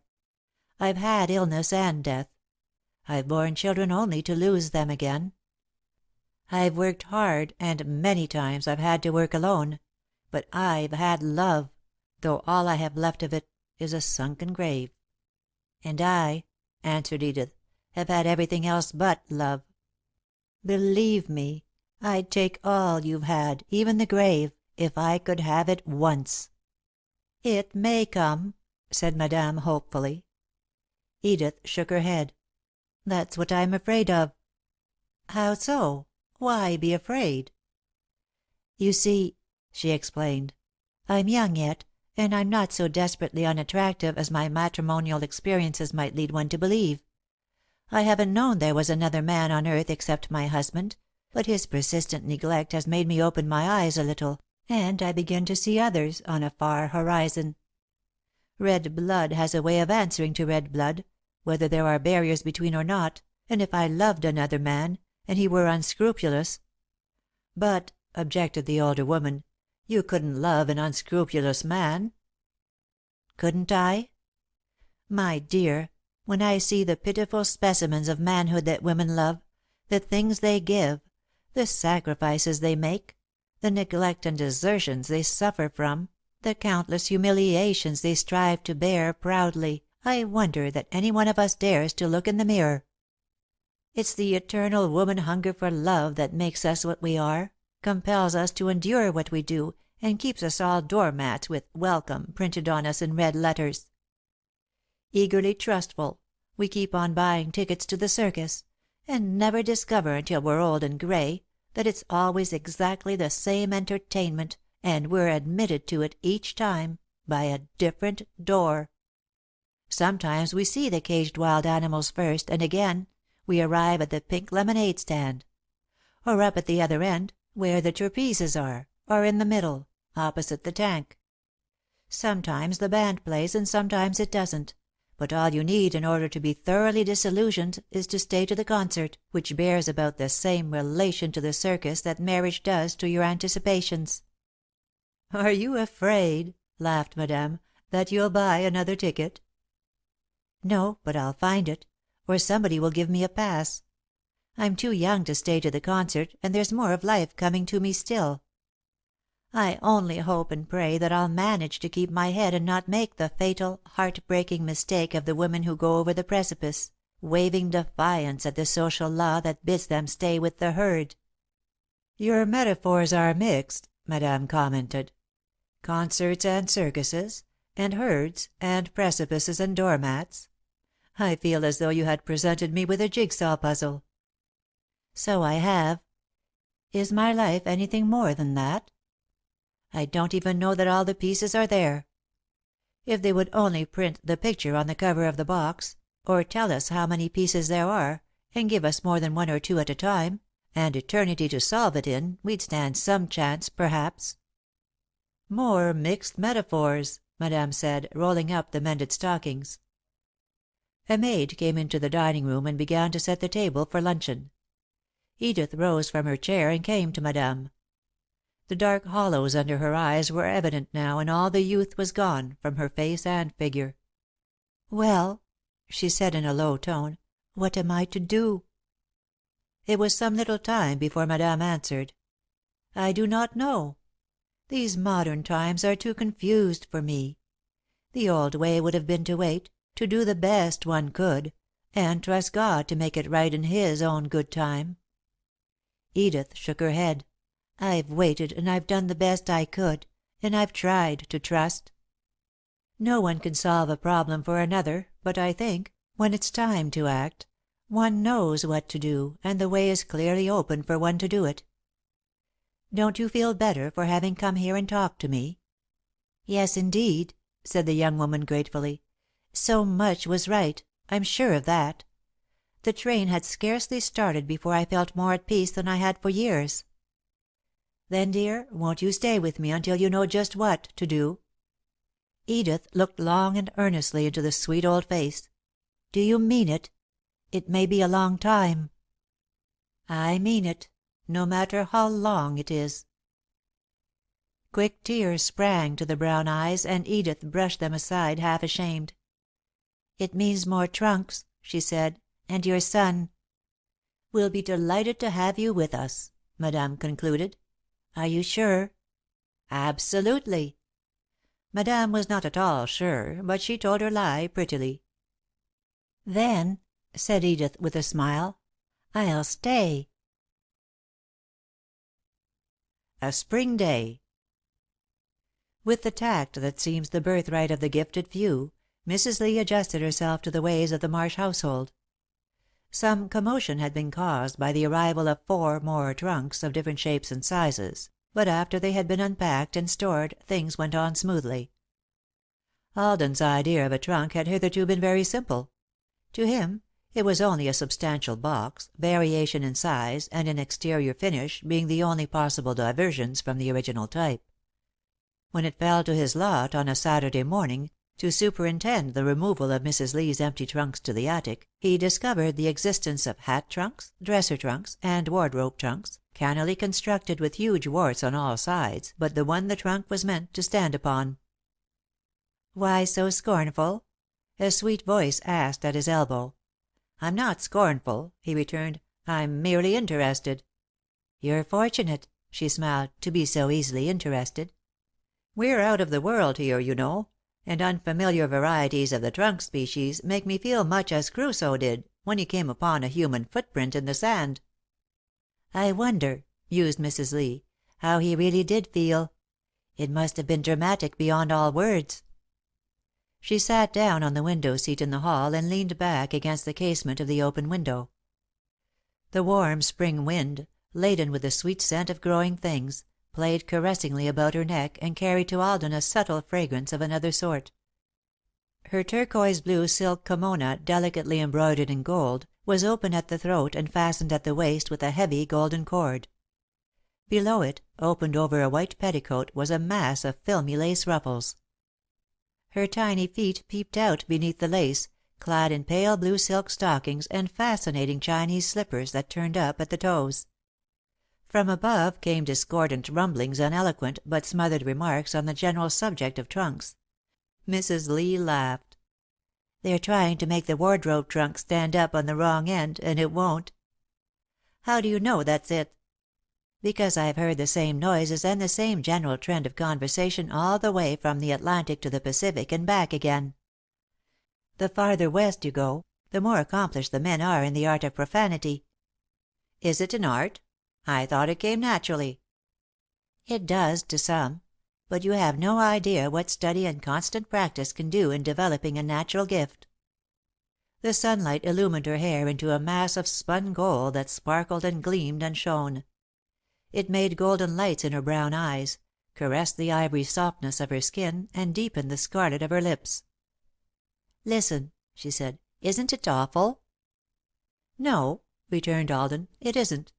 In fact, I don't know of any sound I'd rather hear than your trunks being put into our attic." A faint suggestion of a dimple appeared at the corner of her mouth, then vanished. "Well done," she said. "You have atoned nobly for your dismay the night I came, when you found I'd brought a trunk." "I wish you wouldn't," he replied awkwardly. "It wasn't that." "Such a small trunk," she went on, mercilessly. "Just a plain little steamer trunk that you can put under a bed. The kind you can ask a cabman to take down to the cab for you. A little trunk that a woman can almost carry herself. Only room for one gown, one hat, and a few toilet articles." The golden lights in her eyes were dancing and her hair shimmered in the sun. Alden sat down at the farthest end of the window seat and looked out upon the vineyard, faintly green now with the new leaves. The two men descended from the attic and went down the back stairs. "How did Robinson Crusoe feel when he saw the footprint?" he asked, determined to get away from the unlucky subject of trunks. "I don't know," Edith answered, "for I wasn't there. He must have been surprised and frightened and pleased all at once. How interesting it must be to have something happen to you that never happened to anybody before." "But it's all happened before," he objected. "Is there anything new under the sun?" "It's been new at one time or another. We're always too late, that's all. Somebody ate the first oyster, and somebody went to sleep first, and somebody wore the first false hair. No," she continued, with a rose pink flush mantling her face, "I don't. If I did, I wouldn't mind saying so, but Nature gave me quantities of it, so why should I borrow more? Besides, I don't believe there is any more like it, so I couldn't, anyway." "No," he returned, thoughtfully, "I don't believe there is any more like it, either. Your wish to be first in something is surely gratified, for there never was such hair as yours, and never will be again." "Mother's was like it." He shook his head. "No, it wasn't. I never saw your mother, but I know better than that." "Ask your mother. There she is now." Madame appeared at the head of the stairs, on the way to her room, to dress for luncheon. She paused to smile at the two who sat on the window seat, then would have gone straight on had not Edith called to her. "Mrs. Marsh, isn't my hair exactly like my mother's?" Madame came to her, turned the shining head a little more toward the sun, and patted the fluffiness caressingly. "No," she said, "though your mother had glorious hair, it was nothing like this. Hers was auburn and smooth, yours is reddish gold, almost copper coloured, and fluffy. Besides, you must have nearly twice as much of it." "There," said Alden, "I told you so." "But," persisted Edith, "if it's really copper coloured, it's common. Look at the lady on the copper cent, for instance." "The lady on the copper cent," returned Alden, "is a gentleman who wears feathers." "But under his feathers he has hair the colour of this." "He may not have any hair at all." They both laughed, and Madame smiled, though she did not quite understand what they were talking about. She was still smiling when she reached her own room, for she found it very pleasant to have Edith there, and was delighted to have Alden come to a realizing sense of his duties as host. He had, indeed, conducted himself admirably ever since Mrs. Lee's arrival, though he had been very quiet and reserved at first. With some trepidation she had told him that she had invited the guest to remain indefinitely, tactfully choosing a moment after an unusually good dinner, when they chanced to be alone. Alden had taken it calmly, betraying no outward sign of any sort of emotion. "What's the matter with her?" he had asked, curiously. "What's she in trouble about?" "If she wants you to know, my son, she will tell you herself," Madame had replied, in a tone of gentle rebuke. "I have no right to violate her confidence." He shrugged his shoulders good humouredly. "You don't need to squelch me like that, Mother. I don't know that I care, particularly. I was merely making conversation." Refined conversation is not made of impertinences," Madame suggested. The words were harsh, but the tone was kind. "Don't stab me with epigrams, please, for I don't believe I deserve it." Madame recalled every word they had said as she took down her afternoon gown of black silk, and began to sew frills of real lace in the neck and sleeves. She was glad he had been pleasant about it, for it seemed much more like living, someway, to have another woman in the house.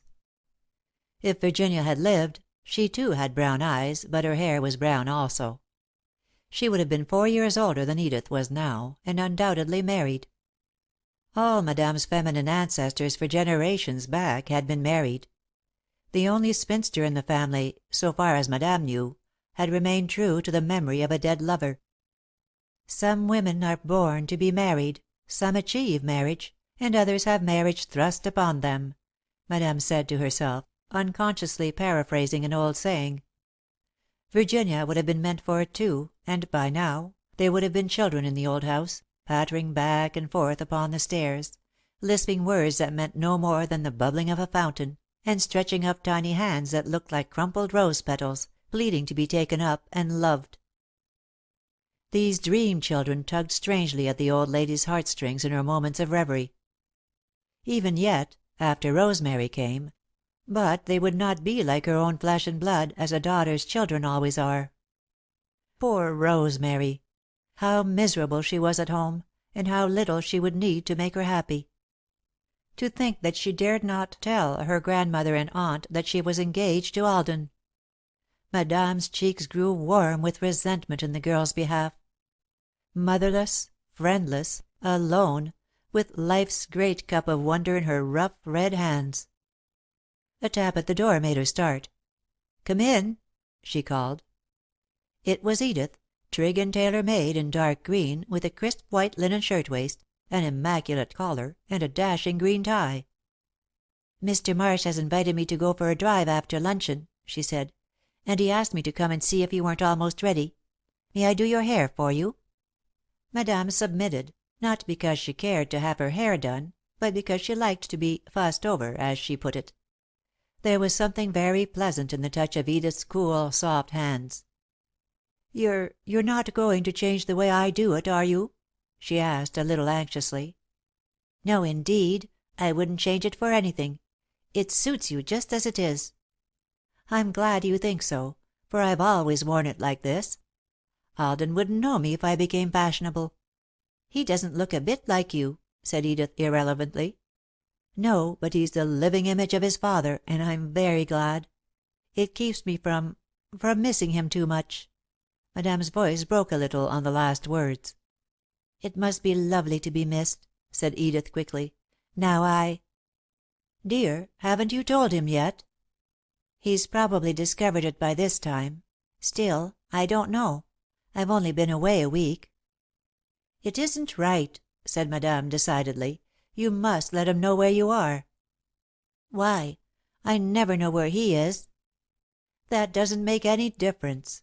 2 wrongs never make one perfect right. If you do your part, things will be only half wrong, instead of entirely so." "I'll do whatever you think best," said Edith, humbly. "I came to you because I could think for myself no longer. I'll write him a note before luncheon, if you say so, and post it this afternoon." "I do say so." Therefore luncheon waited for a few moments, to Alden's secret impatience, until Edith came down with her note. She offered it to Madame, doubtfully. "Want to see it?" "No, dear, I'll trust you." She sealed it with shamefaced gladness that Madame had not availed herself of the opportunity. She was quite sure that her counsellor would not approve of the few formal lines which were all she had been able to make herself write. After luncheon, when Alden assisted her into Madame's decrepit phaeton, and urged the superannuated horse into a wildly exciting pace of 3 miles an hour, she asked to be driven to the post office. "Thank you," said Alden, "for alluding to it as a drive. It's more like a walk." "It isn't exactly like going out in a touring car," she admitted, "but it's very pleasant, nevertheless. It gives you time to look at the scenery." "Also to photograph it if you should so desire. You don't even need to limit yourself to snapshots. A time exposure is altogether possible." When they reached the post office, Alden took her note and went through the formality of tying the horse. He glanced at the superscription, not because he was interested in her unknown correspondent, but because the handwriting claimed his attention. Through the delicate angular tracery he made out the address: Mr. William G. Lee. The street and number were beyond his skill in the brief time he had had at his command. "So," he said when he came back, "you're Mrs. William G. I trust you don't call him William." "No. He's the sort of William who is always known as Billy." "Good. That speaks well for him." Alden began to wonder, as he alternately coaxed and threatened the horse toward the river road, what manner of man she had married. Someone, undoubtedly, with the face and figure of Apollo, the courtesy of Chesterfield, and the character of a saint. "It was good of him," he said gratefully, "to let you come to us." Edith bit her lips and turned her face away. "I was glad to come," she answered, after a pause. For a moment she trembled upon the verge of a confidence, then summoned all her conversational powers to the rescue.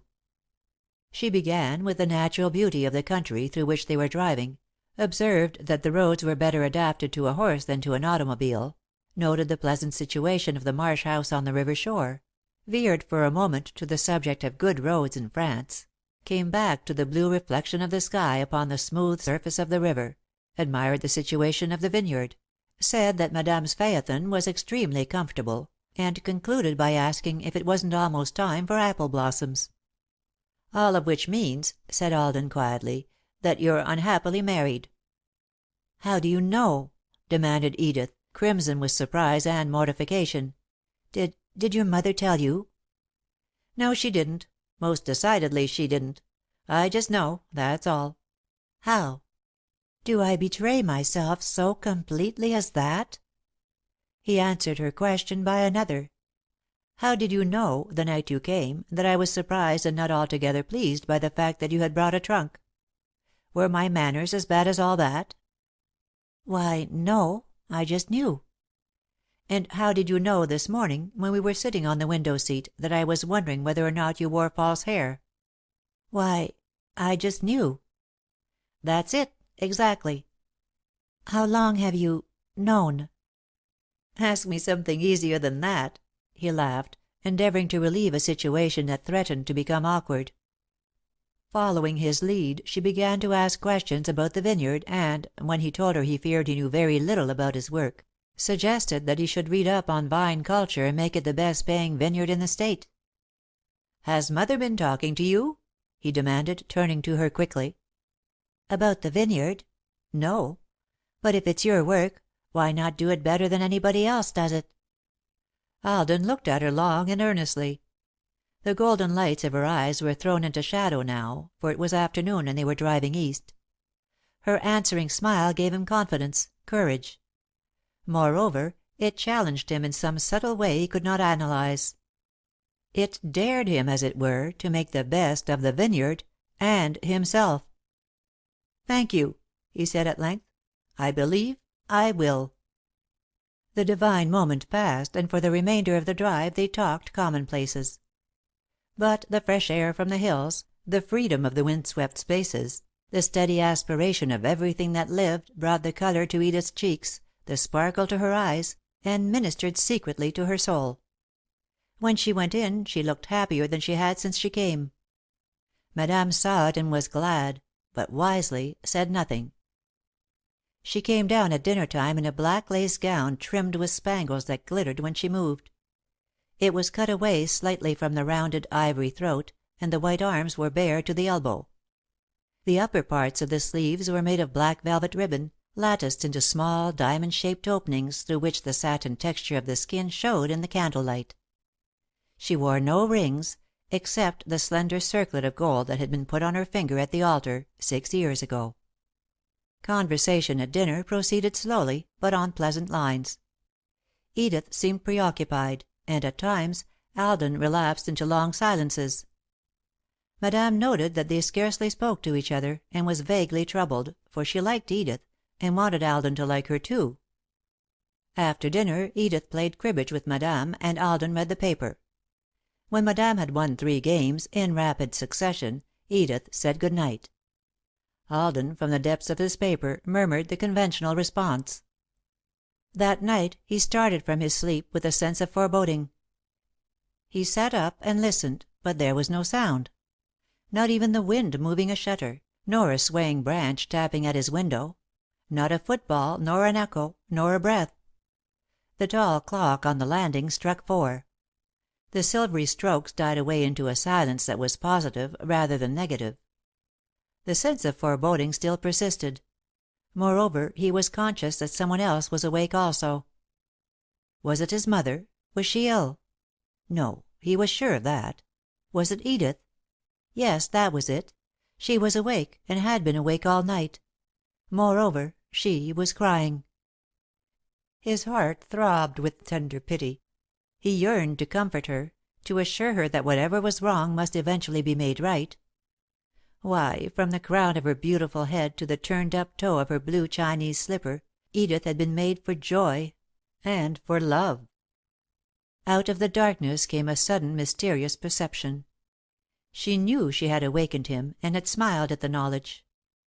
A sense of weariness quickly followed, then a restful silence which carried no thought with it. He lay back on his pillow and waited, with his eyes closed, until he felt that she was asleep. Then he slept also. A Little Brown Mouse. Rosemary peered into the letter box and saw that the household guardian was there. On one Thursday it had failed to appear, and she had been unable to convince Grandmother of her entire innocence in the matter. Even on the following day, when she brought it home, in the original wrapping, she felt herself regarded with secret suspicion. As it never had failed to come on Thursday, why should it, unless Rosemary, for some reason best known to herself, had tampered with the United States mail? There was also a letter, and Rosemary waited eagerly for the postmaster to finish weighing out 2 pounds of brown sugar and 5 cents' worth of tea for old Mrs. Sims. She pressed her nose to the glass and squinted, but the address eluded her. Still, she was sure it was for her, and, very probably, from Alden, whom she had not seen for 10 days. She felt a crushing sense of disappointment when she saw that it was not from Alden, but it was addressed in an unfamiliar hand. Regardless of the deference she was accustomed to accord a letter, she tore it open hastily and read: My dear Rosemary, can you come to tea on Saturday afternoon about 4? We have a guest whom I am sure you would like to meet. Affectionately, your Mother. The words were formal enough, and the quaint stateliness of the handwriting conveyed its own message of reserve and distance, but the signature thrilled her through and through. Mother, she repeated in a whisper. She went out of the post office blindly, with the precious missive tightly clasped in her trembling hand. Would she go? Of course she would, even though it meant facing Grandmother, Aunt Matilda, and all the dogs of war. As the first impulse faded, she became more cautious, and began to consider ways and means. It was obviously impossible to wear brown gingham or brown alpaca to a tea party. That meant that she must somehow get her old white muslin down from the attic, iron it, mend it, and freshen it up as best she could. She had no doubt of her ability to do it, for both old ladies were sound sleepers, and Rosemary had learned to step lightly, in bare feet, upon secret errands around the house at night. But how could she hope to escape unobserved on Saturday afternoon? And even if she managed to get away, what of the inevitable return? Why not, for once, make a bold declaration of independence, and say, calmly: Grandmother, I'm going to Mrs. Marsh's Saturday afternoon at 4, and I'm going to wear my white dress. Not, may I go? Or, may I wear it? But I am going, and I am going to wear it. At the thought Rosemary shuddered, and her soul quailed within her. She knew that she would never dare to do it. At the critical moment her courage would fail her, and she would stay at home.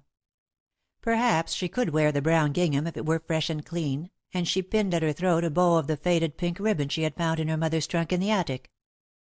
And if it should happen to rain Saturday, or even look like rain, so much the better. Anyhow, she would go, even in the brown gingham.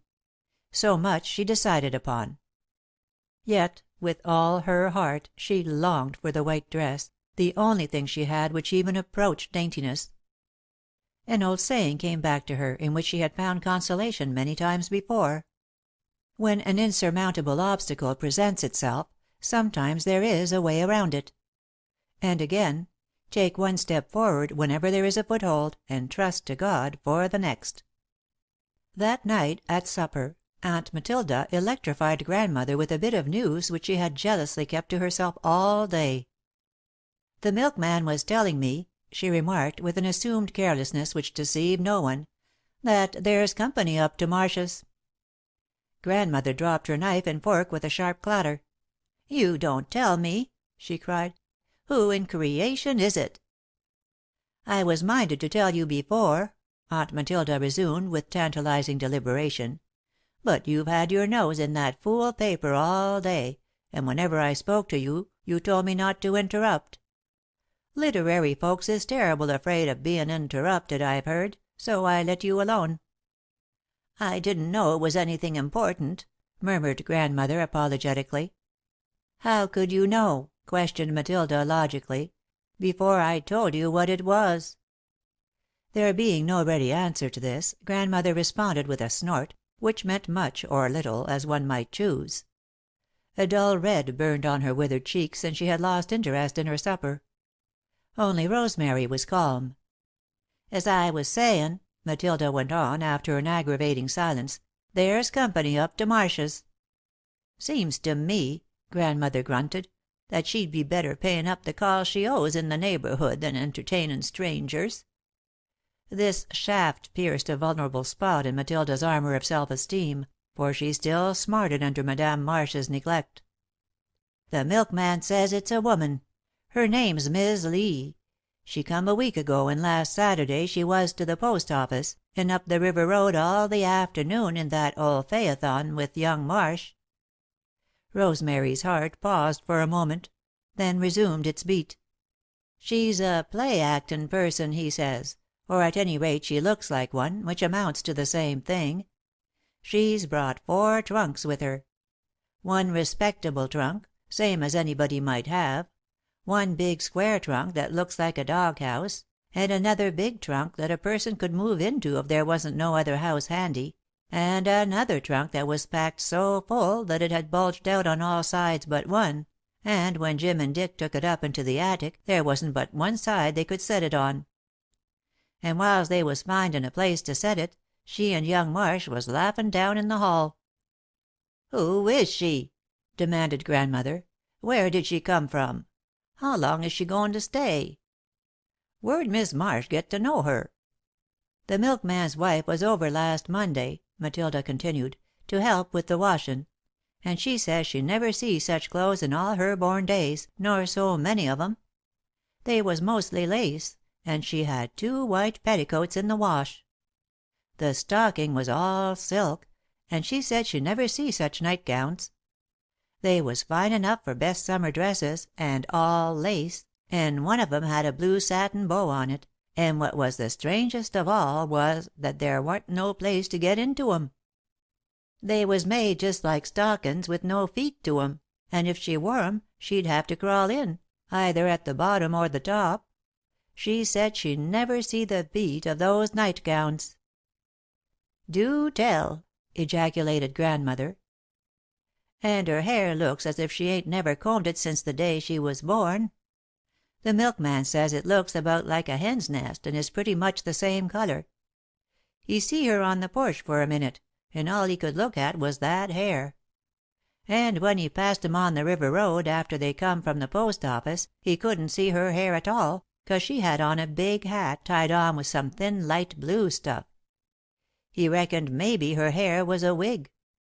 I'd know whether 'twas a wig or not if I saw it once," Grandmother muttered.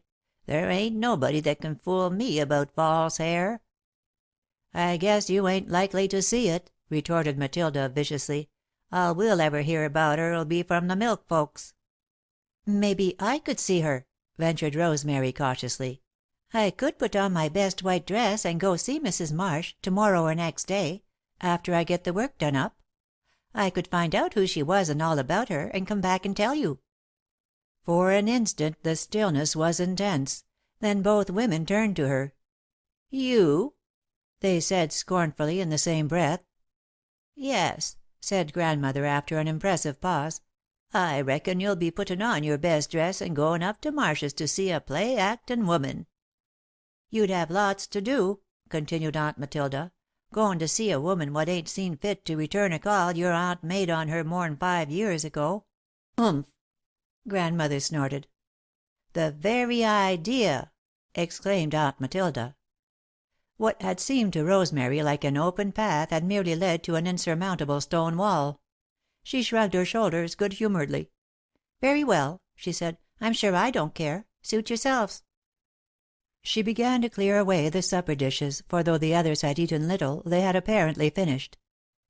Out in the kitchen, she sang as she worked, and only a close observer would have detected a tremor in the sweet, untrained soprano. "Anyway," thought Rosemary, "I'll put on the flat irons." The fire she had built would not go out for some hours. She had used coal ruinously in order to heat the oven for a special sort of tea biscuit of which Grandmother was very fond. While the fire was going out it would heat the irons, and then "One step forward whenever there is a foothold," she said to herself, "and trust to God for the next." That night, as fortune would have it, Grandmother and Aunt Matilda elected to sit up late, solving a puzzle in the Household Guardian for which a mission rocker was offered as a prize. It was long past 10 o'clock when they gave it up. "I dunno," yawned Aunt Matilda, "as I'm partial to rockers. Leastways," continued Grandmother, rising to put her spectacles on the mantel, "to the kind they give missionaries. I've seen the things they send missionaries more'n once in my time." By 11 the household slept, except Rosemary. As silently as a ghost, she made her way to the attic, brought down the clean white muslin, and, with irons scarcely hot enough, pressed it into some semblance of freshness. She hung it in her closet under the brown alpaca of 2 seasons past, and went to sleep peacefully. Bright and early the next morning the idea presented itself. Why not put on the white gown with one of the brown ones over it, and take off the brown one when she got there? Mrs. Marsh would understand. Rosemary laughed happily as she climbed out of bed. Surely there was more than one way of cheating fate. That afternoon, while the others took their accustomed 40 winks, she brought down the faded pink ribbon that had been her mother's. That night she discovered that neither of the brown ginghams would go over the white muslin, as they had shrunk when they were washed, but that the alpaca would. There was not even a bit of white showing beneath the skirt, as she had discovered by tilting her mirror perilously forward. She was up early Saturday morning, and baked and swept and dusted to such good purpose that, by 3 o'clock, there was nothing more that anyone could think of for her to do until it was time to get supper. She had put the white gown on under the alpaca when she dressed in the morning, as it was the only opportunity of which she was at all sure. Grandmother and Aunt Matilda were nodding in their chairs. The kitchen clock struck the half hour. Finally Rosemary spoke. "Is there anything either of you would like me to get at the store?" "No," said Grandmother. "No," echoed Aunt Matilda. Then she added, "Why, were you thinkin' of goin' out?" "I thought I would," said Rosemary, with a yawn, "if there was nothing more for me to do. It's such a nice day, and I'd like a breath of fresh air." For a moment fate hung in the balance, then Grandmother said, generously, "Go on, Rosemary, and get all the fresh air you want. You've worked better'n common to day." "I should think you'd be tired enough to stay home and rest," Aunt Matilda commented, fretfully, but the door had closed on the last word, and Rosemary was gone. But April's sun strikes down the glades to day, so shut your eyes upturned, and feel my kiss creep as the spring now thrills through every spray, up your warm throat to your warm lips. The beautiful words sang themselves through her memory as she sped on. She had forgotten about the guest for the moment, remembering with joy that almost hurt, the one word "mother," and the greater probable joy that overshadowed it. Of course he would be there. Why not, when he knew she was coming to tea, and when they had a guest, too? The girl's heart beat tumultuously as she neared the house, for through it, in great tides, surged fear and ecstasy and love. Madame herself opened the door. "Come in, dear." "Oh, Mrs. Marsh, please, just a minute." "Mrs. Marsh again? I thought we were mother and daughter." "Edith," she called. Then, in the next moment, Rosemary found herself in the living room offering a rough, red hand to an exquisite creature who seemed a blurred mass of pale green and burnished gold, redolent of violets, and who murmured, in a beautifully modulated contralto, "How do you do, Miss Starr? I am very glad to meet you." The consciousness of the white gown underneath filled Rosemary's eyes with tears of mortification, which Madame hastened to explain. "It's raw and cold still," she said, "in spite of the calendar. These keen spring winds make one's eyes water. Here, my dear, have a cup of tea." Rosemary took the cup with her hands that trembled, and while she sipped, the amber fragrance of it struggled hard for self possession. Madame ignored her for the moment and chatted pleasantly with Edith. Then Alden came in and shook hands kindly with Rosemary, though he had been secretly annoyed when he learned she was coming. Afterward, he had a bad quarter of an hour with himself while he endeavoured to find out why. At last he had shifted the blame to Edith, deciding that she would think Rosemary awkward and countrified, and that it would not be pleasant for him to stand by and see it. However, the most carping critic could have found no fault with Edith's manner. If she felt any superiority, she did not show it.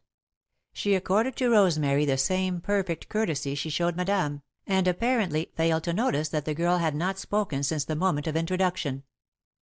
She confined the conversation wholly to things Rosemary must have been familiar with: the country, the cool winds that sometimes came when one thought it was almost summer, the perfect blend of Madame's tea, the quaint Chinese pot, and the bad manners of the canary, who seemed to take a fiendish delight in scattering the seed that was given him to eat.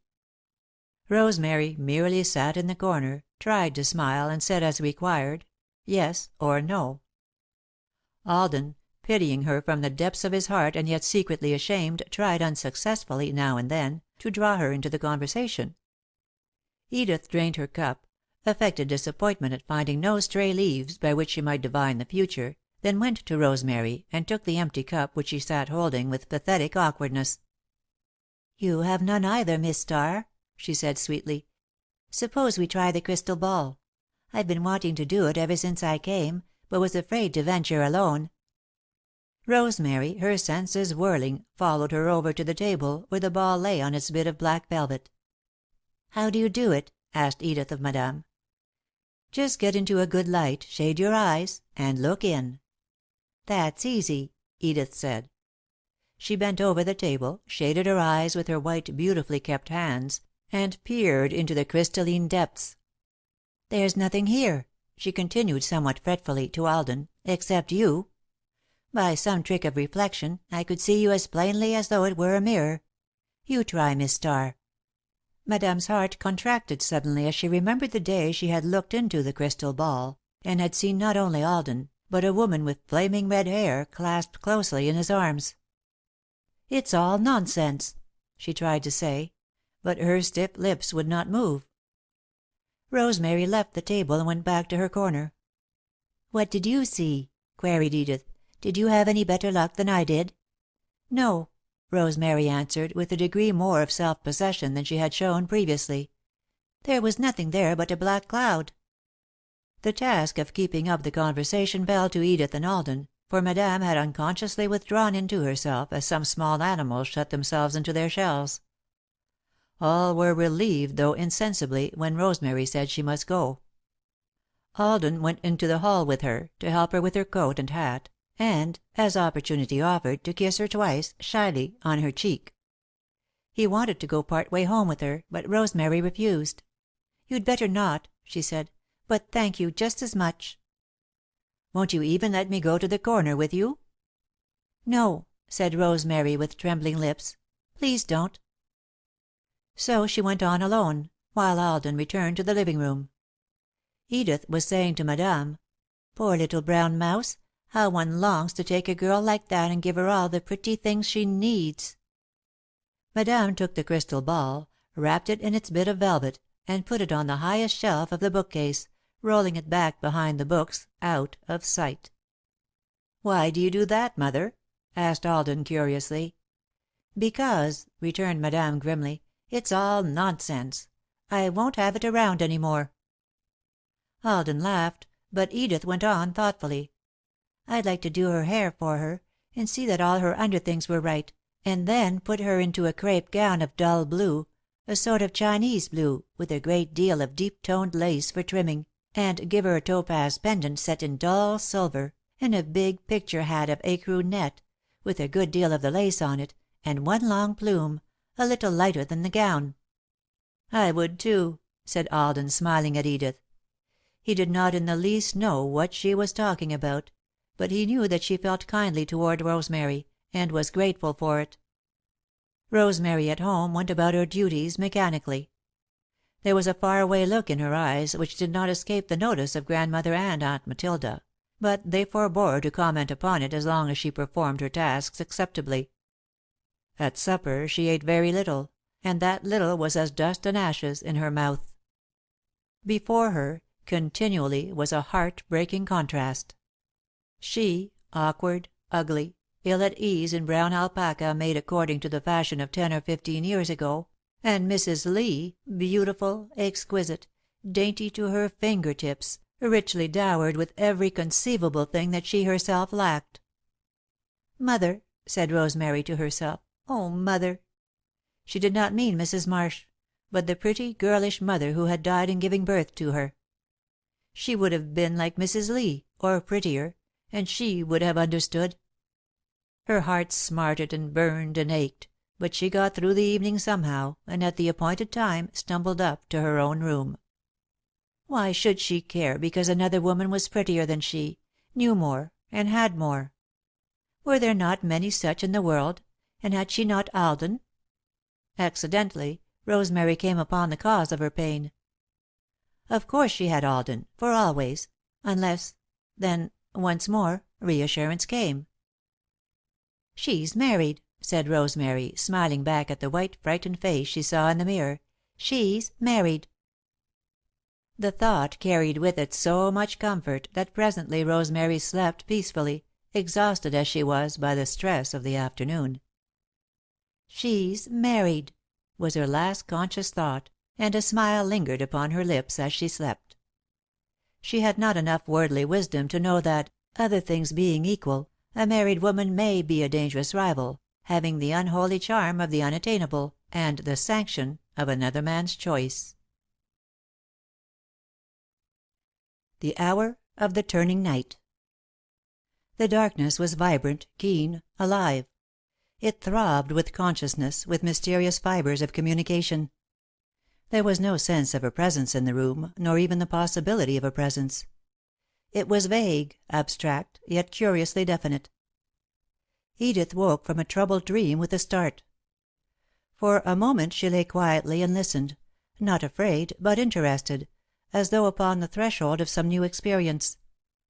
The scurrying feet of mice made a ghostly patter in the attic above her room, and a vagrant wind, in passing, tapped at her window with the fairy-like fingers of the vine that clung to the wall. Otherwise all was still, and yet the darkness trembled with expectancy. Something hitherto unknown seemed to have entered her consciousness, some thought, emotion, instinct, or what? Wide awake, staring into space, she lay there, wondering, waiting, not in the least frightened, but assured of shelter and of peace. Gradually she had lost consciousness of her body. She had relaxed completely and her mind soared free. She moved one foot, cautiously, to see whether her body was still there, and smiled when she was reassured by the cool smoothness of the linen sheet, and the other warm little foot she touched in moving. Somewhere in this same darkness was another personality. Of so much she eventually became sure. It was not in the room, perhaps not even in the house, but for someone else, somewhere, was this same sense of communication? No, but rather the possibility of it.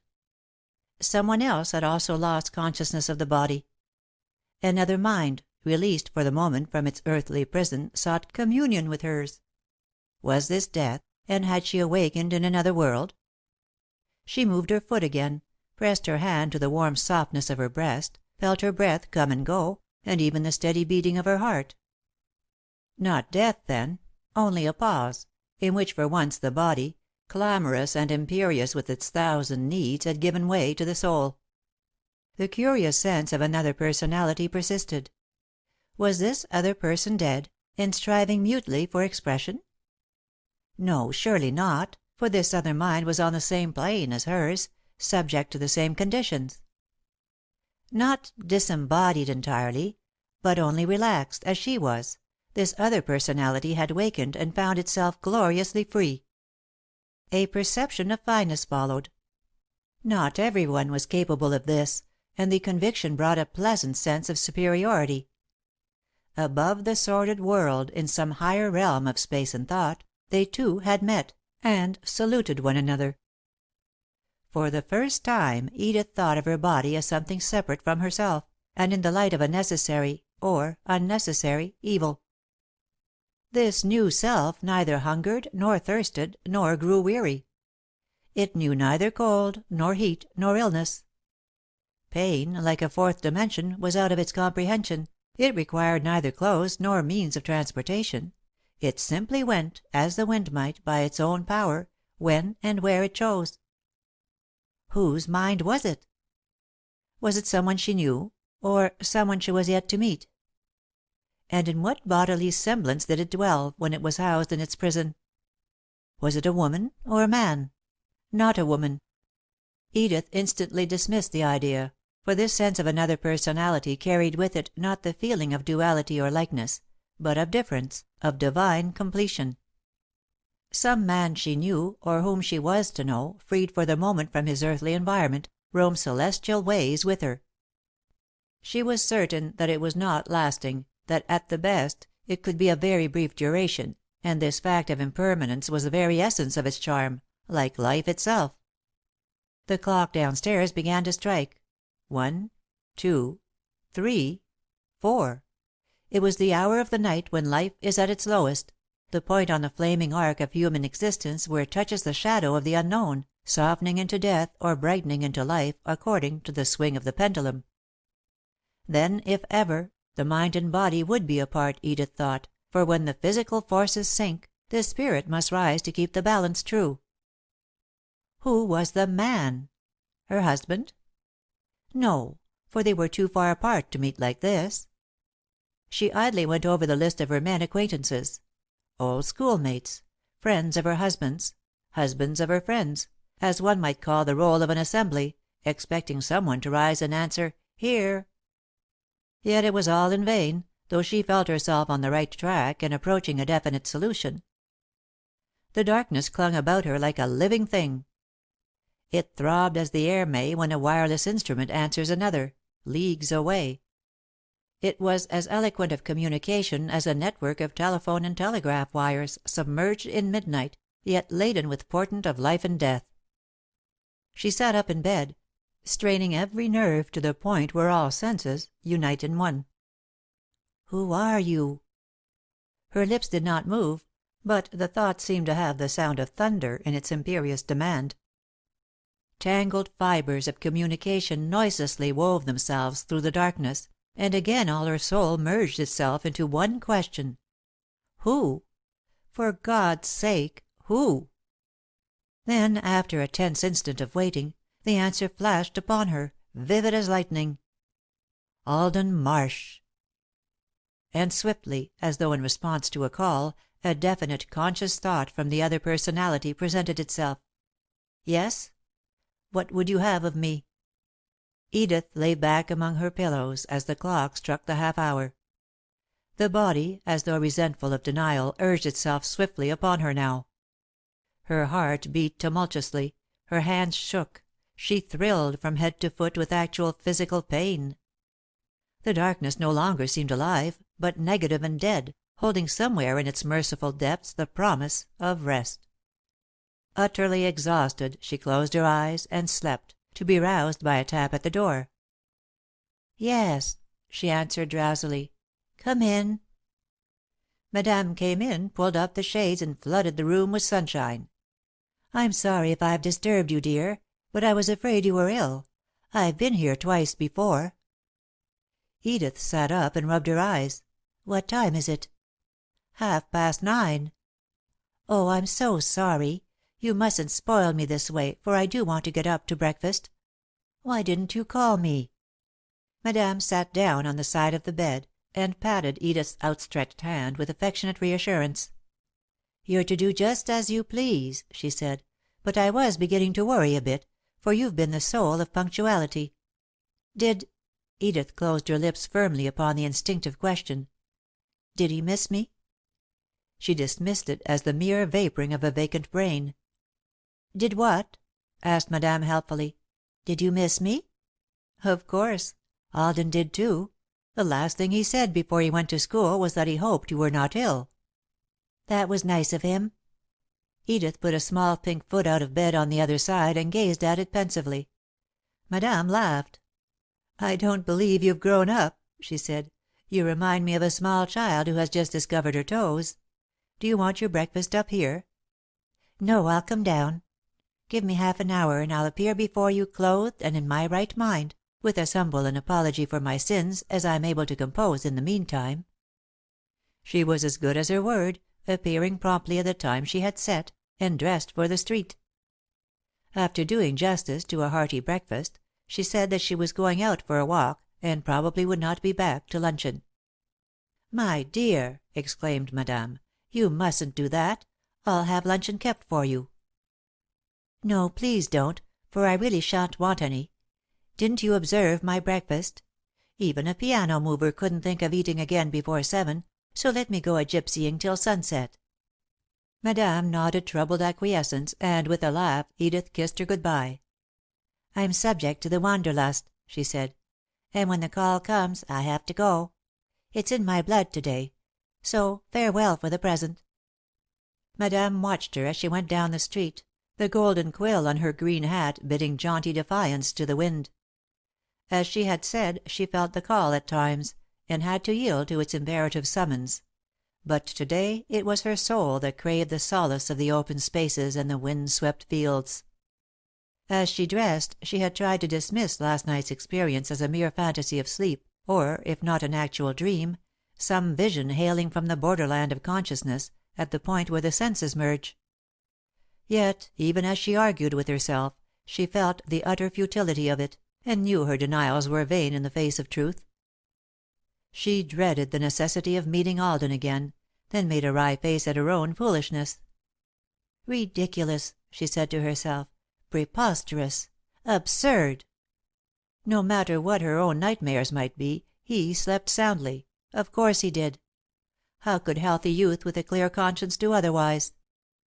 For an hour or more she kept to the streets of the village, with the sublime unconsciousness of the city bred, too absorbed in her own thoughts to know that she was stared at and freely commented upon by those to whom a stranger was a source of excitement.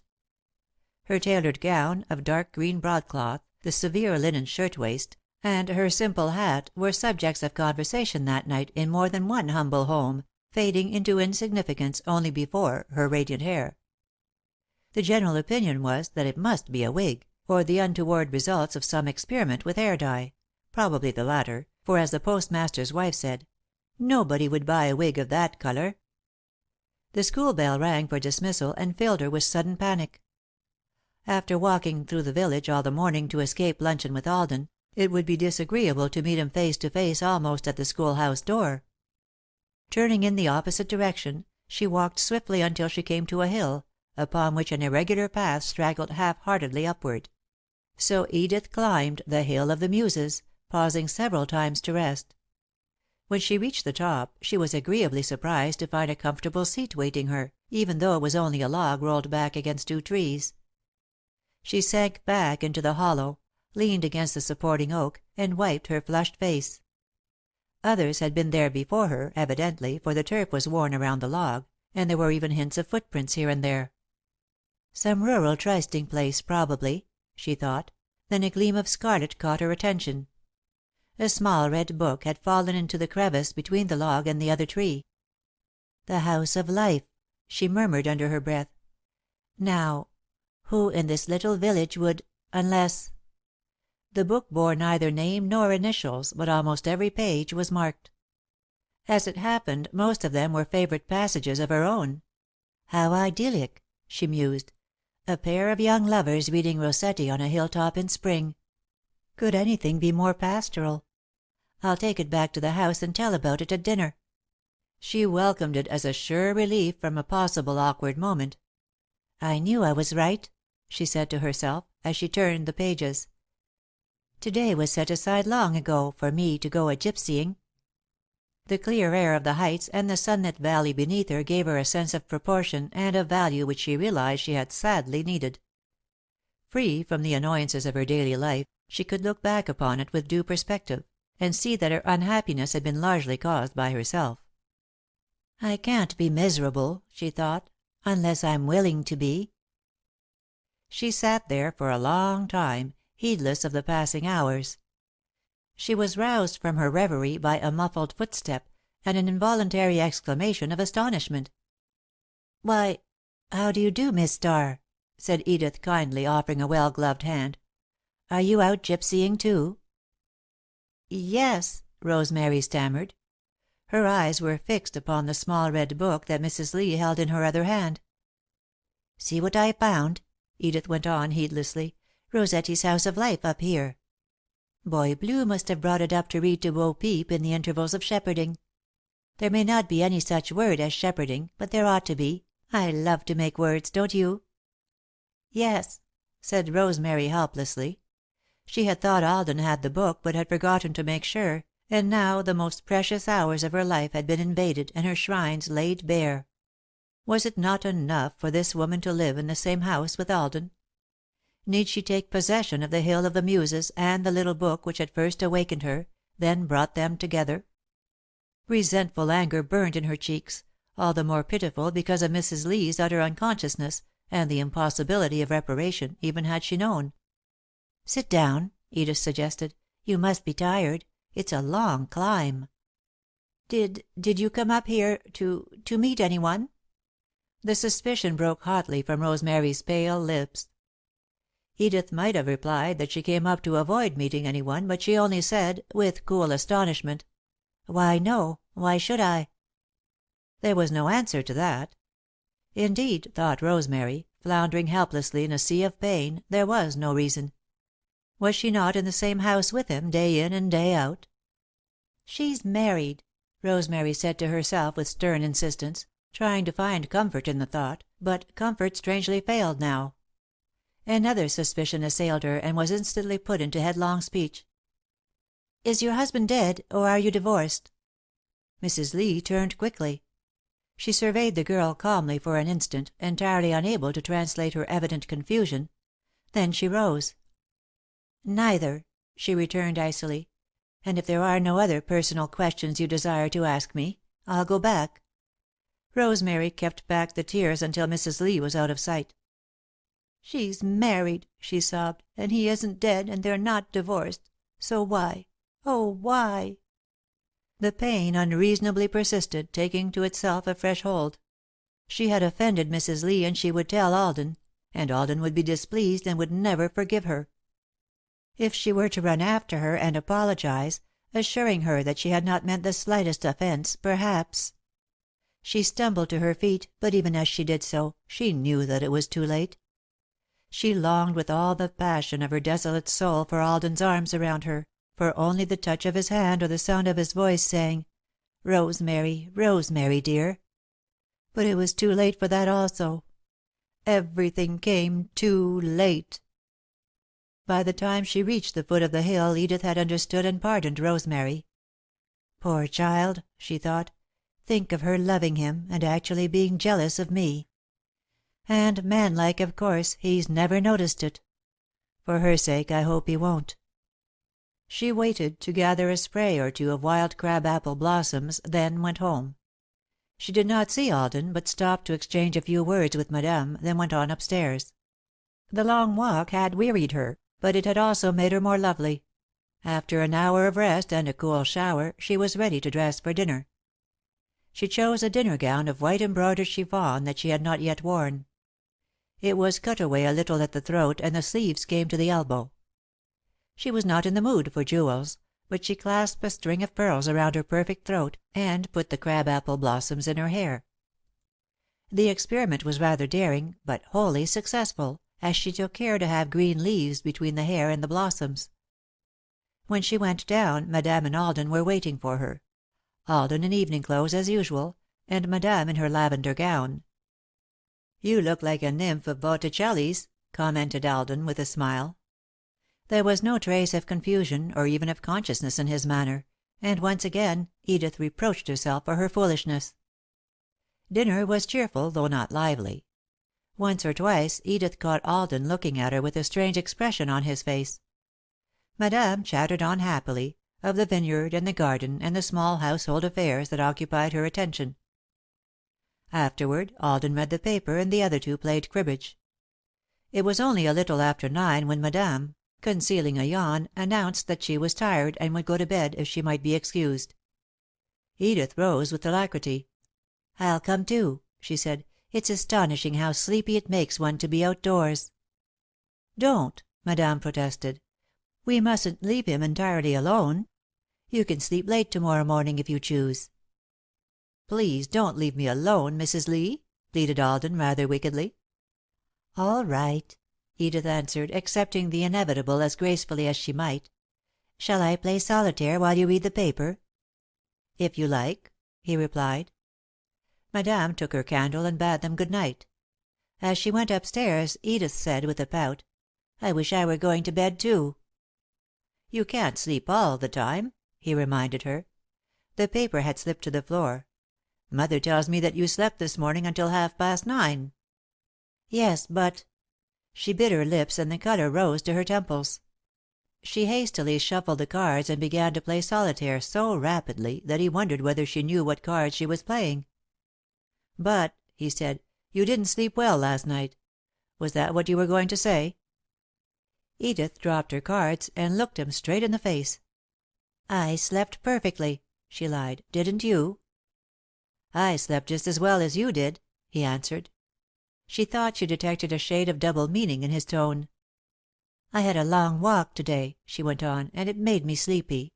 Look," she continued, going to the mantel where she had left the book. "See what I found on top of a hill, in a crevice between an oak and a log that lay against it. Do you think some pair of rural lovers left it there?" "Possibly," he replied. If the sight of the book he had loaned Rosemary awoke any emotion, or even a memory, he did not show it. "Sit down," he suggested, imperturbably, "and let me see if I can't find a sonnet that fits you." "Yes, surely. Here it is. Listen." She rested her head upon her hand and turned her face away from him. In his smooth, well modulated voice, he read: Her gifts. High grace, the dower of queens, and therewithal some wood-born wonder's sweet simplicity. A glance like water brimming with the sky, or hyacinth light where forest shadows fall. Such thrilling pallor of cheek as doth enthrall the heart. A mouth whose passionate forms imply all music and all silence held thereby. Deep golden locks, her sovereign coronal. A round reared neck, meet column of love's shrine to cling to when the heart takes sanctuary. Hands which forever at love's bidding be, and soft stirred feet still answering to his sign. These are her gifts, as tongue may tell them o'er. Breathe low her name, my soul, for that means more. Her heart beat wildly and her colour came and went, but with difficulty she controlled herself until he reached the end. When she rose, he rose also, dropping the book. "Mrs. Lee, Edith." "Yes," she said, with a supreme effort at self-command. "It is a pretty name, isn't it?" She was very pale, but she offered him her hand. "I really must go now," she continued, "for I am tired. Thank you, and good night." Alden did not answer, in words. He took the hand she offered him, held it firmly in his own, stooped, and kissed the hollow of her elbow, just below the sleeve. Asking, not answer. She's married and he isn't dead, and they're not divorced. She's married and he isn't dead, and they're not divorced. Rosemary kept saying it to herself mechanically, but no comfort came. Through the long night, wakeful and wretched, She brooded over the painful difference between the woman to whom Alden had plighted his troth and the beautiful stranger whom he saw every day. "She's married," Rosemary whispered, to the coarse, unbleached muslin of her pillow. "And when we're married—" Ah, it would all be different then. But would it? In a flash she perceived that marriage itself guarantees nothing in the way of love. Hurt to her heart's core, Rosemary sat up in bed and pondered, while the tears streamed over her cheeks. She had not seen Alden since Mrs. Lee came, except the day she had gone there to tea, wearing her white muslin under her brown alpaca. There was no way to see him, unless she went there again. The very thought of that made her shudder, or signalled from her hilltop with the scarlet ribbon. And to her, the Hill of the Muses was like some holy place that had been profaned. The dainty feet of the stranger had set themselves upon her path in more ways than one. What must life be out in the world, when the world was full of women like Mrs. Lee, perhaps even more beautiful? Was every one, married or not, continually stabbed by some heart-breaking difference between herself and another? Having the gift of detachment immeasurably beyond woman, man may separate himself from his grief, contemplate it calmly in its various phases, and, with a mighty effort, throw it aside. Woman, on the contrary, hugs her close to her aching breast and remorselessly turns the knife in her wound. It is she who keeps anniversaries, walks in cemeteries, wears mourning, and preserves trifles that sorrowfully have outlasted the love that gave them. If she could only see him once! And yet, what was there to say, or what was there to do, beyond sobbing out her desolate heart in the shelter of his arms? Could she tell him that she was miserable because she had come face to face with a woman more beautiful than she? That she doubted his loyalty, his devotion? From some far off ancestor, her woman's dower of pride and silence suddenly asserted itself in Rosemary. When he wanted her, he would find her. If he missed her signal, fluttering from the birch tree in the spring wind, he could write and say so. Meanwhile she would not seek him, though her heart should break from loneliness and despair. Craving the dear touch of him, the sound of his voice, or even the sight of his tall, well-knit figure moving along swiftly in the dusk, she compelled herself to accept the situation, bitterness and all. Across her open window struck the single long, deepening shadow that precedes daybreak, then grey lights dawned on the far horizon, paling the stars to points of pearl upon dim, purple mists. Worn and weary, Rosemary slept until she was called to begin the day's dreary round of toil, as mechanical as the ticking of a clock. Cold water removed the traces of tears from her cheeks, but her eyes were red and swollen. The cheap mirror exaggerated her plainness, while memory pitilessly emphasized the beauty of the other woman. As she dressed, the thought came to her that, no matter what happened, she could still go on loving him, that she might always give, whether or not she received anything at all in return. Service, she said to herself, remembering her dream, and sacrifice. Giving, not receiving. Asking, not answer.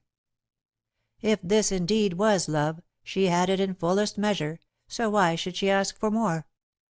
"Rosemary!" "Yes," she called back, trying hard to make her voice even. "I'm coming." "It beats all," Grandmother said fretfully, when she rushed breathlessly into the dining room. "For the life of me, I can't understand how you can sleep so much." Rosemary smiled grimly, but said nothing. "Here I've been settin' waitin' for my breakfast since before 6, and it's almost 7 now." "Never mind," the girl returned, kindly. "I'll get it ready just as quickly as I can." "I was just sayin'," Grandmother continued when Aunt Matilda came into the room, "that it beats all how Rosemary can sleep. I've been up since 5:30, and she's just beginnin' to get breakfast, and here you come trailin' along with your hair not combed, at 10 minutes to breakfast time. I should think you'd be ashamed." "My hair is combed," Matilda retorted, quickly on the defensive. "I don't know when it was," Grandmother fretted. "I ain't seen it combed since I can remember." "Then it's because you ain't looked. Any time you want to see me combin' my hair you can come in. I do it every morning." Grandmother laughed sarcastically. "'Pears like you thought you was one of them mermaids. I was readin' about it in the paper once. They're half fish and half women, and they set on rocks, combin' their hair and singin', and the ships go to pieces on the rocks 'cause the sailors are so anxious to see 'em they forget where they're goin'." "There ain't no rocks outside my doors I know of," Matilda returned, "and only one rocker inside." "No, nor your hair ain't like theirs, neither. The paper said their hair was golden." "Must be nice and stiff," Matilda commented. "I'd hate to have my hair all wire." Grandmother lifted her spectacles from the wart and peered through them critically. "I don't know," she said, "as it'll look any different, except for the colour. The way you're settin' now, against the light, I can see bristles stickin' out all over it, same as if it was wire." "Fluffy hair is all the style now," said Matilda, complacently. "Fluffy!" Grandmother grunted. "If that's what you call it, I reckon it'll soon go out. It might have been out for 15 or 20 years and you not know it. I don't believe any self respectin' woman would let her hair go like that. Why in the name of common sense can't you take a hair brush and wet it in cold water and slick it up, so folks can see that it's combed? Mine's always slick, and nobody can't say that it isn't." "Yes," Matilda agreed, with a scornful glance, "it is slick, what there is of it." Grandmother's head burned pink through her scanty white locks and her eyes flashed dangerously. Somewhat frightened, Matilda hastened to change the subject. "She wears her hair like mine." "She?" repeated Grandmother, pricking up her ears. "Who's she?" "You know, the company up to Marsh's." "Who was tellin' you? The milkman or his wife?" "None of 'em," answered Matilda, mysteriously. Then, lowering her voice to a whisper, she added, "I seen her myself." "When?" Grandmother demanded. "You been up there payin' back your own call?" "She went by here yesterday," said Matilda, hurriedly. "What was I doin'?" the old lady inquired, resentfully. "One time you was asleep and one time you was readin'." "What? Do you mean to tell me she went by here twice, and you ain't never told me till now?" "When you've been readin'," Matilda rejoined, with secret delight. "You've always told me and Rosemary, too, that you want to be disturbed unless the house took afire. Ain't she, Rosemary?" "What?" asked the girl, placing a saucer of stewed prunes at each place and drawing up the 3 chairs. "Ain't she always said she didn't want to be disturbed when she was readin'?" She indicated Grandmother by an inclination of her frowsy head. "I don't believe any of us like to be interrupted when we're reading," Rosemary replied, tactfully. She disliked to take sides, and always avoided it whenever possible. "There!" exclaimed Matilda, triumphantly. "And the other time?" pursued Grandmother. Her eyes glittered and her cheeks burned with dull, smouldering fires. "You was asleep." "I could have been woke up, couldn't I?" "You could have been," Matilda replied, after a moment's thought. "But when you've been woke up I ain't never liked to be the one what did it." "If it's anything important," Grandmother observed, as she began to eat, "I'm willin' to be interrupted when I'm readin', or to be woke up when I'm asleep, and if that woman ever goes by the house again, I want to be told of it, and I want you both to understand it right here and now." "What woman?" queried Rosemary. She had been busy in the kitchen and had not grasped the subject of the conversation, though the rumbling of it had reached her from afar. "Marsh's company," said both voices at once. "Oh!" Rosemary steadied herself for a moment against the back of her chair and then sat down. "Have you seen her?" asked Grandmother. "Yes." Rosemary's answer was scarcely more than a whisper. In her wretchedness she told the truth, being unable to think sufficiently to lie. "When?" asked Aunt Matilda. "Where?" demanded Grandmother. "Yesterday, when I was out for a walk." It was not necessary to go back of yesterday. "Where was she?" insisted Grandmother. "Up on the hill. I didn't know she was there when I went up. She was at the top, resting." "Did she speak to you?" asked Aunt Matilda. "Yes." Rosemary's voice was very low and had in it all the weariness of the world. "What did she say?" inquired Grandmother, with the air of the attorney for the defence. The spectacles were resting upon the wart now, and she peered over them disconcertingly. "I asked you what she said," Grandmother repeated distinctly, after a pause. "She said, 'How do you do, Miss Starr?'" "How'd she know who you were?" "There, there, Mother," put in Aunt Matilda. "I reckon everybody in these parts knows the Starr family." "Of course," returned the old lady, somewhat mollified. "What else did she say?" "Nothing much," stammered Rosemary. "That is, I can't remember. She said it was a nice day, or something of that sort, and then she went back home. She didn't stay but a minute." So much was true, even though that minute had agonized Rosemary beyond words. "What does she look like?" Grandmother continued, with deep interest. "Not like anybody we know. Aunt Matilda can tell you better than I can. She saw her, too." Accepting modestly this tribute to her powers of observation, Aunt Matilda took the conversation out of Rosemary's hands, greatly to her relief. The remainder of breakfast was a spirited dialogue. Grandmother's doubt on any point was quickly silenced by the sarcastic comment from Matilda: "Well, bein' as you've seen her and I haven't, of course you know." Meanwhile Rosemary ate, not knowing what she ate, choking down her food with glass after glass of water which by no means assuaged the inner fires. While she was washing the breakfast dishes, the other two were discussing Mrs. Lee's hair. Grandmother insisted that it was a wig, as play actresses always wore them, and Mrs. Lee was undoubtedly a play actress. "How do you know?" Matilda inquired, with sarcastic inflection. "If she ain't," Grandmother parried, "what's she gallivantin' around the country for without her husband?" "Maybe he's dead." "If he's dead, why ain't she wearin' mourning, as any decent woman would?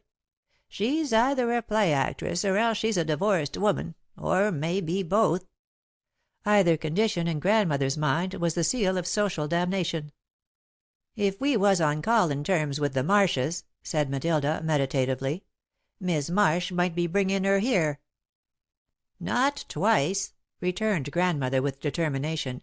"This is my house, and I've got something to say about who comes in it.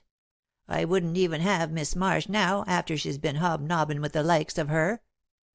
After reverting for a moment to the copper coloured hair, which might or might not be a wig, the conversation drifted back to mermaids and the seafaring folk who went astray on the rocks.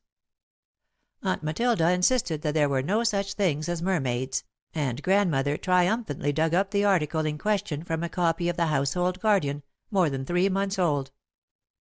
"It's a lie, just the same," Matilda protested, though weakly, as one in the last ditch. "Matilda Starr!" The clarion note of Grandmother's voice would have made the dead stir. "Ain't I showed it to you in the paper?" To question print was as impious as to doubt Holy Writ. Rosemary was greatly relieved when Mrs. Lee gave way to mermaids in the internal flow of talk.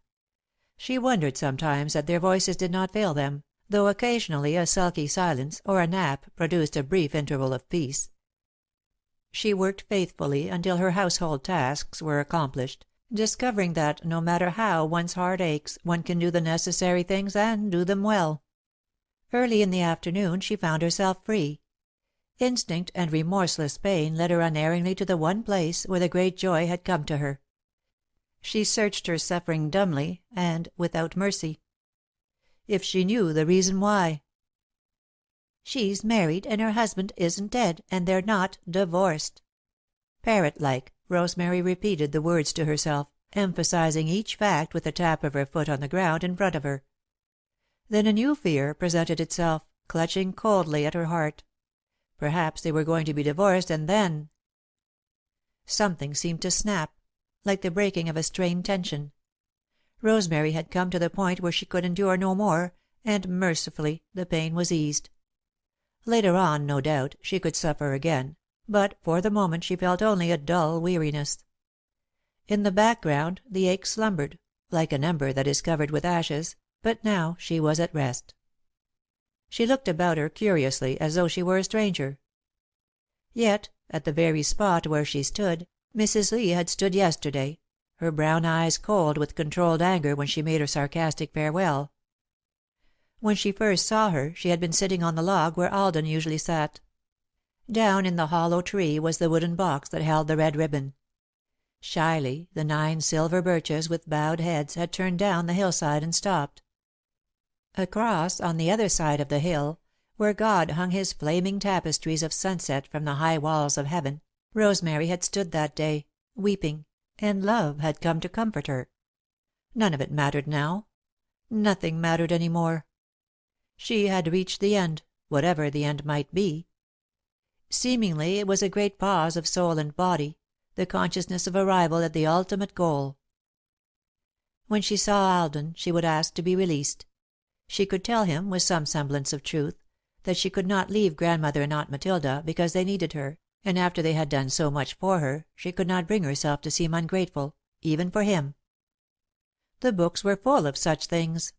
The eternal sacrifice of youth to age, which age unblushingly accepts, perhaps in remembrance of some sacrifice of its own. He had told her long ago that she was the only woman he knew. Now he had another standard to judge her by, and at the best she must fall short of it. Some day Alden would marry. He must marry, and have a home of his own when his mother was no longer there to make it for him, and she was not good enough for him, any more than Cinderella was good enough for the Prince. The fact that the Prince had considered Cinderella fully his equal happily escaped Rosemary now. Clearly before her lay the one thing to be done: to tell him it was all a mistake, and ask for freedom before he forced it upon her. He had been very kind the other day, when she had gone there to tea, but naturally he had seen the difference, must have seen it. Of course it would not be Mrs. Lee. Rosemary could laugh at that now. Her jealousy of an individual had been merely the recognition of a type, and her emotion the unfailing tribute inferiority accords superiority. Married, and her husband not dead, nor divorced, manifestly it could not be Mrs. Lee. She longed to set him free, to bid him mate with a woman worthy of him. Some glorious woman, Rosemary thought, with abundant beauty and radiant hair, with a low, deep voice that vibrated through the room like some stringed instrument and lingered, in melodious echoes, like music that has ceased. She saw her few days of joy as the one perfect thing she had ever had, the one gift she had prayed for and received. This much could never be taken away from her. She had had it and been blessed by it, and now the time had come to surrender it. What was she, that she might hope to keep it? Lo, what am I to love, the Lord of all, one little shell upon the murmuring sand, one little heart flame sheltered in his hand? The moment of shelter became divinely dear. Already in her remembrance she had placed a shrine to which she might go, in silence, when things became too hard. She would have written to Alden, if she had had a sheet of paper and an envelope, and a stamp, but she had not, and dared not face the torrent of questions she would arouse by asking for it. Her face transfigured by a passion of renunciation, Rosemary reached into the hollow tree for the wooden box, and for the last time unwound the scarlet ribbon. She tied it to the lowest bough of the birch when the school bell rang, and went back to wait. Without emotion, she framed the few words she would say. "Just tell him it's all a mistake, that they need me and I mustn't leave them, and so good bye. And if he tries to kiss me for good bye, oh, he mustn't, for I couldn't bear that." So Rosemary sat and waited, until almost dark, but no one came. Alden had, indeed, hurried home to have afternoon tea with his mother and Edith. He had almost forgotten the oriflamme that sometimes signalled to him from the top of the hill, and seldom even glanced that way. In the gathering dusk, Rosemary took it down, unemotionally. It seemed only part of the great denial. She put it back into the box and hid it in the tree. "Service," she said to herself as she went home, "and sacrifice.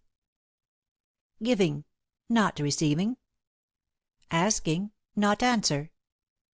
And this is love." The stain of the rose. Alden had put Rosemary aside as though in a mental pigeonhole. If vague thoughts of her came now and then to trouble him, he showed no sign of it. As weeks and months had sometimes passed without a meeting, why should it be different now? Moreover, he was busy, as she must know, with the Vineyard and school, and a guest. He had ordered several books on the subject of vine culture, and was reading a great deal, though a close observer might have noted long intervals in which he took no heed of the book, but stared dreamily into space. He saw Edith at the table and in the evenings, and occasionally at afternoon tea, a pleasant custom which she and Madame never failed to observe. But she seemed to make it a point not to trespass upon his daylight hours. The apple blossoms had gone, blown in fragrant drifts afar upon field and meadow. The vineyard lay lazily upon its southern slope, basking in the sun. Sometimes a wandering wind brought a fresh scent of lusty leaves or a divine hint of bloom. The old-fashioned square piano, long silent, was open now, and had been put in order. In the evenings after dinner Edith would play, dreamily, in the dusk or by the light of one candle. The unshaded light, shining full upon her face, brought out the delicacy of her profile and allured stray gleams from the burnished masses of her hair. In the soft shadows that fell around her, she sat like St. Cecilia, unconscious of self, and of the man who sat far back in a corner of the room, never taking his eyes from her face. Wistfulness was in every line of her face and figure, from the small white shod foot that rested upon the pedal, to the glorious hair that shimmered and shone, but still held its tangled light safely in its silken strands. The long line from shoulder to wrist, the smooth, satiny texture of the rounded arm, bare below the elbow, the delicate hands, so beautifully cared for, all seemed eloquent with yearning. Alden, from his safe point of observation, feasted his soul to the full. The ivory whiteness of her neck shaded imperceptibly into the creamy lace of her gown. Underneath her firm, well-rounded chin, on the left side, was a place that was almost a dimple, but not quite. There was a real dimple in her chin and another at each corner of her mouth, where the full scarlet lips drooped a little from sadness. Star-like, her brown eyes searched the far shadows, and sometimes the flicker of the candle brought a dancing glint of gold into their depths. And, as always, like a halo, stray gleams hovered about her head, bent slightly forward now and full into the light, throwing into faint relief the short straight nose and the full, short upper lip. Smiling and wholly unconscious, it was as though she pleaded with the instrument to give her back some half-forgotten melody. Presently the strings answered, shyly at first, then in full, soft chords that sang and crooned through the dusk. Alden, in his remote corner, drew a long breath of rapture. The ineffable sweetness of her pervaded his house, not alone with the scent of violets, but with the finer, more subtle fragrance of her personality. She wore no jewels, except her wedding ring, not even the big, blazing diamond with which her husband had sealed their betrothal. She had a string of pearls and a quaint Oriental necklace set with jade, and sometimes she wore one or two turquoises, or a great, pale sapphire set in silver, but that was all.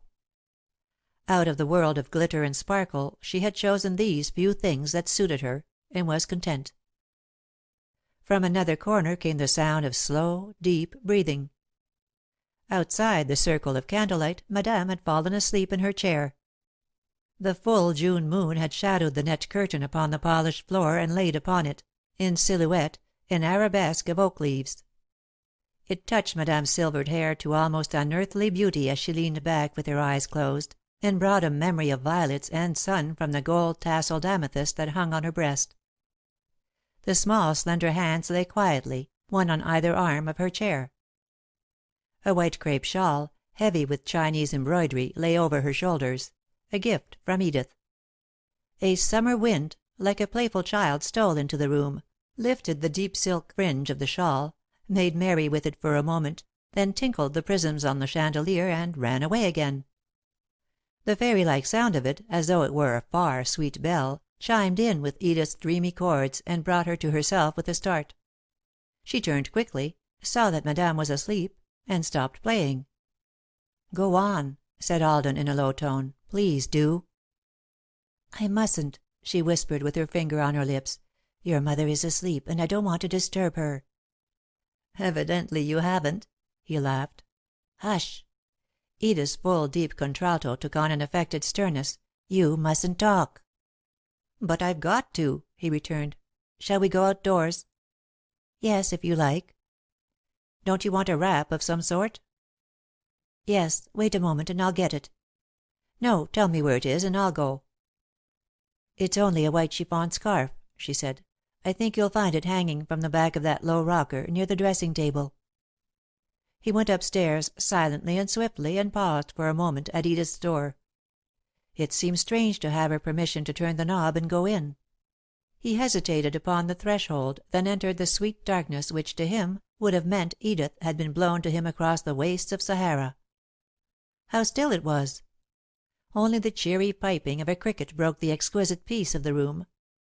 Only a patch of moonlight upon the polished floor illumined the scented dusk. He struck a match and lighted one of the candles upon the dressing table. The place was eloquent of her, as though she had just gone out. The carved ivory toilet articles he could have guessed that she would not have silver ones. The crystal puff box, with a gold top ornamented only by a monogram. No, it was not a monogram either, but interlaced initials trailing diagonally across it. The mirror, a carelessly crumpled handkerchief, and a gold thimble. He picked up each article with a delightful sense of intimacy. Face down upon the dressing table was a photograph, framed in dull green leather. That, too, he took up without stopping to question the propriety of it. A man's face smiled back at him, a young, happy face, full of comradeship and the joy of life for its own sake. This, then, was her husband. Alden's heart grew hot with resentment at the man who had made Edith miserable. He had put those sad lines under her eyes, that showed so plainly sometimes when she was tired, made her sweet mouth droop at the corners, and filled her whole personality with a wistfulness that struck at his heart, like the wistfulness of a little child. This man with the jovial countenance, and doubtless genial ways, had the right to stand at her dressing table, if he chose, and speculate upon the various uses of all the daintiness that was spread before him. He had the right, and cared nothing for it, while the man who did care, stood there shamefaced, all at once feeling himself an intruder in a sacred place. He put the photograph back, face down, as it had been, took the scarf, put out the light, and went back downstairs. He stopped for a moment in the hall to wonder what this was that assailed him so strangely, this passionate bitterness against the other man, this longing to shelter Edith from whatever might make her unhappy. The living room was dark. In her moonlit corner, Madame still slept. From where he stood he could see the dainty little lavender-clad figure enwrapped in its white shawl. There was no sign of Edith in the room, so he went out upon the veranda, guessing that he should find her there. She had taken out 2 chairs, a favourite rocker of her own, and the straight-backed, deep chair in which Alden usually sat when he was reading. The chairs faced each other, with a little distance between them. Edith sat in hers, rocking, with her hands crossed behind her head, and her little white feet stretched out in front of her. Without speaking, Alden went back for a footstool. Then he turned Edith, chair and all, toward the moonlight, slipped the footstool under her feet, laid the fluttering length of chiffon over her shoulders, and brought his own chair farther forward. "Why," she laughed as he sat down, "do you presume to change my arrangements?" "Because I want to see your face." "Didn't it occur to you that I might want to see yours?" "Not especially." "My son," she said in her most matronly manner, "kindly remember that a woman past her first youth always prefers to sit with her back toward the light." "I'm older than you are," he reminded her, "so don't be patronizing." "In years only," she returned. "In worldly wisdom and experience and all the things that count, I'm almost as old as your mother is. Sometimes," she added bitterly, "I feel as though I were 1,000." A shadow crossed his face, but as his figure loomed darkly against the moon, Edith did not see it. The caressing glamour of the light revealed the sad sweetness of her mouth, but presently her lips curved upward in a forced smile. "Why is it," she asked, "that moonlight makes one think?" "I didn't know it did," he replied. "I thought it was supposed to have quite the opposite effect." "It doesn't with me. In the sun I'm sane and have control of myself, but nights like this drive me almost mad sometimes." "Why?" he asked gently, leaning toward her. "Oh, I don't know," she sighed. "There's so much I might have that I haven't." Then she added suddenly: "What did you think of my husband's picture?" The end of the chiffon scarf rose to meet a passing breeze, then fell back against the softness of her arm. A great grey winged night moth fluttered past them. From the high bough of a distant maple came the frightened twitter of little birds, wakeful in the night, and the soft, murmurous voice of the brooding mother soothing them. "How did you know?" asked Alden, slowly. "Oh, I just knew. You were looking at my dressing table first, and you picked up the picture without thinking. Then, as soon as you knew who it was, you put it down, found the scarf, and came out. Do you love him?" "No. That is, I don't think I do. But oh," she added, with a sharp indrawing of her breath, "how I did love him!" "And he," Alden went on, "does he love you?" "I suppose so, in his way. As much as he is capable of caring for anything except himself, he cares for me." She rose and walked restlessly along the veranda, the man following her with his eyes, until she reached the latticed end, where a climbing crimson rose, in full bloom, breathed the fragrance of some far Persian garden. Reaching up, she picked one on a long, slender stem. Alden appeared beside her, with his knife in his hand. "Shall I take off the thorns for you?" "No, I'm used to thorns. Besides, the wise ones are those who accept things as they are." She thrust the stem into her belt, found a pin from somewhere, and pinned the flower itself upon the creamy lace of her gown. "It's just over your heart," he said. "Is your heart a rose, too?" "As far as thorns go, yes." She leaned back against one of the white columns of the porch. She was facing the moonlight, but the lattice and the rose shaded her with fragrant dusk. "Father and Mother planted this rose," Alden said, "the day they were married." "How lovely!" she answered, without emotion. "But to think that the rose has outlived one, and probably will outlive the other. Mother says she hopes it will. She wants to leave it here for me and my problematical children. The tribal sense runs rampant in Mother." "When are you and Miss Starr going to be married?" asked Edith, idly. Alden started. "How did you know?" he demanded, roughly, possessing himself of her hands. "Who told you? Mother or Miss Starr?" "Neither," replied Edith, coldly, releasing herself. "I just knew." "I beg your pardon," she added, hastily. "Of course it's none of my affair." "But it is," he said, under his breath. Then, coming closer, he took her hands again. "Look here, Edith. There's something between you and me. Do you know it?" "How do you mean?" She tried to speak lightly, but her face was pale. "You know very well what I mean. How do you know what I think, what I do, what I am? And the nights no, don't try to get away from me. From that first night when I woke at 4 and knew you were crying, to that other night when you knew it was I who was awake with you, and all the nights since when the tide of time has turned between 3 and 4, I've known your thoughts, your hopes, your dreams, as you've known mine. And the next day," he went on, "when you avoid me even with your eyes, when you try to hide with laughter and light words your consciousness of the fact that the night before you and I have met somewhere, in some mysterious way, and known each other as though we were face to face.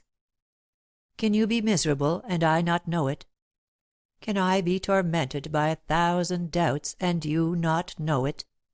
Could you be ill or troubled, or even perplexed, and I not know, though the whole world lay between us? Answer me."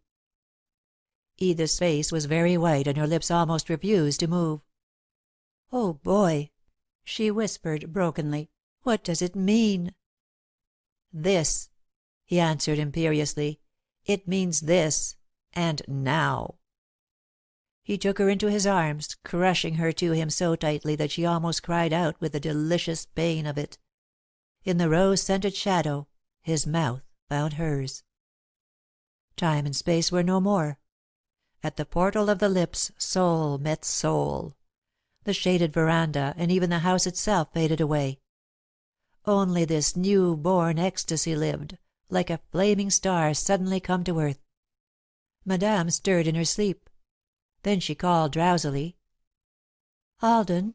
Edith!" No one answered, because no one heard.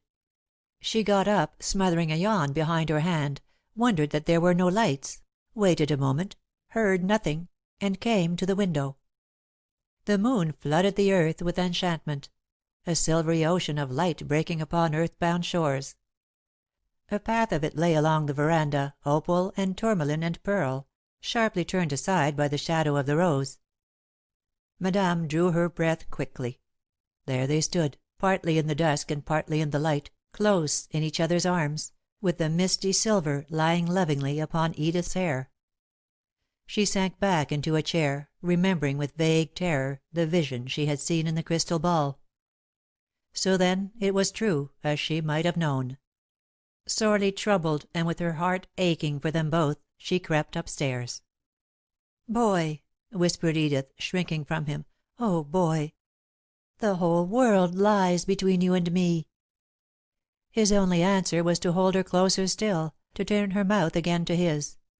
"Not to night," he breathed, with his lips on hers. "God has given us to night."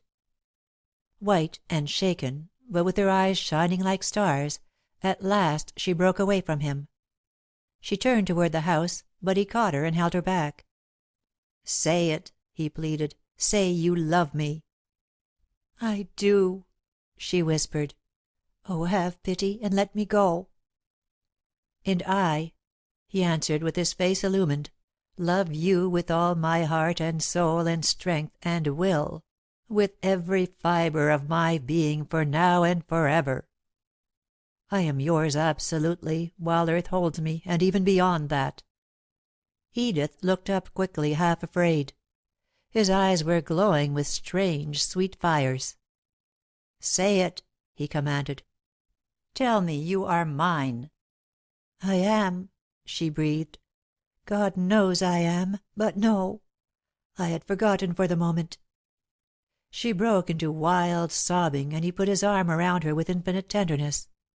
"Hush," he said, as one might speak to a child. "What has been does not matter. Nothing matters now but this. In all the ways of heaven you are mine, mine for always by divine right." "Yes," she said simply, and lifted her tear-stained face to his. He kissed her again, not with passion, but with that same indescribable tenderness. Neither said a word. They went into the house together, he found her a candle, lighted it, and gave it to her. She took it from him, smiling, though her hands trembled. Back in the shadow he watched her as she ascended, with a look of exaltation upon her face.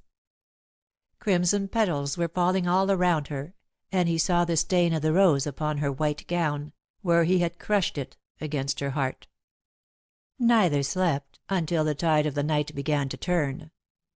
Swiftly, to her, through the throbbing, living darkness, came a question and a call. "Mine?" Back surged the unmistakable answer. "Thine." Then to both came dreamless peace. The Light Before Shrine. Edith did not appear at breakfast.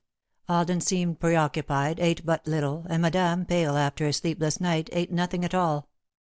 Furtively she watched her son, longing to share his thoughts and warn him against the trouble that inevitably lay ahead. Womanlike, she blamed the woman, even including herself. She knew that what she had seen last night was not the evidence of a mere flirtation or passing fancy, and reproached herself bitterly because she had asked Edith to stay. And yet, what mother could hope to shield her son against temptation in its most intoxicating form? For his 30 years he had lived in the valley, practically without feminine society. Only his mother, and of late Rosemary. Then, star-like upon his desert, Edith had arisen, young, beautiful, unhappy, with all the arts and graces a highly specialized civilization bestows upon its women. Madame's heart softened a little toward Edith. Perhaps she was not wholly to blame. She remembered the night Edith had endeavoured to escape a tête-à-tête with Alden, and she herself had practically forced her to stay. Regardless of the warning given by the crystal ball, in which Madame now had more faith than ever, she had not only given opportunity, but had even forced it upon them. Looking back, she could not remember, upon Edith's part, a word or even a look that had been out of place. She could recall no instance in which she had shown the slightest desire for Alden's society. Where another woman might have put herself in his way, times without number, Edith had kept to her own room and had gone out alone. On the contrary, Madame herself had urged drives and walks. Frequently she had asked Alden to do certain things and had reminded him of the courtesy due from host to guest. Once, when she had requested him to take Edith out for a drive, he had replied, somewhat sharply, that he had already invited her, and she had refused to go. Murmuring an excuse, Alden left the table and went out. Madame was rather glad to be left alone, for she wanted time to think, not as one thinks in darkness, when one painful subject, thrown out of perspective, assumes exaggerated proportions of importance, but in clear, sane sunlight, surrounded by the reassuring evidences of everyday living. Obviously she could not speak to either. She could not say to Alden, "I saw you last night with Edith in your arms, and that sort of thing will not do." Nor could she say to Edith, "My dear, you must remember that you are a married woman." She must not only wait for confidences, but must keep from them both, forever, the fact that she had accidentally stumbled upon their divine moment. After long thought, and eager to be just, she held Edith practically blameless, yet, none the less, earnestly wished that she would go home. She smiled whimsically, wishing that there were a social formula in which, without offence, one might request an invited guest to depart. She wondered that one's home must be continually open, when other places are permitted to close. The graceful, social lie. "Not at home" had never appealed to Madame. Why might not one say truthfully, "I am sorry you want to see me, for I haven't the slightest desire in the world to see you. Please go away." Or to an invited guest, "When I asked you to come I wanted to see you, but I have seen quite enough of you for the present, and would be glad to have you go home." Her reflections were cut short by the appearance of Edith herself, wan and weary, very pale, but none the less transfigured by secret joy. Her eyes, alight with mysterious fires, held in their starry depths a world of love and pain. In some occult way she suggested to Madame a light burning before a shrine. Edith did not care for breakfast, but forced herself to eat a little. She responded to Madame's polite inquiries in monosyllables, and her voice was faint and far away. Yes, she was well. No, she had not slept until almost morning. No, nothing was making her unhappy. That was, nothing new. After all, perhaps she did have a headache. Yes, she believed she would lie down. It was very kind of Madame, but she did not believe she wanted any luncheon, and certainly would not trouble anyone to bring it up. Yet at noon, when Madame herself appeared with a tempting tray, Edith gratefully accepted a cup of coffee. She was not lying down, but was sitting in her low rocker, with her hands clasped behind her head, and the photograph of her husband on the dressing table before her. "Yes," she said in answer to Madame's inquiring glance, "that's my husband. It was taken just about the time we were married." Madame took the picture, studied it for a moment, then returned it to its place. She made no comment, having been asked for none. "Won't you lie down, dear?" "Yes, I believe I will." "Truly?" "Yes, I promise." With a sad little smile she kissed Madame, closed the door, and turned the key in the lock. The old lady sighed as she went down with the tray, reflecting how impossible it is really to aid another, unless the barrier of silence be removed. At 4 she had her tea alone. No sound came from upstairs, and Alden neither returned to luncheon nor sent word. When he came in a little past 6 he was tired and muddy, his face was strained and white, and, vouchsafing only the briefest answers to his mother's solicitude, went straight to his room. Exactly upon the stroke of 7 both appeared. Alden in evening clothes as usual, and Edith in her black gown, above which her face was deathly white by contrast, in spite of the spangles. She wore no ornaments, not even the string of pearls about her bare throat. "You look as though you were in mourning, my dear," said Madame. "Let me get you a red rose." She started toward the veranda, but, with a little cry, Edith caught her and held her back. "No," she said in a strange tone. "Roses are not for me." The dinner gong chimed in with the answer, and the three went out together. Neither Alden nor Edith made more than a pretence of eating. Edith held her head high and avoided even his eyes, though more than once Madame saw the intensity of his appeal. Afterward he took his paper, Madame her fancy work, and Edith, attempting to play solitaire, hopelessly fumbled her cards. Madame made a valiant effort to carry on a conversation alone, but at length the monologue wearied her, and she slipped quietly out of the room. Edith turned with a start, and hurriedly rose to follow her. Alden intercepted her. "No," he said quietly. "There are things to be said between you and me." "I thought," Edith murmured, as she sank into the chair he offered her, "that everything was said last night." "Everything? Perhaps, but not for the last time."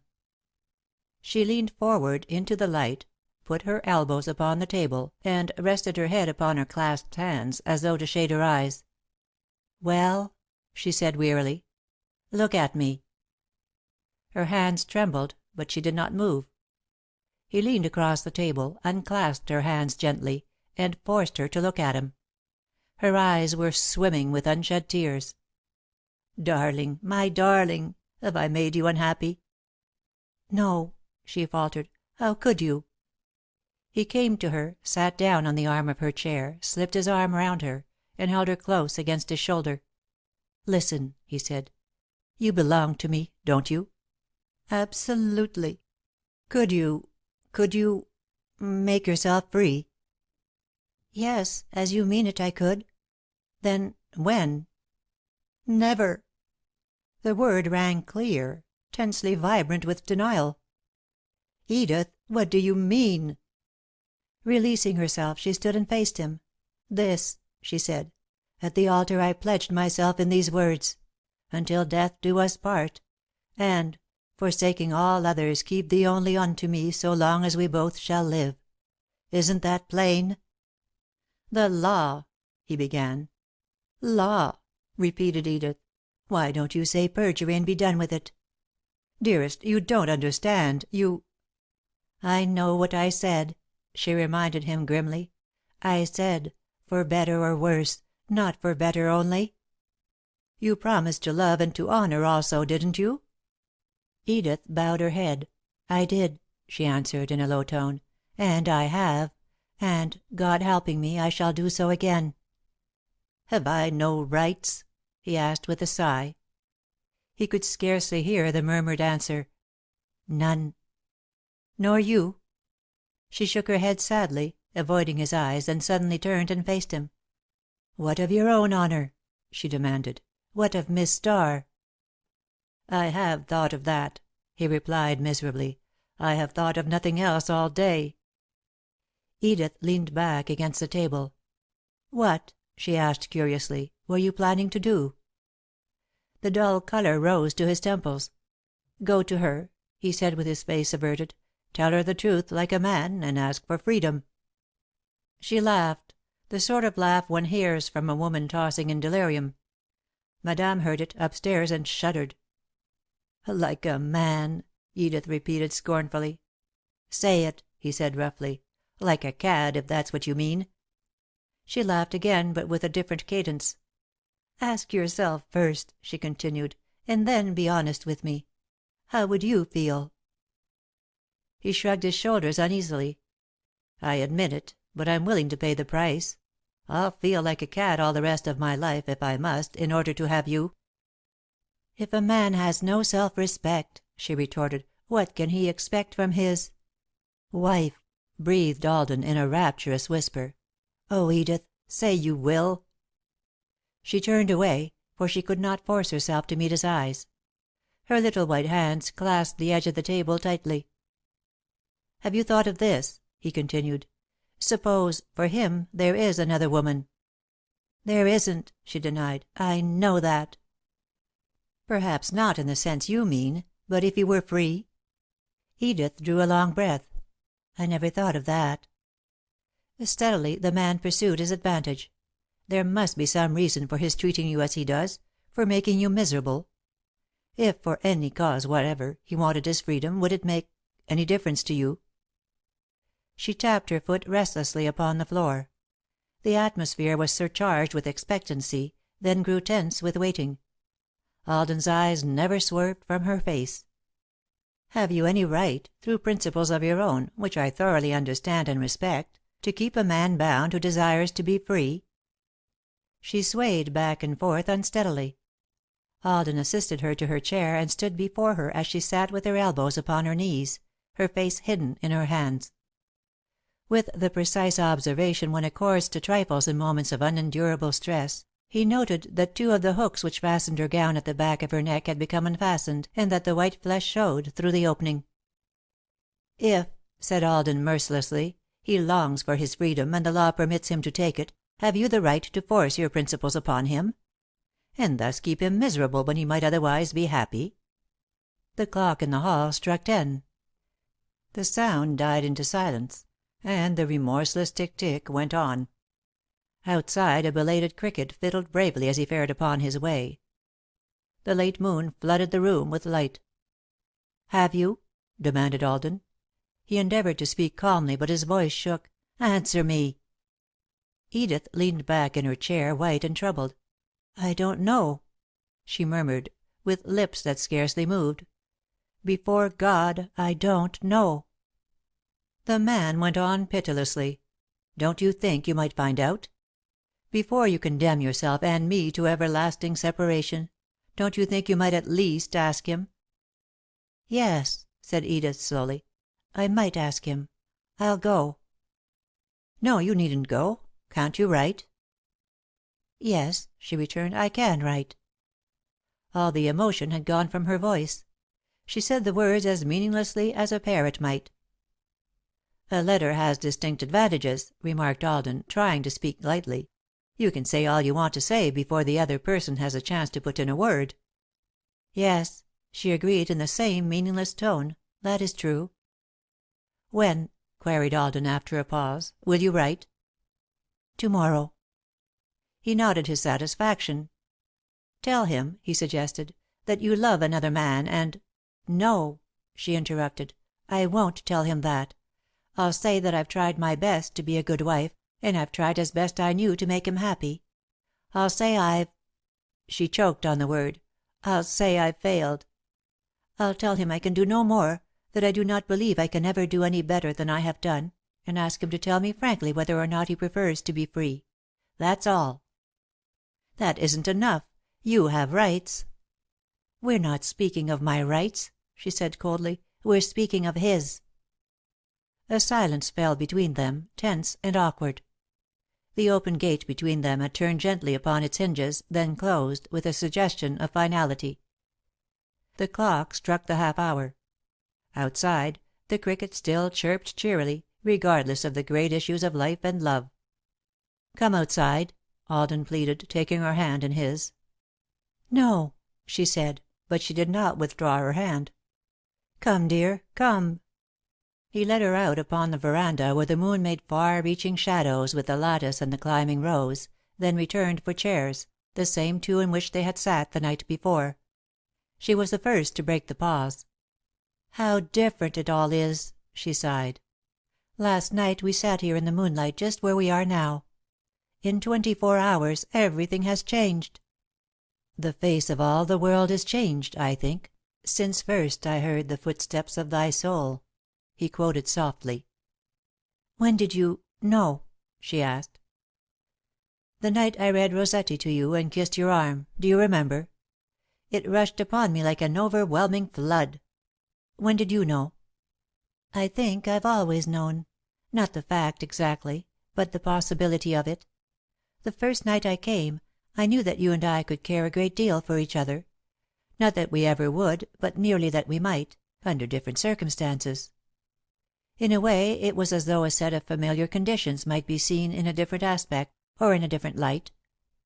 From the first," he said, "you've meant a great deal to me, in every way. I was discontented, moody, restless, and unhappy when you came. That was mainly responsible for " He hesitated, glanced at her, accepted her nod of understanding, and went on. "I've hated the Vineyard and the rest of my work. God only knows how I've hated it. It seemed sometimes that I'd die if I didn't get away from it. Mother and I had it out one day, and finally I decided to stay, merely to please her. Because I had nothing more to do than to make her happy, I determined to make the best of things. You've made me feel that, in a way, it's myself that's at stake. I want to take it and make it widely known among Vineyards, as it has been, for my own sake and for yours." Edith leaned toward him, full into the light. Her face, still pale, was rapt. almost holy. To him, as to Madame earlier in the day, she somehow suggested the light before a shrine. "Thank you," she said. The low, full contralto tones were vibrant with emotion. There was a pause. As though a light had been suddenly thrown upon one groping in darkness, Alden saw many things. His longing for Edith, while no less intense, became subtly different. He seemed to have turned a corner and found everything changed. "Dear," he went on, "there's something wonderful about this. He stopped and cleared his throat. "I mean, it's so exquisitely pure, so transcendently above passion. Last night, when I had you in my arms, it wasn't man and woman. It was soul and soul. Do you understand?" "Yes, I know. Passion isn't love, any more than hunger is, but an earth-bound world seldom sees above the fog of sense." "I could love you always," he returned, "and never so much as touch your hand or kiss you again." She nodded, smiling full comprehension. Then she asked, briefly: "Why write?" "Merely because we belong to one another in a divine sense, and marriage is the earthly sanction of it or ought to be.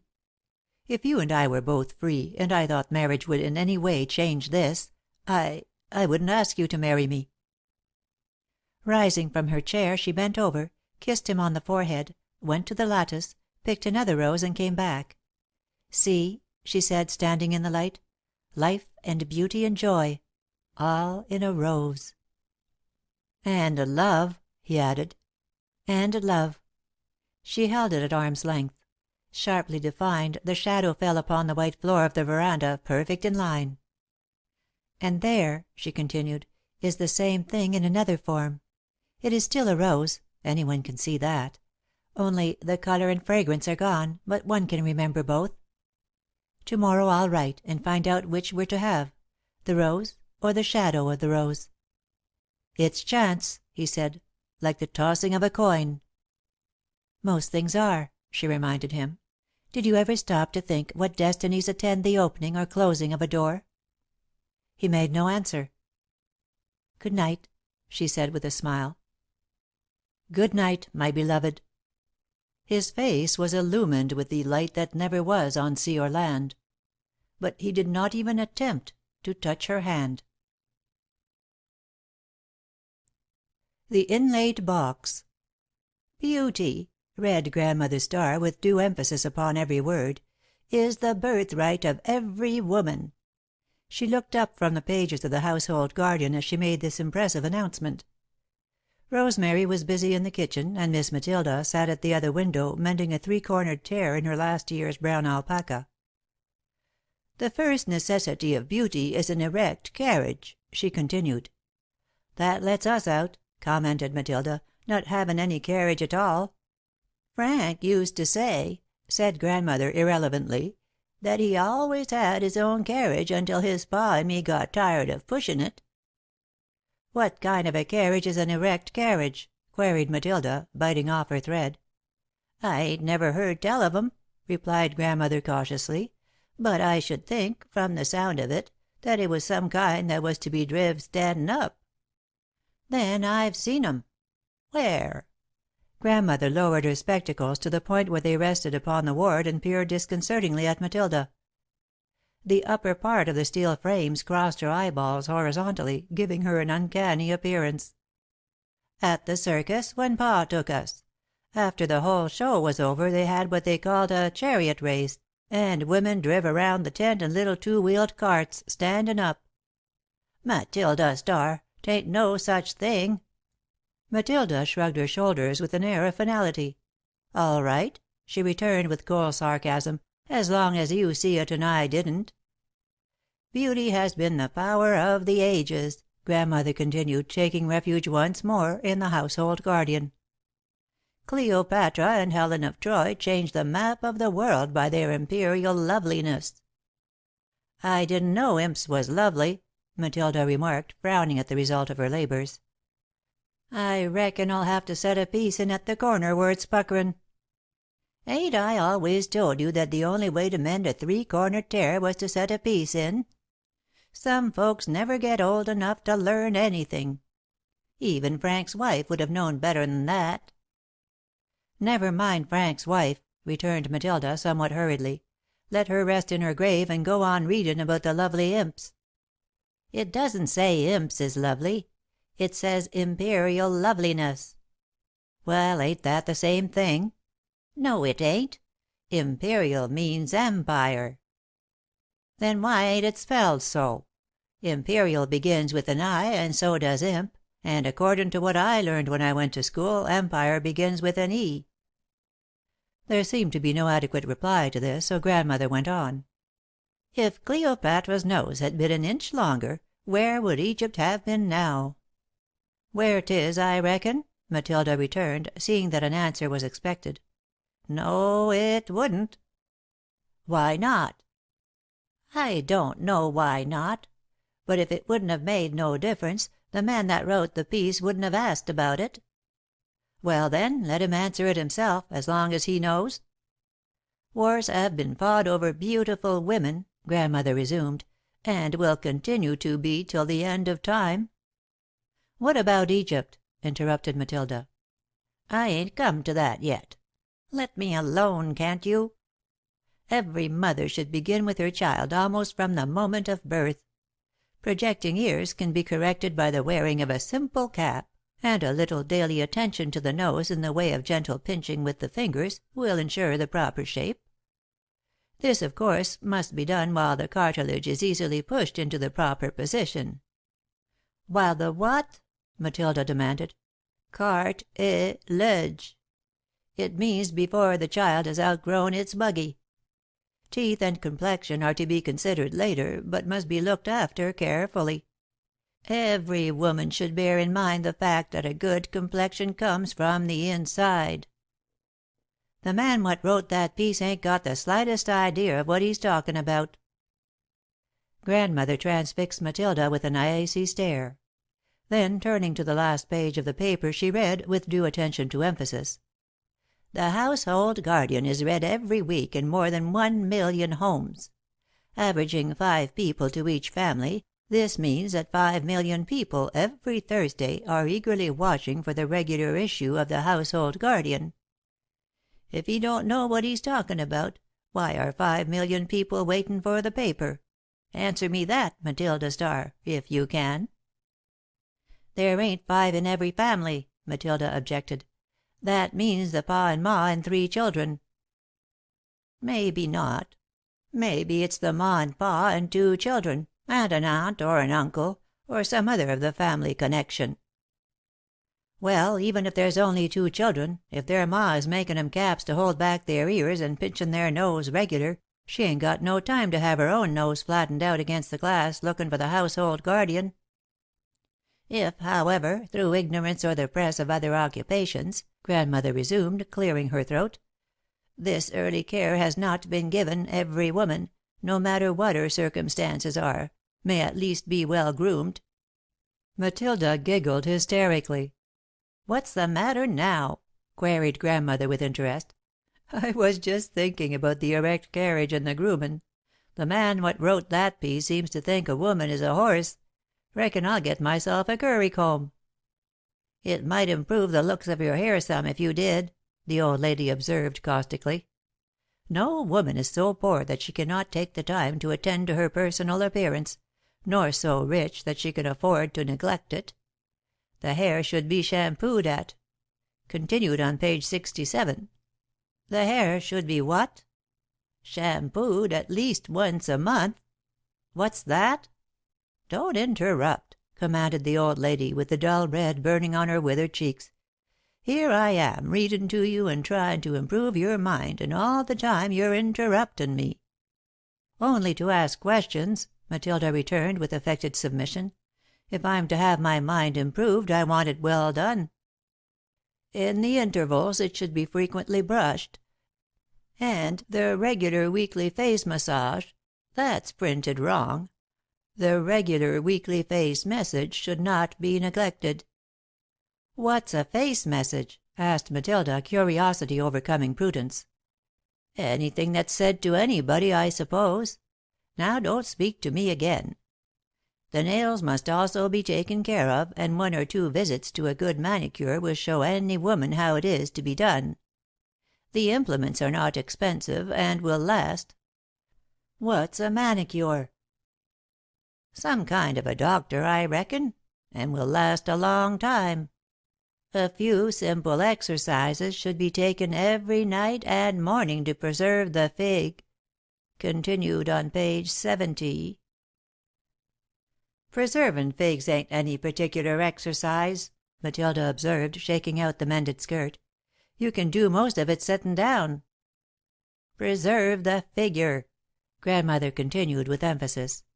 "Soap and hot water may be used on the face if a good cold cream is well rubbed into the pores immediately afterward." "Vanilla or lemon?" Matilda asked. "It doesn't say ice cream, it just says cold cream. Cucumber milk is excellent for freckles or tan, and—" "I reckon I won't hear no more," said Matilda. Her lips were compressed into a thin, tight line. "I can stand the carriages that are to be driv standin' up, and the lovely imps and the nose pinchin' and the caps for the ears, but when it comes to goin' out every mornin' to milk the cucumbers, I don't feel called on to set and listen to it. The man what wrote that piece was as crazy as a loon, and if 5,000,000 people read his paper every week, 4,999,999 of 'em know it. I ain't sayin' who's the one that don't." She sailed majestically out of the room with her head held high and her frowsy grey hair bristling with indignation. Grandmother's lower jaw dropped in amazement for a moment, then she returned to the paper. "Milkin' the cucumbers don't seem quite right," she said to herself, "but there it is in print, as plain as day." For the first time her faith in the printed word wavered. "Maybe there's some special kind of cucumber," she mused, "that gives milk. We used to hear 'em called cowcumbers. Why'd they be called that if they didn't give milk? There's only the 2 kinds as far as I know, the tame and wild, and the wild ones—" The light of pure intellectual joy dawned upon the puzzled old face. "Of course! Don't I remember the white sticky juice inside the wild ones? That's it. Wait till I tell Matilda." Triumphantly she returned to the household guardian and, in her new allegiance, read every line of every advertisement before folding it carefully and putting it away with the others. "Good for freckles and tan," she said to herself meditatively, "but it didn't say nothin' 'bout warts. Maybe that'll be in next week's paper." While she sat looking out of the window a woman passed, walking so slowly that Grandmother had plenty of time to observe her. As the stranger turned her head neither to the right nor the left, the old lady's intense scrutiny was attended by no embarrassment. From the fragmentary description that had come her way, she at once recognized Mrs. Lee. The tall, straight figure in a gown of pale green linen, the dainty, regular features, and the crown of wonderful hair, radiating sunlit splendour as she wore no hat. A letter in her hand betrayed the object of her passing. "She's goin' to the post office," Grandmother mused, "and if she comes back this way, I'll see her again. Matilda ain't seen her but twice, and then she had a hat on." Mrs. Lee did indeed come back that way, but gave no sign that she saw or even felt the presence of the keen observer in the window of the little brown house. Grandmother hoped that Matilda was not peering from an upper window. Perhaps she would tell her immediately, and perhaps she wouldn't. While she was considering this point, Rosemary came in, wiping her hands upon her apron, and announced that she was ready to go to the store. Rapidly giving a list of the articles desired, Grandmother rose from her chair, lifted her skirts, and from some safe inner pocket drew out a black bag, which was evidently fastened around her waist with a string. This bag contained another closely wrapped. Inside was a much worn leather wallet from which Grandmother extracted a $2 bill and some pennies. "Run along, Rosemary. I reckon that'll be enough." Rosemary obeyed, privately wondering for the 1000th time whence came Grandmother's money. Neither she nor Matilda had ever dared to ask, but when the supply gave out, the old lady always produced a $20 gold piece from the magic bag. When she returned from her errand, Aunt Matilda was nowhere to be seen, and Grandmother, nodding in her chair by the window, had not been awakened by the opening and closing of the door. Rosemary went upstairs, and from sounds that penetrated the hall through the closed door of Aunt Matilda's room, inferred that she also was taking an afternoon nap. If she could only write to Alden, and tell him he was free! Night after night she had pondered over ways and means. It seemed odd that in a house where there was always plenty to eat and to wear of a certain sort, stationery and stamps should be practically unknown. Grandmother had used the last sheet of paper and the last envelope when she ordered the bolt of brown alpaca, and with stern suspicion held Rosemary to account for every penny with which she was entrusted. If she had paper and an envelope, perhaps she might ask the storekeeper to send the note up with the Marsh's groceries, or, better yet, she might go up to the house herself very early some morning or very late some night and slip it under the front door. In that way she would be sure he received it. Rosemary brightened as she saw that a stamp would not really be necessary after all. If only among her mother's things in the attic there might be an envelope. She could use brown wrapping paper to write upon, if worst came to worst. The storekeeper might even give her a small, fresh piece of the pale yellow sort. Rosemary knew every separate article in the trunk, however, even the inlaid box to which the key was missing. She had never dared to ask for the key, much less to break open the box, but to day the courage of desperation sustained her and she ran quickly upstairs. Long afternoon sunbeams, sweet with June, came into the attic, and made fairy gold of the dust as they entered the room. It had none of the charm which belongs to every well-regulated attic. It was merely a storehouse, full of cobwebs and dust. A few old trunks were stored there, all empty save the small haircloth trunk which held Rosemary's mother's few possessions that had outlived her. She opened it, found the box, and discovered that she had forgotten the scissors with which she intended to break the lock.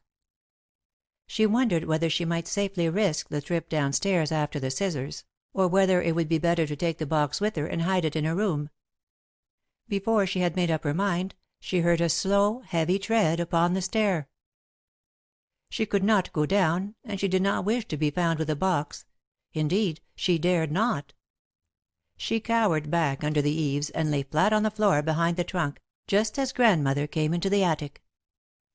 For a moment the old lady paused, her keen eyes searching the room as though she felt a presence which she did not see. Rosemary lay very quietly upon the floor, though fearing that the loud beating of her heart might be heard in the stillness. Reassured and not in the least lame, Grandmother went to the brick chimney that came up through the attic and mounted a decrepit chair. She scratched and pried at a certain brick with her scissors, then removed it quietly. Reaching in, she drew out a black bag whence came a sound of tinkling metal. Rosemary, peering around the corner of the trunk, could scarcely believe the evidence of her own senses. Grandmother took out a $20 gold piece, restored the bag to its place, put the brick back, and went downstairs with the quiet, stealthy movement of a cat. Presently Rosemary went downstairs also, with the box, stopping to leave it in her own room. Cold with excitement, she trembled when she went into the kitchen and began to make preparations for supper. She heard warring voices in the sitting room, then Grandmother came to the kitchen door. "Oh," she said, "so you came in the back way. I didn't hear you come in. Reckon I must have been asleep." Rosemary did not answer.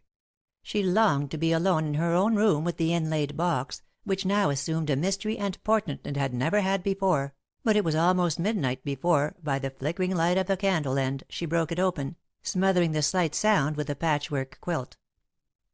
She hoped for stationery, but there was none. It contained an old photograph and a letter addressed to Grandmother Starr. Rosemary leaned to the light with the photograph, studying it eagerly. It was old and faded, but the two were still distinct, a young woman in an elaborate wedding gown, standing beside a man who was sitting upon an obviously uncomfortable chair. The man, in a way, resembled Grandmother Starr. The lady looked like Rosemary, except that she was beautiful. "Father!" cried Rosemary, in an agonizing whisper. "Mother!" Face to face at last with those of her own blood, dead though they were. The little mother was not more than 2 or 3 and 20. The big, strong father was about 25. She had never been shown the picture, nor had even guessed its existence. Since she was old enough to think about it at all, she had wondered what her father and mother looked like. Thrilled with a new, mysterious sense of kinship, she dwelt lovingly upon every line of the pictured faces, holding the photographs safely beyond the reach of the swift falling tears. She was no longer fatherless, motherless, alone. Out of the dust of the past, like some strangely beautiful resurrection, these two had come to her, richly dowered with personality. It was late when she put down the picture and took up the letter, which was addressed to Grandmother Starr. She took it out of the envelope, unfolded the crackling yellow pages, and read: Dear Mother, since writing to you yesterday that I was going up north on the Clytie, I have been thinking about the baby, and that it might be wise to provide for her as best I can in case anything should happen to me. So I enclose a draft for $11,500 made payable to you. I have realized on my property here, but this is all I have aside from my passage money and a little more, and if I land safely, I shall probably ask you to return at least a large part of it. But if the ship should go down, as I sincerely hope it won't, she will be sure of this, for her clothing and education. In case anything should happen to her, of course I want you and Matilda to have the money, but if it doesn't, give Rosemary everything she needs or wants while the money lasts, and oh, Mother, be good to my little girl. Your loving son, Frank. In a flash of insight Rosemary divined the truth. The gold hidden behind the loose brick in the chimney was hers, given to her by her dead father. And she had not even a postage stamp. But swiftly her anger died away in joy, a joy that surged and thrilled through her as some white, heavenly fire that warmed her inmost soul. Not alone, but cared for, sheltered, protected, loved. "Oh," breathed Rosemary, with her eyes shining, "Father, dear Father, my father, taking care of me." Then in her thought she added, without dreaming of irreverence, "I think God must be like that." One little hour. When she awoke in the morning it was with a bewildering sense of change. Something had happened, and in the first moment, she was not quite sure whether a dream had not boldly overstepped the line into daylight. The faded photograph, propped up on the table at the head of her bed, at once reassured her, and Rosemary smiled, with a joy so great that it was almost pain tugging at the fibres of her heart. To an outsider, perhaps, the two faces would have been common enough, but one of love's divinest gifts is the power to bestow beauty wherever it goes. The old man, bent with years, with the snows of his 80 winters lying heavily upon his head, may seem an object of kindly pity as he hobbles along with crutch or cane, going, oh, so slowly, where once his feet were fain to run from very joy of living. The light may be gone from his faded eyes, his dull ears may not respond to question or call, but one face, waiting at a window, shall illumine at the sight of him, and one voice, thrilling with tenderness, shall stir him to eager answer. Or a woman, worn and broken, her rough hands made shapeless by toil, may seem to have no claim to beauty as the word is commonly understood. Sleepless nights, perchance, have dimmed her eyes, suffering and sacrifice have seamed and marked her face, but those to whom she has given herself see only the great nobleness of her nature, the royalty of her soul. For the beauty of the spirit may transfigure its earth-bound temple, as some vast and grey cathedral with light streaming from its stained glass windows, and, eloquent with chimes and singing, may breathe incense and benediction upon every passer-by. And so, for those to whom love has come, beauty has come also, but merely as the reflection in the mirror, since only love may see and understand the thing itself. Purifying, uplifting, and exalting, making sense the humble servant and not the tyrannical master, renewing itself for ever at divine fountains that do not fail, inspiring to fresh sacrifice, urging onward with new courage, redeeming all mistakes with its infinite pardon. This, indeed, is love, which neither dies nor grows old. And, since God himself is love, what further assurance do we require of immortality? Upon the two in the faded picture the most exquisite mystery of life had wrought its transfiguration. Vaguely conscious of the unfamiliar and uncomfortable chair in which she sat, the young man looked out upon Rosemary, bone of his bone and flesh of his flesh, with an all-embracing, all-understanding love. It came to her with a sense of surprise that father was only a little older than she was. He had paused, and she, receiving the gift of life from him, had gone on. And the little mother, brave in her white satin, with her long veil trailing down from her wreath of orange blossoms, she, too, loved Rosemary. Indeed, with a holy deepening of her soul, she loved the whole world. The picture must have been taken very soon after the ceremony. Rosemary fancied that they had gone to the photographer's with one or more of the wedding guests while the revelry and feasting still went on. And yet, so soon, into the woman's eyes had come the look of wistfulness, almost of prayer, as though she had suddenly come face to face with the knowledge that love, like a child, is man's to give, and woman's to keep, to guard, to nourish, to suffer for, and perhaps last of all, to lose. The mother hunger woke in Rosemary a strange longing. What joy to serve this little mother, to whom her child was as unknown then as now! What ecstasy to uncoil the smooth strands of brown hair, take the white shoes from the tiny feet, destined to tread the unfamiliar ways of pain, to breathe the soft sweetness of her neck and arms. The big, strong father, lovably boyish now, appealed to her with a sense of shelter, for valiantly he stood, or had tried to stand, between his child and the world, but from the other came something more. "I think," said Rosemary to herself, "that she must have kissed me before she died." That day she went about her tasks as might a dweller from another planet, who had set his body to carry on his appointed duties, while his spirit roamed the blue infinite spaces between the day stars and the sun. Early in the afternoon she left the house, without asking whether she might go, or saying when she would be back. She even had the audacity to leave the luncheon dishes piled in the sink and unwashed.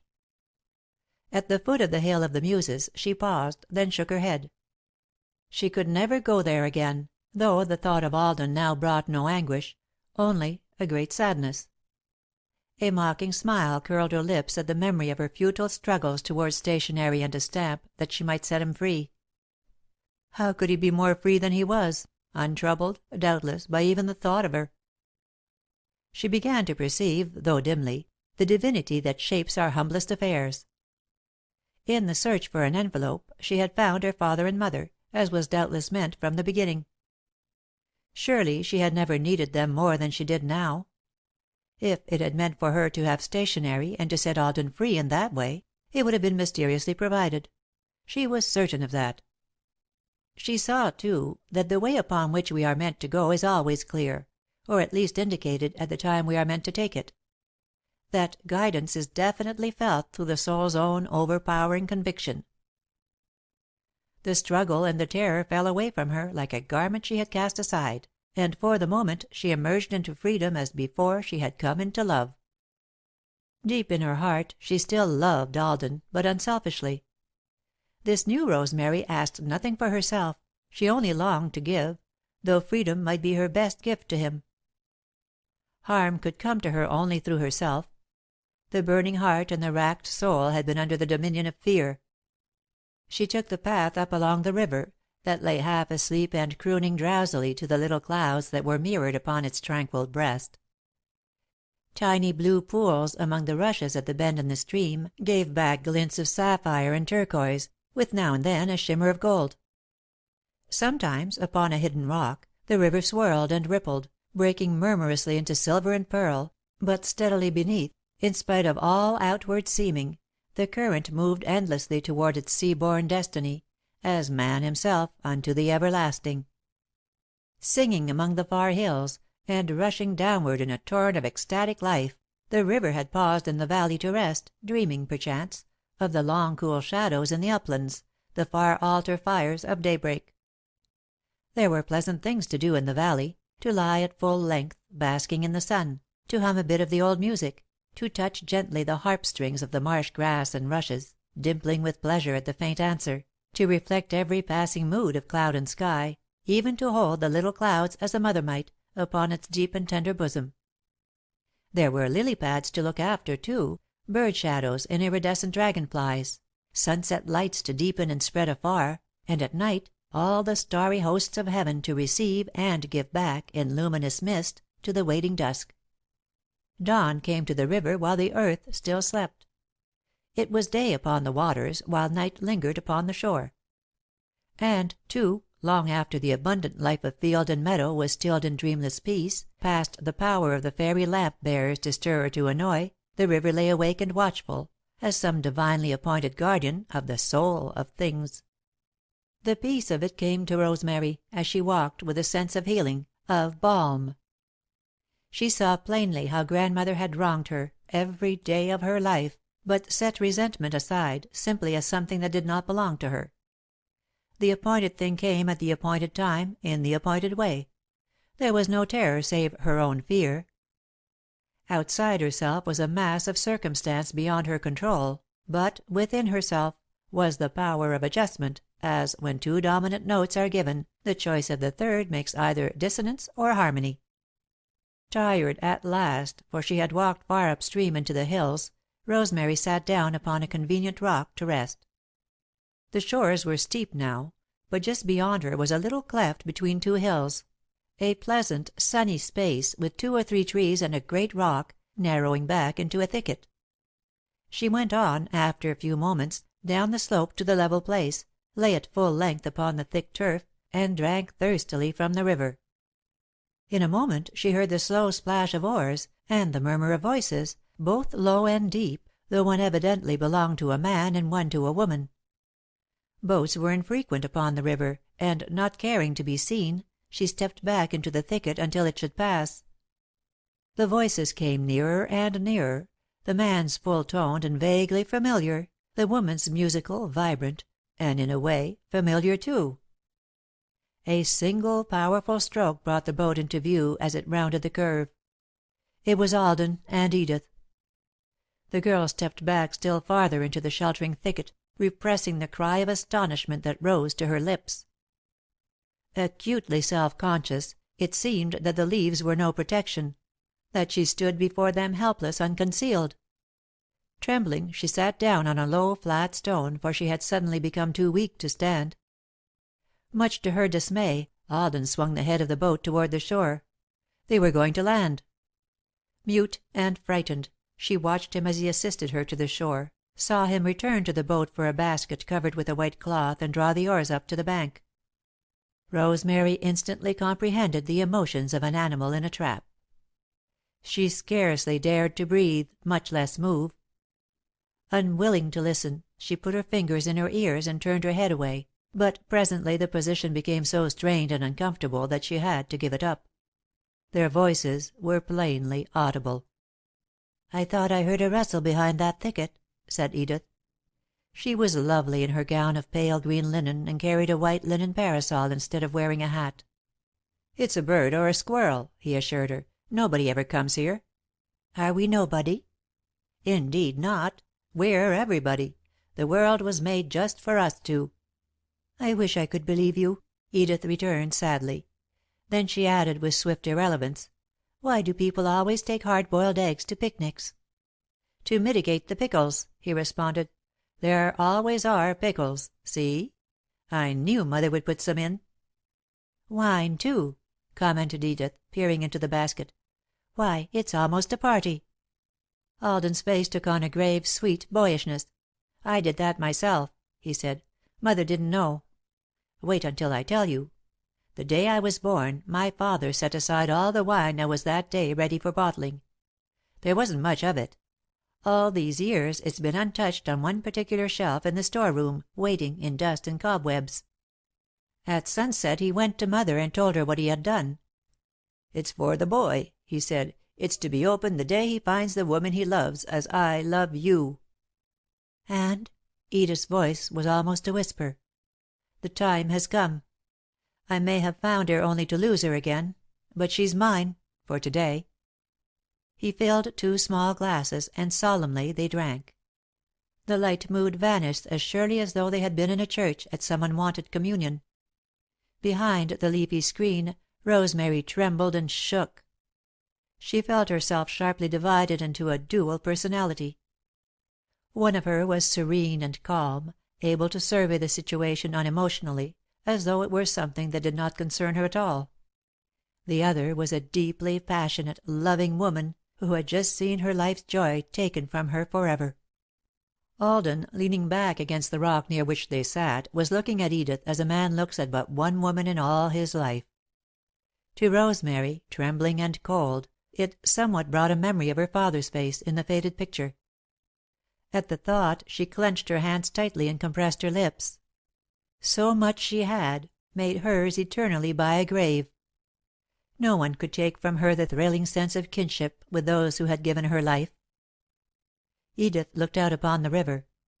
Her face was wistful and as appealing as a child's. "Found," she repeated, "though only to lose again." "Perhaps not," he answered hopefully. "Wait and see." "Life is made of waiting," she returned sadly. "Woman's life always is." Then, with a characteristically quick change of mood, she added laughingly, "I know a woman who says that all her life, before she was married, she was waiting for her husband, and that since her marriage she has noticed no difference." Alden smiled at the swift anti-climax, then his face grew grave again. He packed the few dishes in the basket, rinsed the wine glasses in the river, brought them back, and gave one to Edith. "We'll break the bottle," he said, "and the glasses, too. They shall never be used again." The shattered crystal fell, tinkling as it went. The wine made a deep, purple stain upon the stone. He opened his arms. "No," whispered Edith. "It only makes it harder when Beloved, have you found so much sweetness in the world that you can afford to pass it by?" She did not answer, so he said pleadingly, "Don't you want to come?" She turned toward him, her face suddenly illumined. "I do. With all my soul, I do." "Then come. For one little hour, for one dear hour. Ah, dearest, come." Rosemary averted her face, unable to bear it. When she turned her miserable eyes toward them again, allured by some strange fascination she was powerless to analyze, Edith was in his arms, her mouth crushed to his. "Dearest, dearest, sweetheart, beloved," the man murmured. "I love you so." There was a pause, then he spoke again. "Do you love me?" "Yes," she breathed. "1,000 times yes." "Say it," he pleaded. "Just those 3 words." "I love you," she answered, "for everything you have been and everything you are, and everything you are going to be, for always. I love you with a love that is yours alone. It never belonged to anyone else for the merest fraction of a second, and never can. It was born for you, lives for you, and will die when you need it no more." "Ah," he said, "but I need it always. I've wanted you all my life." "And will," she sighed, trying to release herself. "Edith, don't. I can't bear it. Take the golden hour as the glittering sands of eternity sweep past us. So much is yours and mine, out of all that is past and to come." "As you wish," she responded. Then, after another pause, she said, "Don't you want to read to me?" Rosemary, dumb and hopeless, saw them sit down, close together, and lean against the rock, where the sunlight made an aureole of Edith's hair. He slipped his arm around her, and she laid her head upon his shoulder, with a look of heavenly peace upon her pale face. Never had the contrast between them been more painful than now, for Edith, with love in her eyes, was exquisite beyond all words. Alden took a small red book out of his pocket. With a pang, Rosemary recognized it. Was nothing to be left sacred to her? She longed to break from her hiding place, face them both with stern, accusing eyes, snatch the book which meant so much to her, ask for this much, at least, to keep. Yet she kept still, and listened helplessly, with the blood beating in her ears. In his deep, musical voice, Alden read once more, her gifts. "That," he said softly, "was the night I knew." "Yes," Edith answered, "the night I found the book and brought it home." Rosemary well remembered when Edith had found the book. Her strange sense of a dual self persisted, yet, none the less, her heart beat hard with pain. He went on, choosing a line here and there as he turned the marked pages, but avoiding entirely some of the most beautiful sonnets because of their hopelessness. At last, holding her closer, he began: "On this sweet bank, your head thrice sweet and dear, I lay, and spread your hair on either side, and see the new born wood flowers bashful eyed look through the golden tresses here and there. On these debatable borders of the year Spring's foot half falters. Scarce she yet may know the leafless blackthorn blossom from the snow, and through her bowers the wind's way still is clear." "Oh," breathed Rosemary, with her hands tightly clenched, "dear God, have pity!" Heedlessly Alden went on: "But April's sun strikes down the glades to day, so shut your eyes upturned, and feel my kiss creep, as the Spring now thrills through every spray, up your warm throat to your warm lips, for this—" He dropped the book, lifted Edith's chin, and kissed her throat, then her mouth. She laid her hand upon his face. "Dear and lonely and hungry hearted," she said, "how long you wanted me!" "Yes," he murmured, "but I've found you now." How long they sat there, Rosemary never knew, for her senses were dulled. She did not hear their preparations for departure, but saw the boat swinging out into the current, with the sunset making golden glory of the river and of Edith's hair.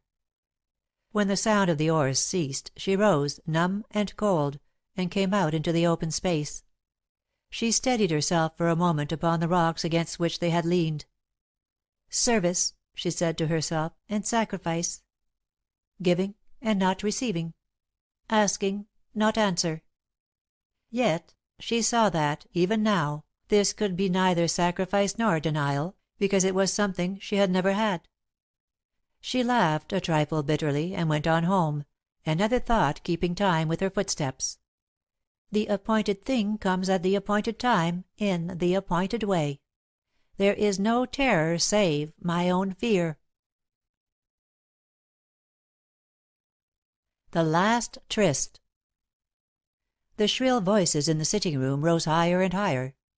Since the day Grandmother had read the article upon "Woman's Birthright" to Matilda, the subject of Mrs. Lee's hair had, as it were, been drowned in cucumber milk. When Rosemary came in from the kitchen, they appealed to her by common consent. "Rosemary, have you ever heard of anybody taking a stool and a pail and going out to milk the cucumbers before breakfast?" This from Aunt Matilda.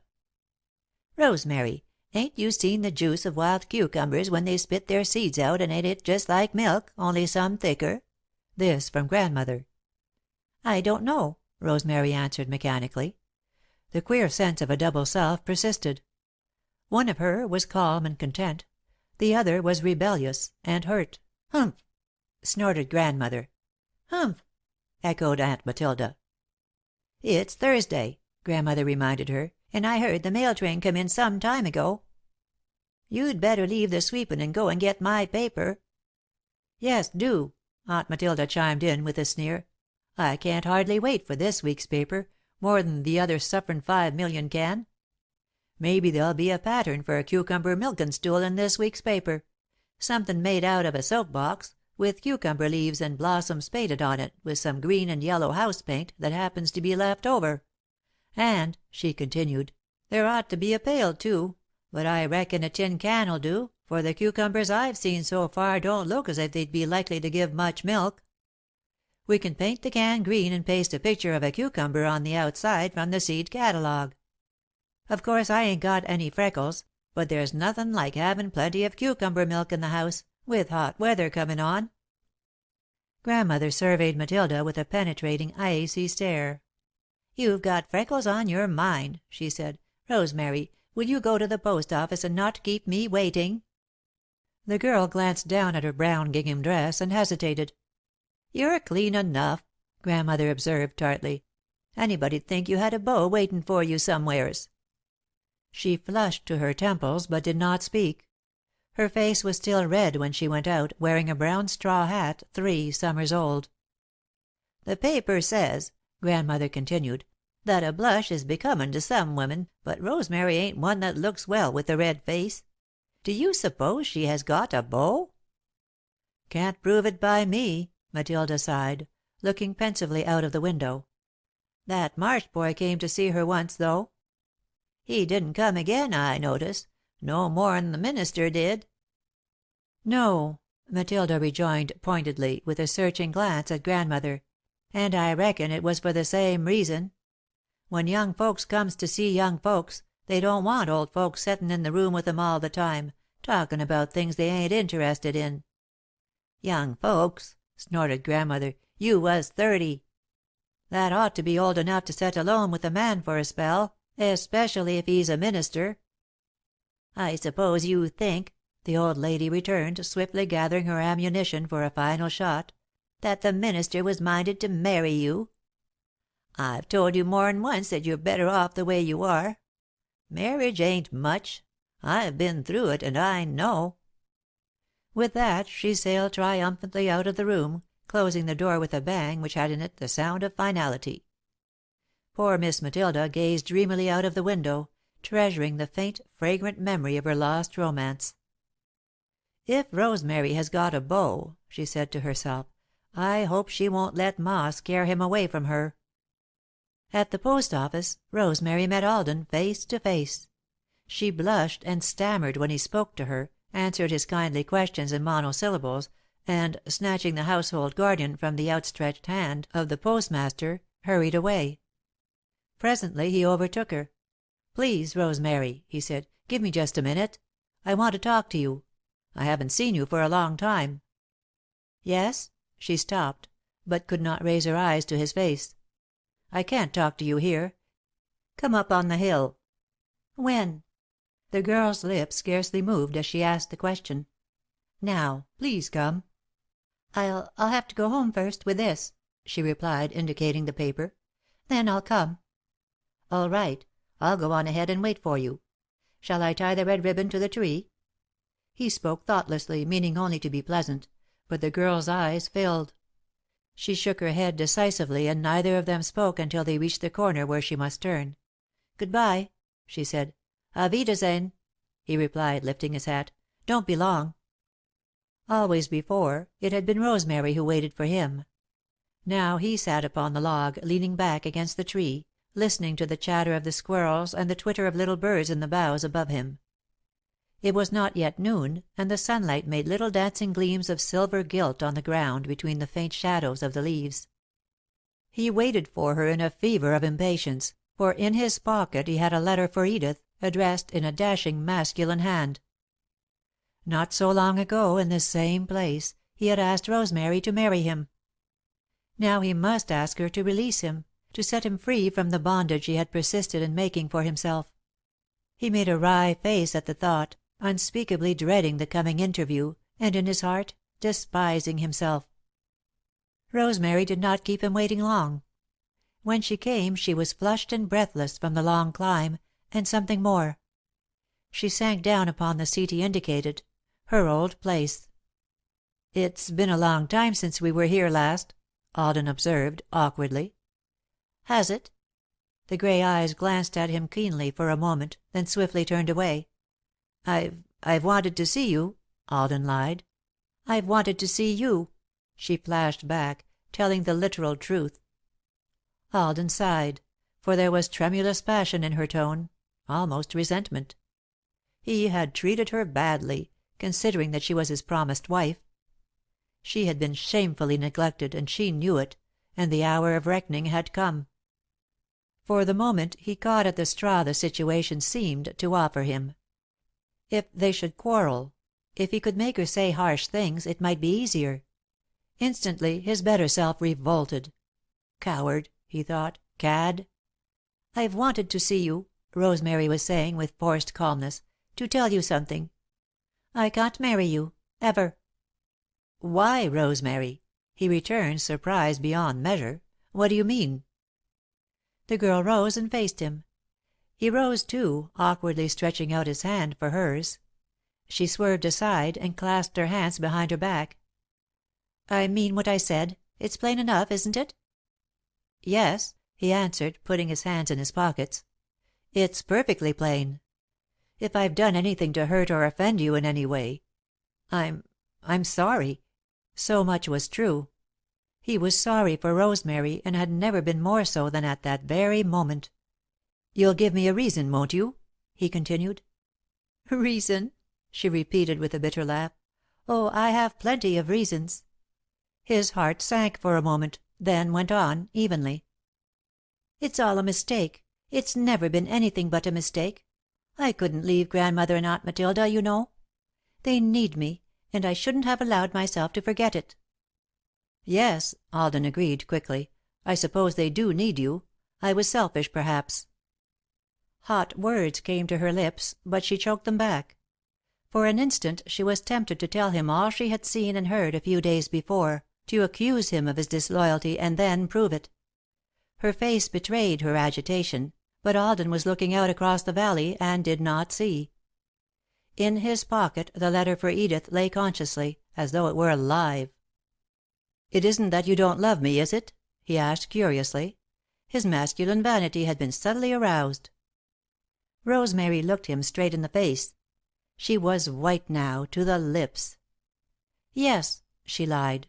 "It is that more than anything else." "Why, my dear girl, I thought " "So did I. We were both mistaken, that is all." "And you really don't love me?"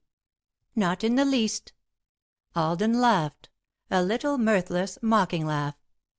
It is astonishing, sometimes, how deeply a man may be hurt through his vanity. Rosemary had turned away, and he called her back. "Won't you kiss me good bye?" he asked, with a new humility. Then Rosemary laughed, too, but her laugh was also mirthless. "No," she answered, in a tone from which there was no appeal. "Why should I?" Before he realized it, she was gone. He went back to the log and sat down to think. This last tryst with Rosemary had been a surprise in more ways than one. He had been afraid that she would be angry, or hurt, and she had been neither. He had come to ask for freedom, and she had given it to him without asking, because she could not leave Grandmother and Aunt Matilda, and because she did not love him. He could understand the first reason, but the latter seemed very strange. Yet Rosemary had looked him straight in the face, and he had never known her to lie. He had a new emotion toward her, not exactly respect, but something more than that. Then, with a laugh, he straightened his shoulders. He had what he wanted, though it had not come in the way he thought it would. If he had been obliged to ask her to release him, he would have felt worse than he did now. The letter in his pocket, heavy with portent, asserted itself imperiously. He hurried home, feeling very chivalrous. Edith, cool and fresh in white linen, with one of the last of the red roses thrust into her belt, was rocking on the veranda, with a book in her lap which she had made no pretence of reading. 2 or 3 empty chairs were near her, but Madame was nowhere to be seen. Alden handed her the letter. "I'm free," he said, exultantly. Edith smiled, then, with shaking hands, tore open the letter. Alden eagerly watched her as she turned the closely written pages, but her face was inscrutable. She read every word carefully, until she reached the signature. Then she looked up. "I'm not," she said, briefly. She tossed the letter to him and went into the house. He heard her light feet upon the stairs and the rustle of her skirts as she ascended. Perfume persisted in the place she had just left, the rose at her belt, the mysterious blending of many sweet odours, and, above all, the fragrance of Edith herself. "It's nonsense," he murmured, looking after her. All her quixotic notions of honour would eventually yield to argument, of course they would. Yet his heart strangely misgave him as he read the letter. "My dear Edith," it began, "your letter has somewhat surprised me, and yet I cannot say I feel that I don't deserve it. Since you have been away I have been doing a good deal of thinking. Of course you and I haven't hit it off very well together, and as I can see no point where you have failed me, I realize that it must be my fault, and that I have failed you. I wish you had talked to me about it instead of going away, and yet, even as I write the words, I see how impossible it would have been, for we haven't been in the habit of talking things over since the first year we were married. Gradually the wall of silence and reserve has grown up between us, but while you, with the quicker insight of a woman, have seen it growing, I haven't realized it until it was completed. Your offering me my freedom has made me wonder what my life would be without you. No one has ever filled your place to me or ever will. I may have seemed careless, thoughtless, indeed I have been both, and constantly, but always in the background has been the knowledge that you were there, that I could depend upon you.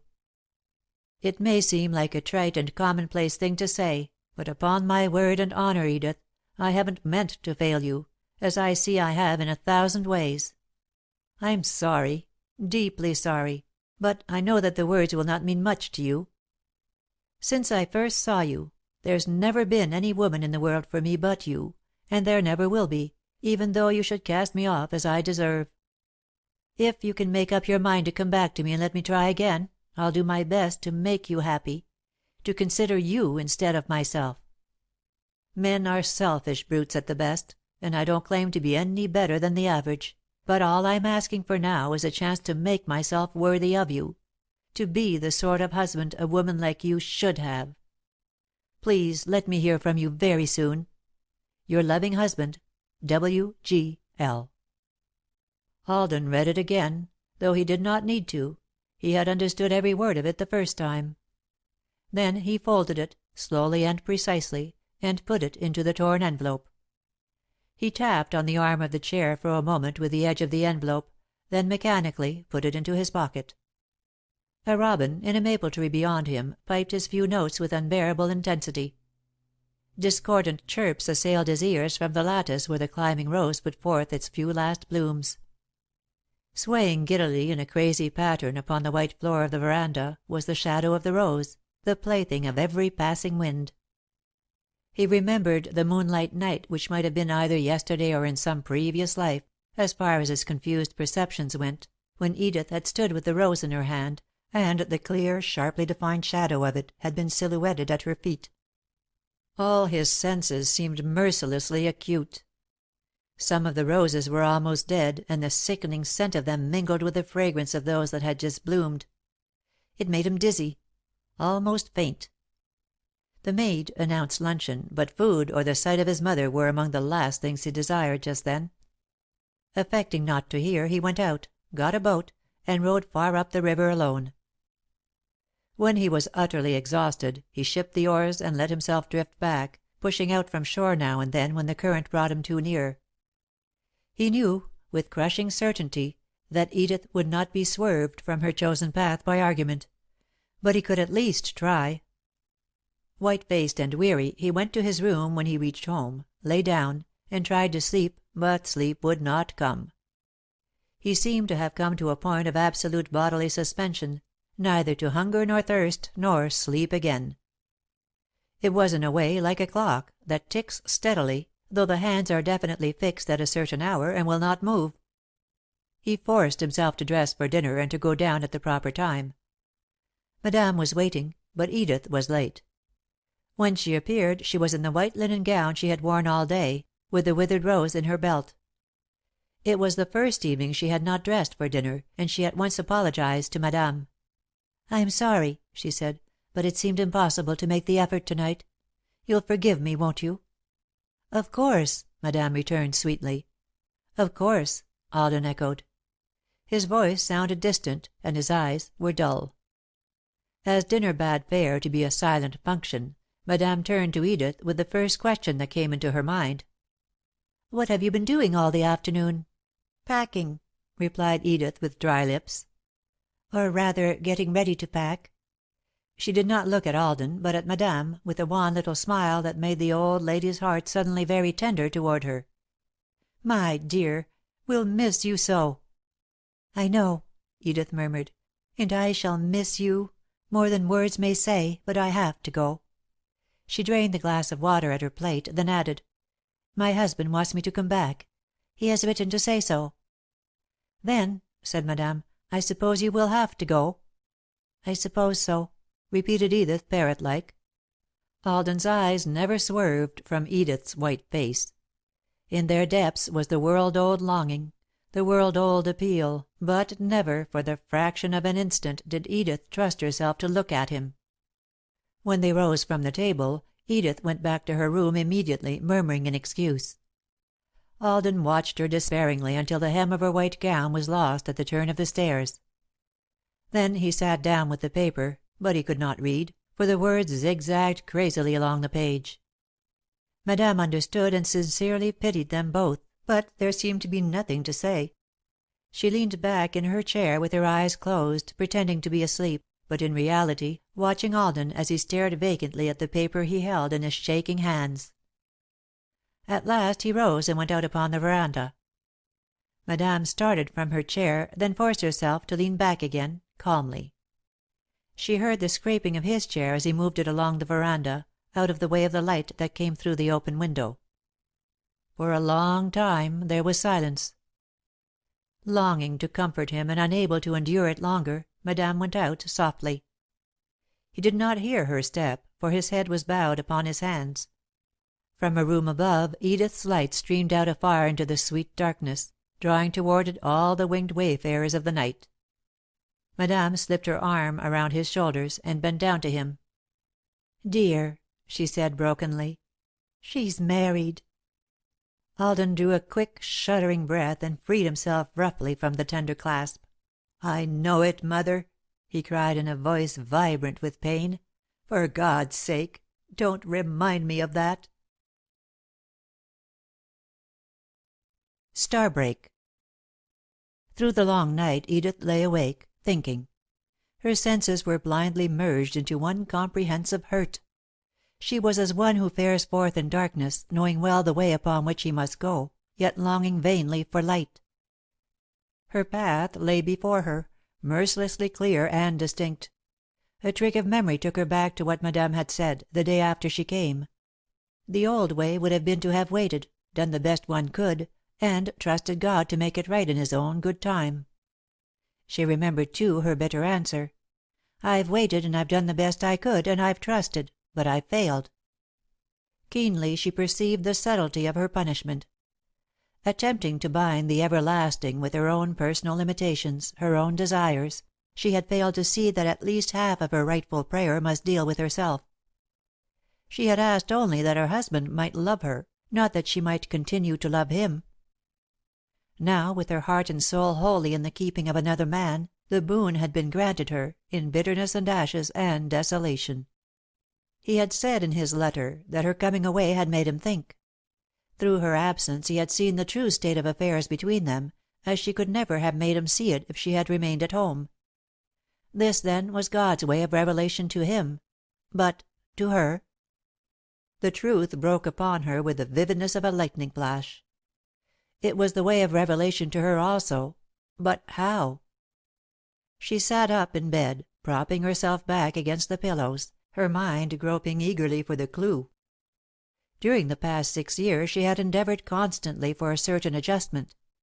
Now it had come, but she herself was out of harmony. Were her feet to be forever set upon the ways of pain?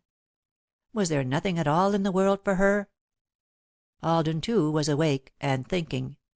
She felt it, through the darkness, as definitely as though he had been in the same room, with his face full in the light. He also was conscious of the utter hopelessness of it, and was striving to see his way clearly. Until then, she had not known how far his argument had swayed her, nor how much she had depended upon the thought that her husband would gladly accept the release she offered him. Her principles had not changed, but his possible point of view had not been considered before. "Until death do us part," said Edith to herself. "Not until death or divorce do us part, nor yet until I see someone else I like better. Not even until you see someone else you like better." And again, "Forsaking all others, keep thee only unto me so long as we both shall live." Suppose he had violated his oath, consented to accept freedom at her hands, and gone his way. Would not the solemn words she had spoken at the altar still be binding upon her? She saw now that they would be, and that whatever compromise he might have been able to make with his own conscience, to be legally justified later, she was irrevocably bound, until death should divide them one from the other.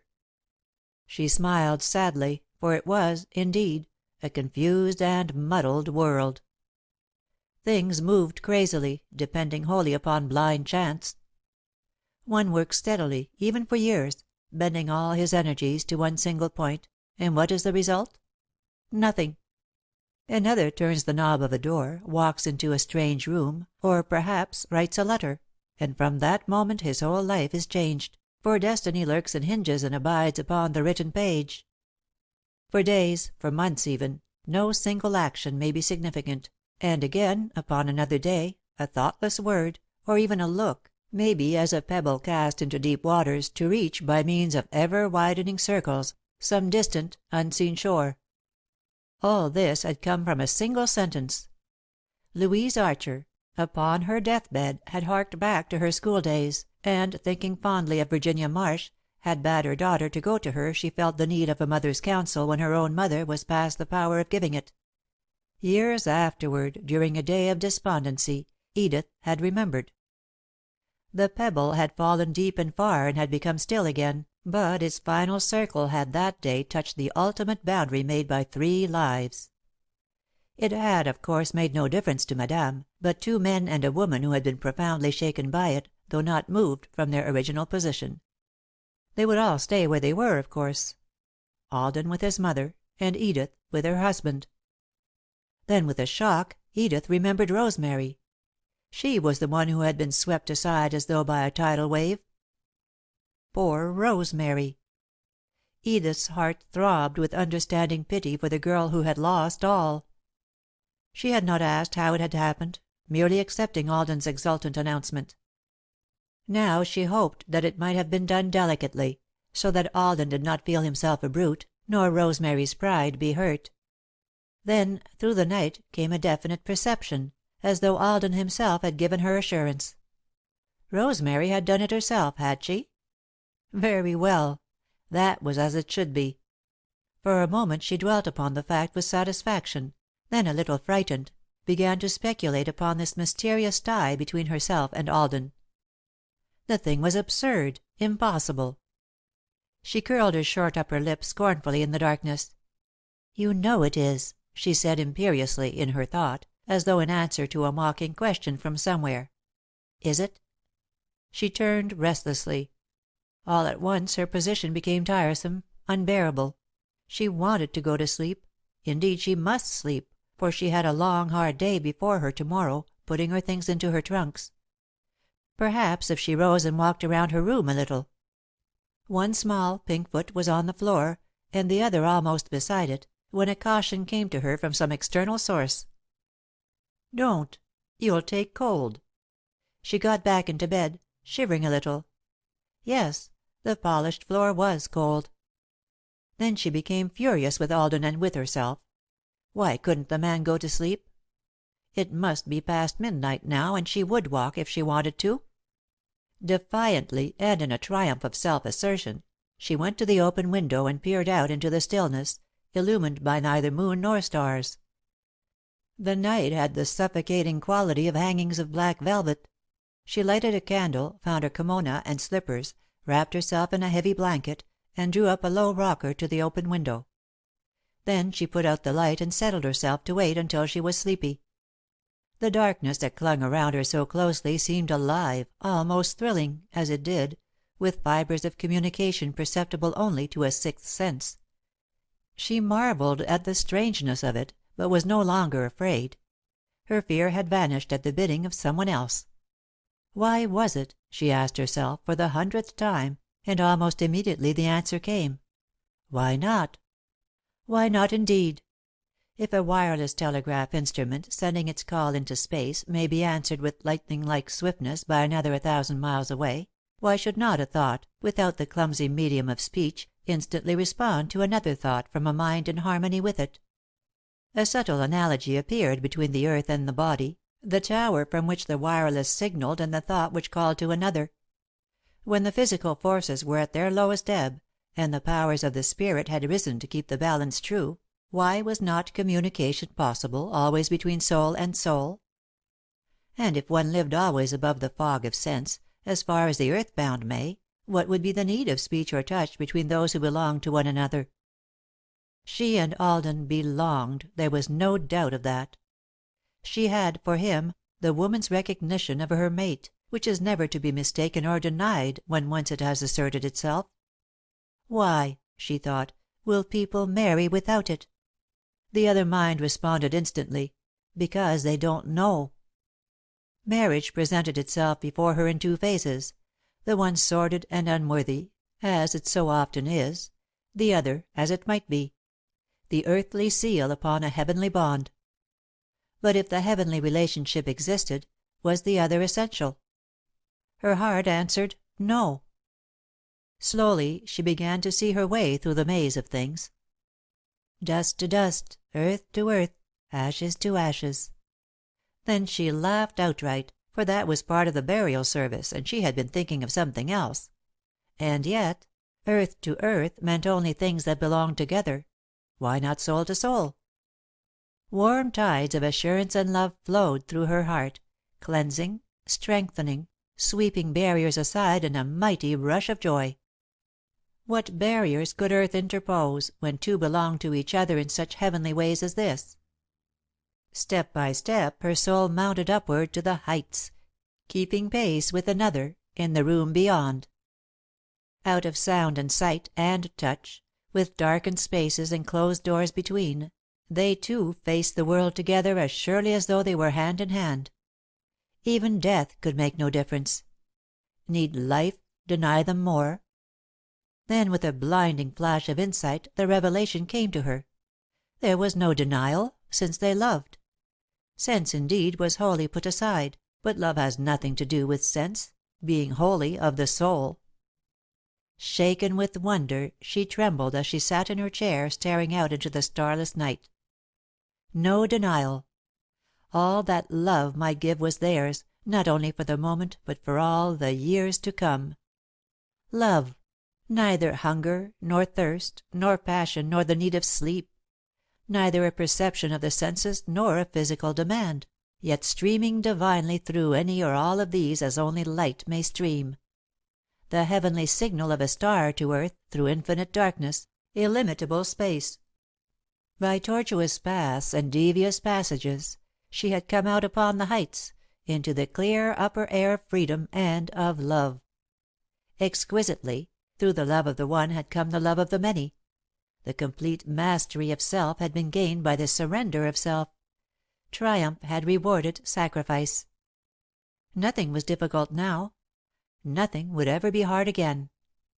To go where she was wanted, to give what she could that was needed, steadily to set self aside, asking for nothing but the opportunity to help, and through this high human service renewing the spent forces of her soul at the divine fountains that do not fail. This, indeed, was love. Oh, to make the others understand as she understood now, and as Alden understood. In her thought, they two were as one. Groping through the same darkness, he had emerged with her into the same light. She felt it through the living, throbbing night more certainly than if they stood face to face in the blinding glare of the sun. The heart-breaking tragedy of woman revealed itself wholly to her for the first time. Less materialistic and more finely grained than man, she aspires towards things that are often out of his reach.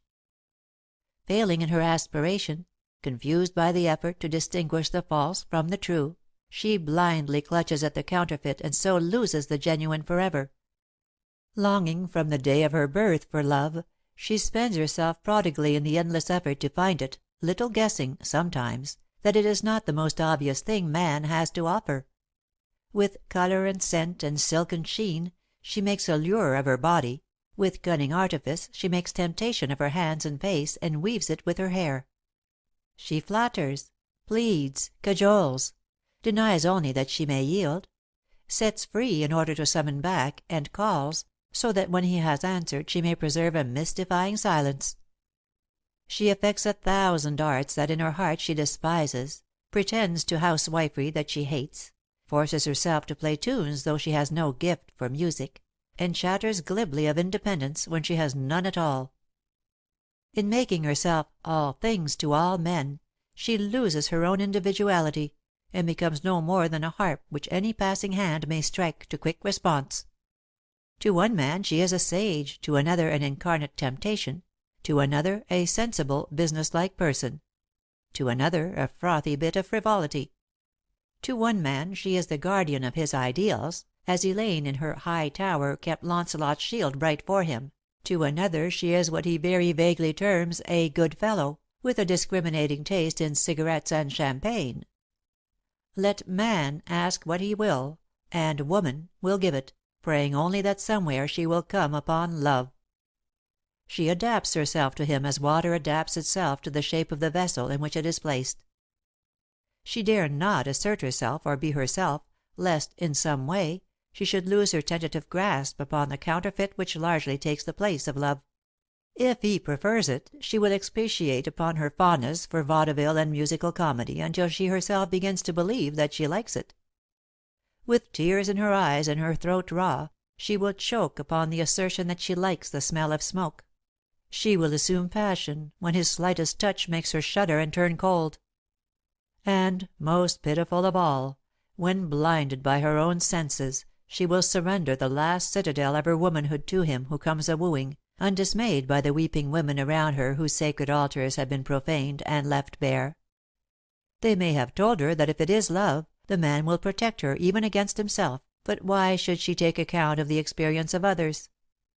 Has not he himself just told her that she is different from all other women? Hugging his sophistry to her breast, and still searching for love, she believes him until the day of realization dawns upon her, old and broken and bitter-hearted, with scarcely a friend left in the world, and not even the compensating coin thriftily demanded by her sister of the streets. Under her countless masks, and behind her multitudinous phases, lurks the old hunger, the old appeal. Man, too, though more rarely, guessing that the imperishable beauty of the soul is above the fog of sense and not in it, searches hopefully at first, then despairingly, and finally offers the counterfeit to the living lie who is waiting for it with eager, outstretched hands. Stirred to the depths by the pity of it, Edith brushed away a tear or two. She was not at all sleepy, but drew the blanket closer around her, for the night grew chill as the earth swept farther and farther away from the sun. The clouds had begun to drift away, and faintly through the shadow glimmered one pale star. Gradually others came out, then a white and ghostly moon, with a veil of cloud about it, grey yet iridescent, like mother of pearl. Blown far across the seas of space by a swiftly rising wind, the clouds vanished, and all the starry hosts of heaven marched forth, challenging the earth with javelins of light. "Starbreak," murmured Edith, "up there and in my soul." The blue rays of the love star burned low upon the grey horizon, that star towards which the eyes of women yearn and which women's feet are fain to follow, though, like a will-o'-the-wisp, it leads them through strange and difficult places, and into the quicksands. The body grows slowly, but the soul progresses by leaps and bounds. Through a single hurt or a single joy, the soul of a child may reach man's estate, never to go backward, but always on. And so, through a great love and her own complete comprehension of its meaning, Edith had grown in a night out of herself, into a beautiful fellowship with the whole world. Strangely uplifted and forever at peace, she rose from her chair. The blanket slipped away from her, and her loosened hair flowed back over her shoulders, catching gleams of starlight as it fell. She stretched out her arms in yearning toward Alden, her husband, Madame, indeed all the world, having come out of self into service, through the love of one to the love of all. Then, through the living darkness, came the one clear call, "Mine?" Unmistakably the answer surged back, "In all the ways of heaven, and for always, I am thine." If love were all. The last of the packing was done, and 4 trunks stood in the lower hall waiting for the expressman. Alden had not seen Edith that day, though he had haunted the house since breakfast, waiting and hoping for even a single word. She had been too busy to come down to luncheon, and had eaten only a little from the tray Madame sent to her room. She was to take the early train in the morning. The afternoon shadows had begun to lengthen when she came down, almost as white as her fresh linen gown, but diffusing about her some radiance from within that seemed not wholly of earth. He met her at the foot of the stairs and took her hand in his. "Edith, I've been longing for you all day." "And I for you," she returned, avoiding his eyes. "Listen, dear. Give me the rest of it, won't you?" "The rest of what?" "The little time you have left with us, this afternoon and to night." For a moment she hesitated, then looked him full in the face, her eyes mutely questioning his. "I won't," he said. "I promise you that." "Then I'll come." "Out on the river?" "Yes." "It's for the last time, Edith," he said, sadly. "The very last time." "I know," she returned. Her lips quivered a little, but her eyes did not falter. Clear and steadfast, they looked far beyond him into the future where he had no part. The golden lights in them seemed signal fires now, summoning him mysteriously onward to some high service, not alien, even though apart from her. They said no more until they were in the boat, swinging out upon the sunlit river. Then Edith glanced at him, half shyly. "Wasn't last night wonderful?" "Wasn't it?" he echoed. "I never understood before." "Nor I." She trailed a white hand in the water as they sped up stream. The light touched her hair lovingly, bringing gleams of gold and amber from the depths. "Dear," he said, "did you think that, after last night, I could urge you to violate your solemn oath, or even to break your word?" "I hope not, but I didn't know." "I see it all clearly now. If more was meant for us to have, more would be right for us to take. Back in the beginning this was meant for you and me, just this, and nothing more." "How could there be more? Isn't love enough?" "Surely, but the separation hurts. Never even to see your face or touch your hand again." "I know," she said softly. "I'll want you too." 1,000 things struggled for utterance, but true to his word he remained silent. His whole nature was merged into an imperious demand for her, the cry of the man's soul for the woman who belonged to him by divine right. "If love were all," she breathed, as though in answer to it, "I'd come." "If love were all," he repeated. "I wonder why it isn't. What is there on earth aside from this? What more can heaven be than love, without the fear of parting?" "No more," she replied. "We've lost each other in this life, but there's another life to come." "'Helen's lips are drifting dust,'" he quoted. "Perhaps not. That which once was Helen may be alive to day in 1,000 different forms. A violet upon a mossy bank, a bough of apple blossoms mirrored in a pool, the blood upon some rust stained sword, a woman waiting, somewhere, for a lover who does not come." "And her soul?" "Drawn back into the universal soul to be born anew, in part or all." "What a pagan you are!" "Yes," she responded, smiling a little. "I am pagan and heathen and Christian martyr and much else. I am everything that I can understand and nothing that I cannot. Don't you see?" "Yes, I see. But what are we, after all? Only two whirling atoms blown on winds of fate? What difference does it make whether we cling together, or are hopelessly sundered, as far apart as the poles?" "The same difference that it makes to a human body whether its atoms behave or not. You don't want to upset the universe, do you?" He laughed, a trifle bitterly. "I don't flatter myself that I could." "Not you alone, nor I, nor even both together, but we mustn't set a bad example to other atoms. As long as there's a preponderance of right in the world, things are clear, but shift the balance, and then—" "What is right?" he demanded, roughly. "Always to do the things you don't want to do."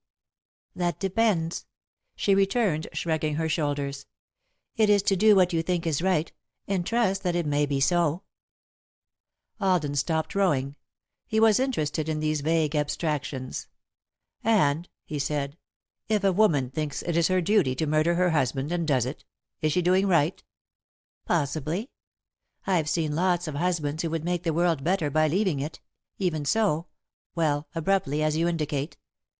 And the lady you speak of, who, as it were, assists, may merely have drawn a generous part of Lucretia Borgia for her sole substance, and this portion chanced to assert itself while her husband was in the house and out of temper." "Don't be flippant, darling.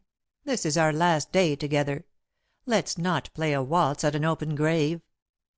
The long light lay upon the tranquil waters, and as a mirror might, the river gave it back 100-fold, sending stray gleams into the rushes at the bend in the stream, long arrows of impalpable silver in the far shadows upon the shore, and a transfiguring radiance to Edith's face. Where the marsh swerved aside to wait until the river passed, the sunlight took a tall, purple-plumed iris, the reflection of the turquoise sky in a shallow pool, a bit of iridescence from a dragon-fly's wing, the shimmering green of blown grasses and a gleam of rising mist to make a fairy-like rainbow that, upon the instant, disappeared. "Oh," said Edith, "did you see?" "See what, dearest?" "The rainbow. Just for a moment, over the marsh." "No, I didn't. Do you expect me to hunt for rainbows while I may look into your face?" The faint colour came to her cheeks, then receded. "Better go on," she suggested, "if we're to get where we're going before dark." The oars murmured in the water, then rain dripped from the shining blades. The strong muscles of his body moved in perfect unison as the boat swept out into the sunset glow. Deeper and more exquisite with every passing moment, the light lay lovingly upon the stream, bearing fairy freight of colour and gold to the living waters that sang and crooned and dreamed from hills to sea. "It doesn't seem," she said, "as though it were the last time. With earth so beautiful, how can people be miserable?" "Very easily," he responded. The expression of his face changed ever so little, and the lines appeared around his mouth. "I remember," Edith went on, "the day my mother died. It was a perfect day late in the spring, when everything on earth seemed to exult in the joy of living. Outside it was life incarnate, with violets and robins and apple blossoms and that ineffable sweetness that comes only then. Inside she lay asleep, as pale and cold as marble. At first I couldn't believe it. I went outside, then in again. One robin came to the tree outside her window and sang until my heart almost broke with the pain of it. And every time I've heard a robin since, it all comes back to me." "Yes," said Alden, quietly, "but all the life outside was made from death, and the death within had only gone on to life again. You cannot have one without the other, any more than you can have a light without a shadow somewhere." "Nor a shadow," Edith continued, "without knowing that somewhere there must be light." They stopped at the cleft between the hills where they had been the other day, but this time no one waited, with breaking heart, behind the rustling screen of leaves. Against the rock, with some simple woodcraft of stones and dry twigs, Alden made a fire, while Edith spread the white cloth that covered Madame's basket and set forth the dainty fare. They ate in silence, not because there was nothing to say, but because there was so much that words seemed empty and vain. Afterward, when the flaming tapestry in the west had faded to a pale web of rose and purple, faintly starred with exquisite lamps of gleaming pearl, he came to her, and, without speaking, took her into his arms. For a long time they stood there, heart to heart, in that rapturous communion wholly transcending sense. To him it was not because she was a woman. It was because she was Edith, the mate of his heart and soul. And to her, it was a subtle completion of herself, the best of her answering eagerly to the best in him. At last, with a sigh, he pushed her gently away from him, and looked down into her eyes with a great sadness. "Never any more, beloved? Have you thought of that?" "Yes, I know," she whispered. "Never any more." "I'll want you always." "And I you." "Sometimes my heart will almost break with longing for you, craving the dear touch of you, though it might be only to lay my hand upon your face." "Yes, I know." "And at night, when I dream that we're somewhere together, and I reach out my arms to hold you close, I'll wake with a start to find my arms empty and my heart full." "The whole world lies between us, dear." "And heaven also, I think." "No, not heaven. for there we shall find each other again, with no barriers to keep us apart. I shall live only to make myself worthy of finding you, dearest. I have nothing else to do." "Ah, but you have." "What?" "The day's duty, always. The thing that lies nearest your hand. You know, I've begun to see that it isn't so much our business to be happy as it is to do the things we are meant to do. And I think, too, that happiness comes most surely to those who do not go out in search of it, but do their work patiently, and wait for it to come." "That may be true for others, but not for us. What happiness is there in the world for me, apart from you?" "Memory," she reminded him gently. "We've had this much, and nobody can take it away from us." "But even this will hurt, heart's dearest, when we see each other no more." "Not always." As she spoke she sat down on the ground and leaned back against a tree. He dropped down beside her, slipped his arm around her, and drew her head to his shoulder, softly kissing her hair. "I remember everything," she went on, "from the time you met me at the station. I can see you now as you came toward me, and that memory is all by itself, for nobody at the very first meeting looks the same as afterward. There is always some subtle change. I don't know why. Do I look the same to you now as I did then?" "You've always been the most beautiful thing in the world to me, since the first moment I saw you." "No, not the first moment." "When was it then, darling?" "The first night when I came down to dinner, in that pale green satin gown. Don't you remember?" "As if I could ever forget." "And you thought I looked like a tiger lily." "Did I?" "Yes, but you didn't say it, and I was glad, for so many other men had said it before." "Perhaps it was because, past all your splendour, I saw you. The one perfect and peerless woman God made for me, and sent to me too late." "Not too late for the best of it, dear." "What else do you remember?" "Everything. I haven't forgotten a word nor a look nor a single kiss. The strange sweet fires in your eyes, the clasp of your arms around me, your lips on mine, the nights we've lain awake with love surging from heart to heart and back again. It's all strung for me into a rosary of memories that nothing can ever take away." "The first kiss, beloved. Do you remember?" "Yes, it was here." She stretched out her arm and with a rosy finger tip indicated the bare, sweet hollow of her elbow, just below the sleeve. Lover like, he kissed it again. "Do you love me?" "Yes." "Boy, for always." "How much?" "Better than everything else in the world. Do you love me?" "Yes, with all my heart and soul and strength and will. There isn't a fibre of me that doesn't love you." "For always?" "Yes, for always." And so they chanted the lovers' litany until even after the afterglow had died out of the sky. Edith released herself from his clinging arms. "We must go," she sighed. "It's getting late." He assisted her to her feet and led her to the boat, moored in shallows that made a murmurous singing all around it and upon the shore. He took her hand to help her in, then paused. "If love were all," he asked, "what would you do?" "If love were all," she answered, "I'd put my arms around you like this, never to be unclasped again. I'd go with you to night to the end of the world, and ask for nothing but that we might be together. I'd face the heat of the desert uncomplainingly, the cold of perpetual snows. I'd bear anything, suffer anything, do anything. I'd so merge my life with yours that one heartbeat would serve us both, and when we died, we'd go together, if love were all. God bless you, dear," he murmured with his lips against hers. "And you. Come." The boat swung out over the shallows into the middle of the stream, where the current took them slowly and steadily toward home. For the most part they drifted, though Alden took care to keep the boat well out from the shore, and now and then with the stroke of an oar dipped up a myriad of mirrored stars. Edith laughed.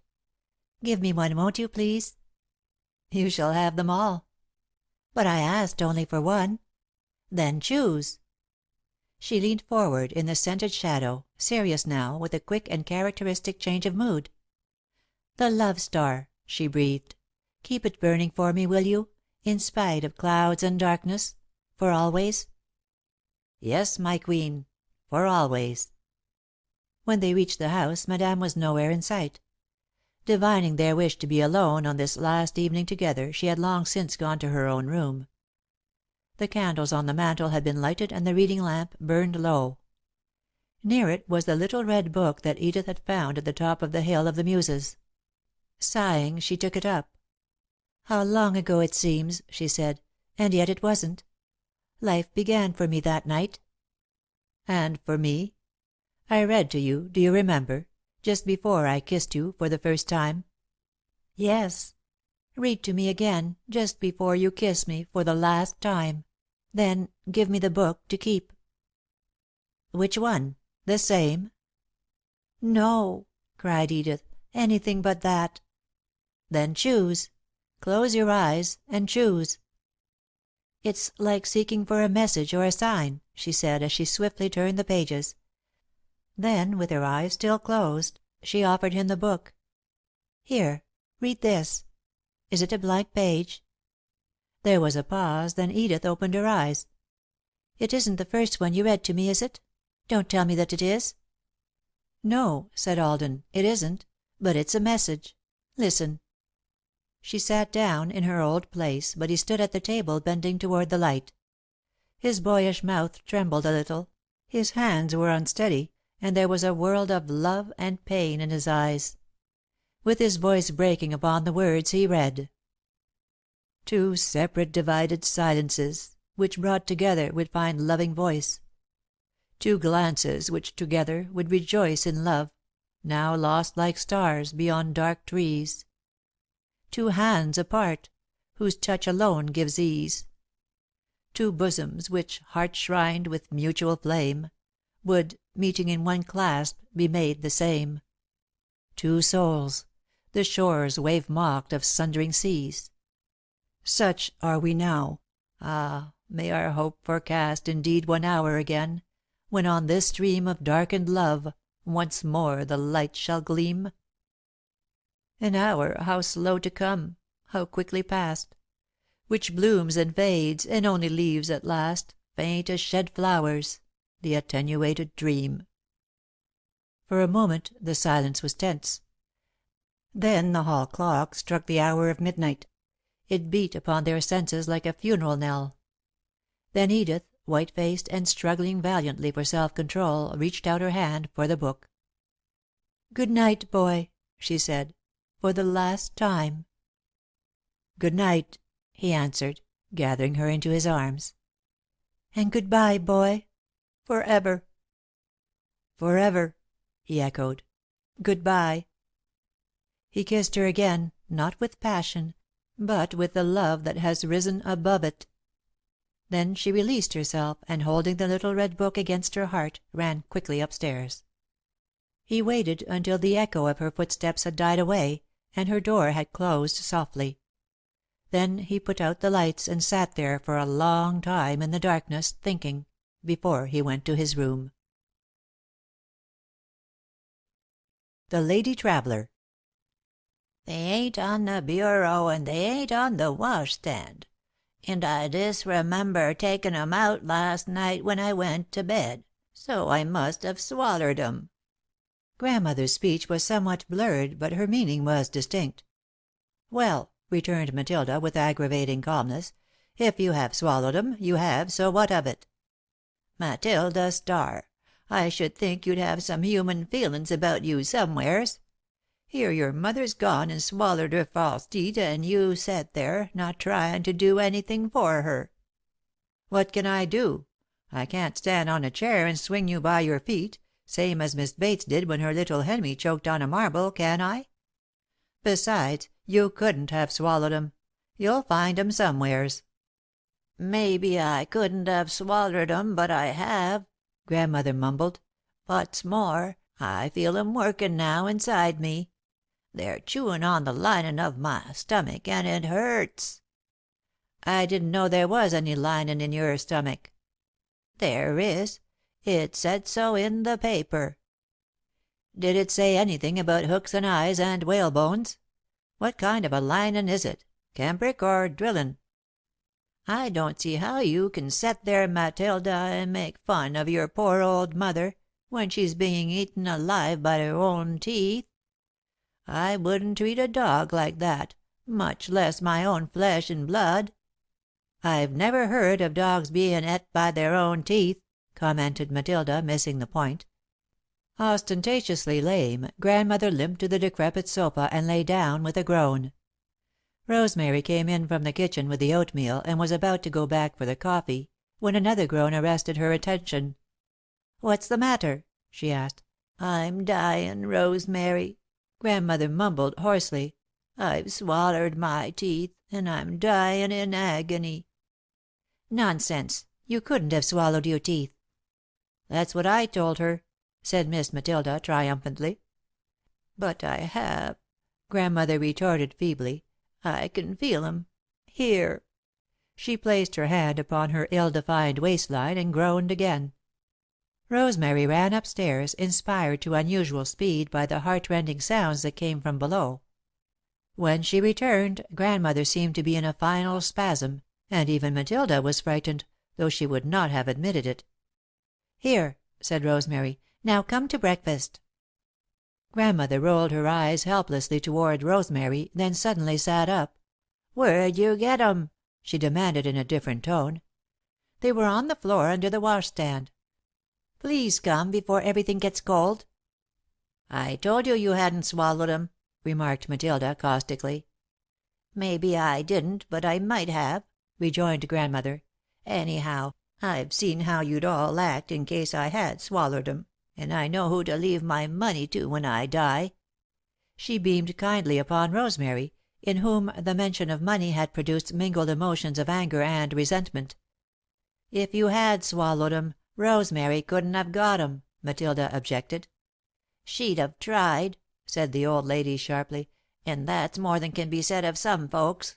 Not mentionin' any names." Breakfast bade fair to be a lively sparring match when Rosemary interposed, pacifically. "Never mind what might have been. Let's be glad she didn't swallow them." As the others accepted this compromise, the remainder of the meal proceeded in comparative peace. "I heard from the milkman this morning," said Matilda, "that Marsh's company has gone." "Gone?" repeated Grandmother. "What for? I thought she had come to stay a spell." "Gone?" echoed Rosemary, in astonishment. "Did she go sudden?" queried Grandmother. "Well, in a way it was sudden, and in a way it wasn't. She was more'n a whole day puttin' her clothes into her trunks, the respectable trunk, and the big trunk, and the dog house, and the one what had bulges on all sides but one." "What train did she go on?" "The 8 o'clock accommodation yesterday morning. Young Marsh went down to see her off, and the station agent told the milkman that he stood lookin' after the train until you couldn't even see the smoke from the engine. The agent was restin' after havin' helped hist the trucks on the train, and young Marsh up and handed him out $1, without even sayin' what it was for. He reckoned it was pay for stoppin' the train and helpin' to put on the trunks, but the railroad pays him for doin' that, so the milkman thinks it was kind of a thank offerin', on account of her havin' stayed so long that they was glad to get rid of her." "'Twasn't no thank offerin'," replied Grandmother, shaking her head, sagely. "That's what they call a tip." "The agent was some upset by it," Matilda agreed. "He's been keepin' station here for more'n 10 years now, and nobody ever did the likes of that before." "I didn't say it was an upsetment. I said it was a tip." "What's the difference?" "A tip is money that you give somebody who thinks he's done something for you, whether you think he has or not." "I don't understand," Matilda muttered. "I didn't either at first," Grandmother admitted, "but I was readin' a piece in the paper about women travellin' alone, and it said that in order to insure comfort, a tip should be given for every slight service. Them's the very words." "It means bowin', then," returned Matilda. "Bowin' and sayin' 'thank you.'" "It's no such thing. Wait till I get the paper." After a prolonged search through the hoarded treasures of the past 3 or 4 months, Grandmother came back to her chair by the window, adjusted her spectacles, and began to read "The Lady Traveller by Land." "When it becomes necessary, for the sake of either business or pleasure, for a lady to start out upon a trip alone, no matter how short, she should make all her preparations well in advance, so that she need not be hurried just before starting, and may embark upon her journey with that peaceful and contented mind which is so essential to the true enjoyment of travelling. She will, of course, travel with the smallest amount of baggage compatible with comfort, but a few small articles that should not be overlooked will more than repay the slight trouble caused by their transportation. Among these may be mentioned the medicine chest, in which are a few standard household remedies for illness or accident, a bottle of smelling salts, another of cologne, and a roll of old linen for bandages. While accident is not at all likely, it is just as well to be prepared for all emergencies. The lady traveller will naturally carry her own soap and towels, and also a silk or cotton bag for her hat. She " "A what for her hat?" asked Matilda, with unmistakable interest. "A silk or cotton bag for her hat," Grandmother repeated, "to keep the dust out. What's the good of wearin' a hat if she's got to set with a bag over it?" "It doesn't say she's to wear the bag." "Well, she's wearin' the hat, ain't she? How's she to put the bag over the hat while she's wearin' the hat without wearin' the bag, too? That's what I'd like to know." "Maybe it's to put her hat into when she takes it off for the night," Grandmother suggested, hopefully, though she was not at all sure.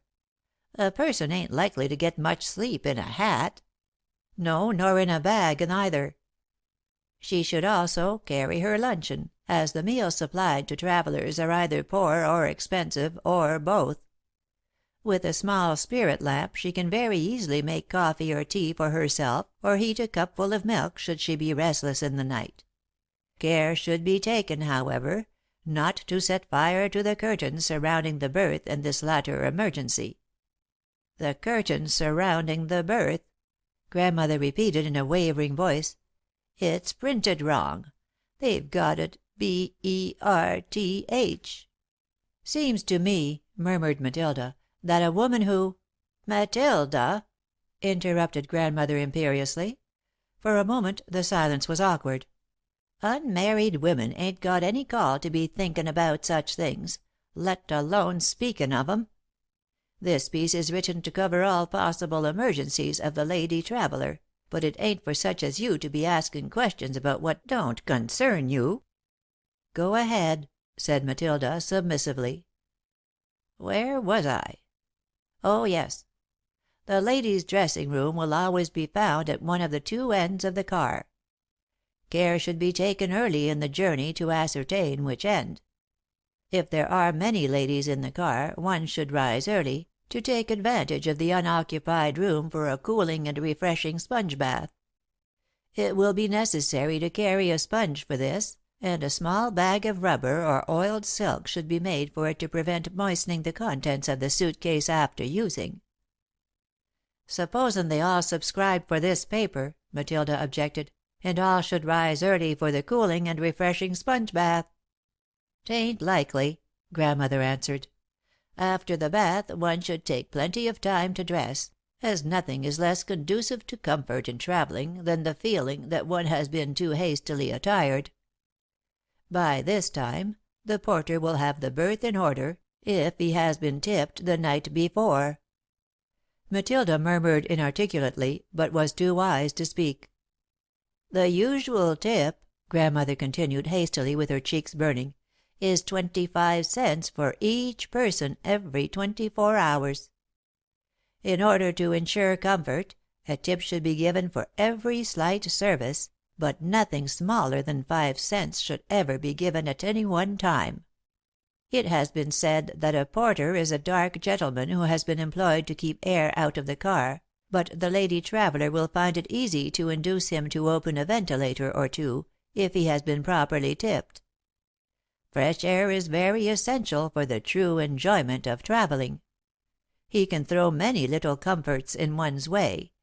a pillow during the daytime, or an extra blanket at night. Or " "I don't know," Matilda interrupted, "as I'd care to have comforts or pillows or blankets thrown at me, night or day, especially by a man, no matter what colour he is." "Mindful always of the possibility of accident," Grandmother resumed. "It is well to keep one's self as presentable as possible, especially during the night, when according to statistics the majority of wrecks occur. Consequently the experienced lady traveller will not undress entirely, but merely removing a few of her outer garments, and keeping her shoes within easy reach, she will don a comfortable dressing gown, and compose herself for sleep. Some people prefer to have the berth made up feet first, but it is always better to have the head toward the engine, as experience has proved that the slight motion of the train assists the circulation, which should run toward the feet if sleep is to be enjoyed during the night. If, owing to circumstances, it is impossible to carry a luncheon, and one must either leave the train for one's meals or go into the dining car, there are a very few simple rules to remember. In case the meal is to be taken at a wayside station, and, as often happens, there is more than one eating house which offers refreshment, the lady traveller should wait quietly by her own car until she sees into which place the train officials go.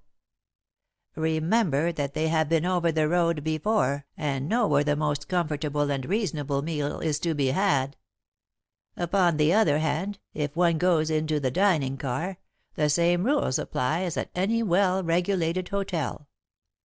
From the list of dishes, which will be offered her upon a printed card, the lady traveller may select such as seem attractive, and, in case of doubt, she may with perfect propriety ask the waiter to make a selection for her, as he has been placed there by the company for that purpose. Having eaten to her satisfaction, she will carefully compare the check which is brought her with the list of prices given upon the printed card, add them up mentally without seeming to do so, and if all is right, pay the bill, giving to the waiter 10% of the total amount for a tip. That is, if the check calls for $1, the waiter will receive $1.10. "What for?" queried Matilda. "That's his tip," explained the old lady. "That's what I've been tellin' you all along. Does it cost $10 to go to the city? Not as I know of. The fare used to be $4 and somethin'. Why? Then why did young Marsh give the station agent $1? That's what I want to know." "You can't find out from me," Grandmother answered with all evidence of having told the literal truth. "Shall I go on with this piece I'm tryin' to read, or don't you want your mind improved none?" "I'm willing to have my mind improved, but I'd like the privilege of askin' a question occasionally while it's bein' done. Last week's paper said there was no way of improvin' the mind that was to be compared with readin'. Shall I go on?" "Yes, go on." "If the check calls for $1.50, the waiter will receive an extra 15 cents for his tip, and so on. In case of any disagreement, always refer to the train officials, who are usually courteous and well-mannered. Should they not be so, however, a threat to write to the president of the railroad will usually be found all sufficient to produce a change of demeanour. The lady traveller should bear in mind the fact that it is impossible to confine the pleasures and privileges of travel to entirely reputable persons, and should hence keep upon the safe side by making no chance acquaintances, whatever the provocation may be. By wearing dark clothes, preferably her old ones, an unassuming hat, and no jewelry, the lady traveller may render herself inconspicuous, and not likely to attract masculine attention. In case of accident, it is allowable to accept assistance from anyone, though the train officials are at all times to be preferred. If one desires to know what time it is, how late the train is, how long the train will stop at the next meal station, or when one is due at one's destination, the train officials are the ones to ask. Upon a long and tedious journey, however, or in case of many prolonged delays, it is quite permissible to exchange a few words upon the weather or some other topic of mutual interest with a fellow passenger of the same sex, whether she be travelling alone or accompanied by her husband.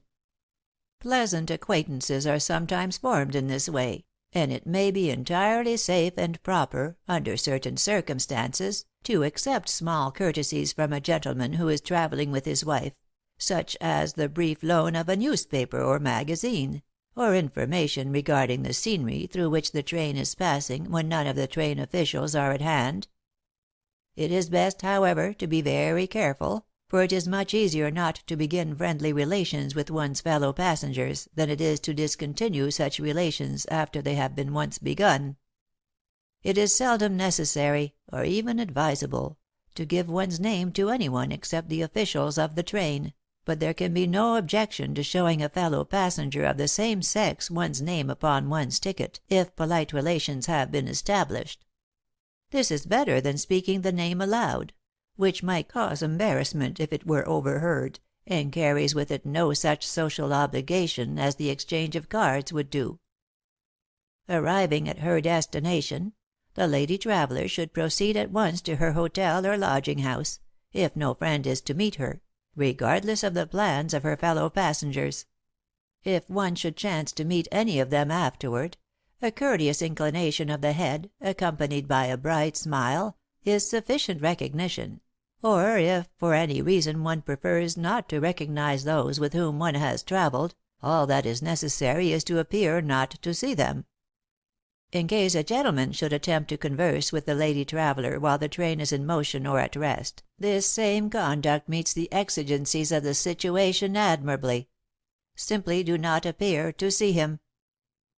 If, however, he continues to converse, turn to him and say in a low, well-controlled voice, "Sir, if you persist further in forcing your unwelcome attentions upon me, I shall summon the conductor at once."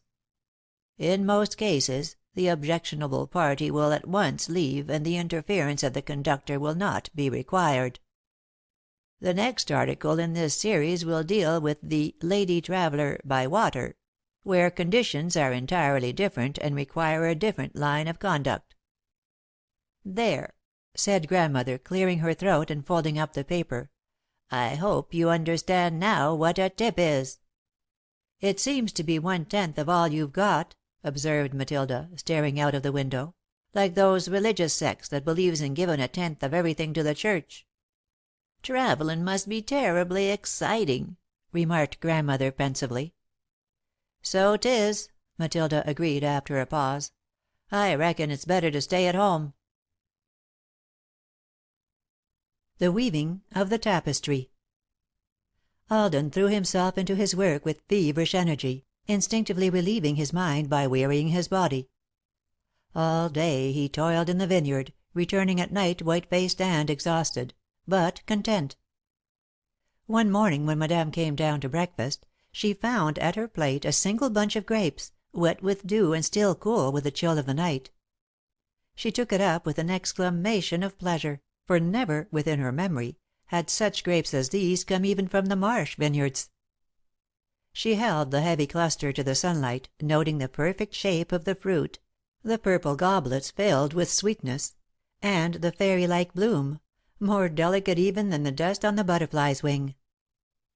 Pride and thankfulness filled her heart, for, to her, it was not only their one source of income but a trust imposed upon them by those who had laid out the vineyard, and, more than anything else, the standard by which her son was to succeed or fail. The tribal sense was strong in Madame, last though she was of a long and noble line. Uninterruptedly, the blood of the Marshes had coursed through generation after generation, carrying with it the high dower of courage, of strength to do the allotted task hopefully and well. And now Madame's face saddened, remembering Edith. Since her one attempt to cross the silence that lay like a two-edged sword between them, Madame had said nothing to Alden. Nor had he even mentioned Edith's name since she went away, though his face, to the loving eyes of his mother, bore its own message. Night after night, when they sat in the living room after dinner, no word would be spoken by either until bedtime, when Madame would say good night, and, in pity, slip away, leaving him to follow when he chose. Sometimes he would answer, but, more frequently, he did not even hear his mother leave the room. Yearning over him as only a mother may, Madame would lie awake with her door ajar, listening for his step upon the stairs. While the night waxed and waned, Alden sat alone, his eyes fixed unalterably upon Edith's empty chair, in which, by common consent, neither of them sat. The soft outlines of her figure seemed yet to lie upon the faded tapestry. The high, carved back seemed to bear the remembered splendour of her beautiful head. After Madame had gone, Alden would sometimes light the candle that stood upon the piano, mute now, save for the fingers of memory. Moving the bench out a little, and turning it slightly toward the end of the room, he would go back to his own far corner, where he used to sit while Edith played.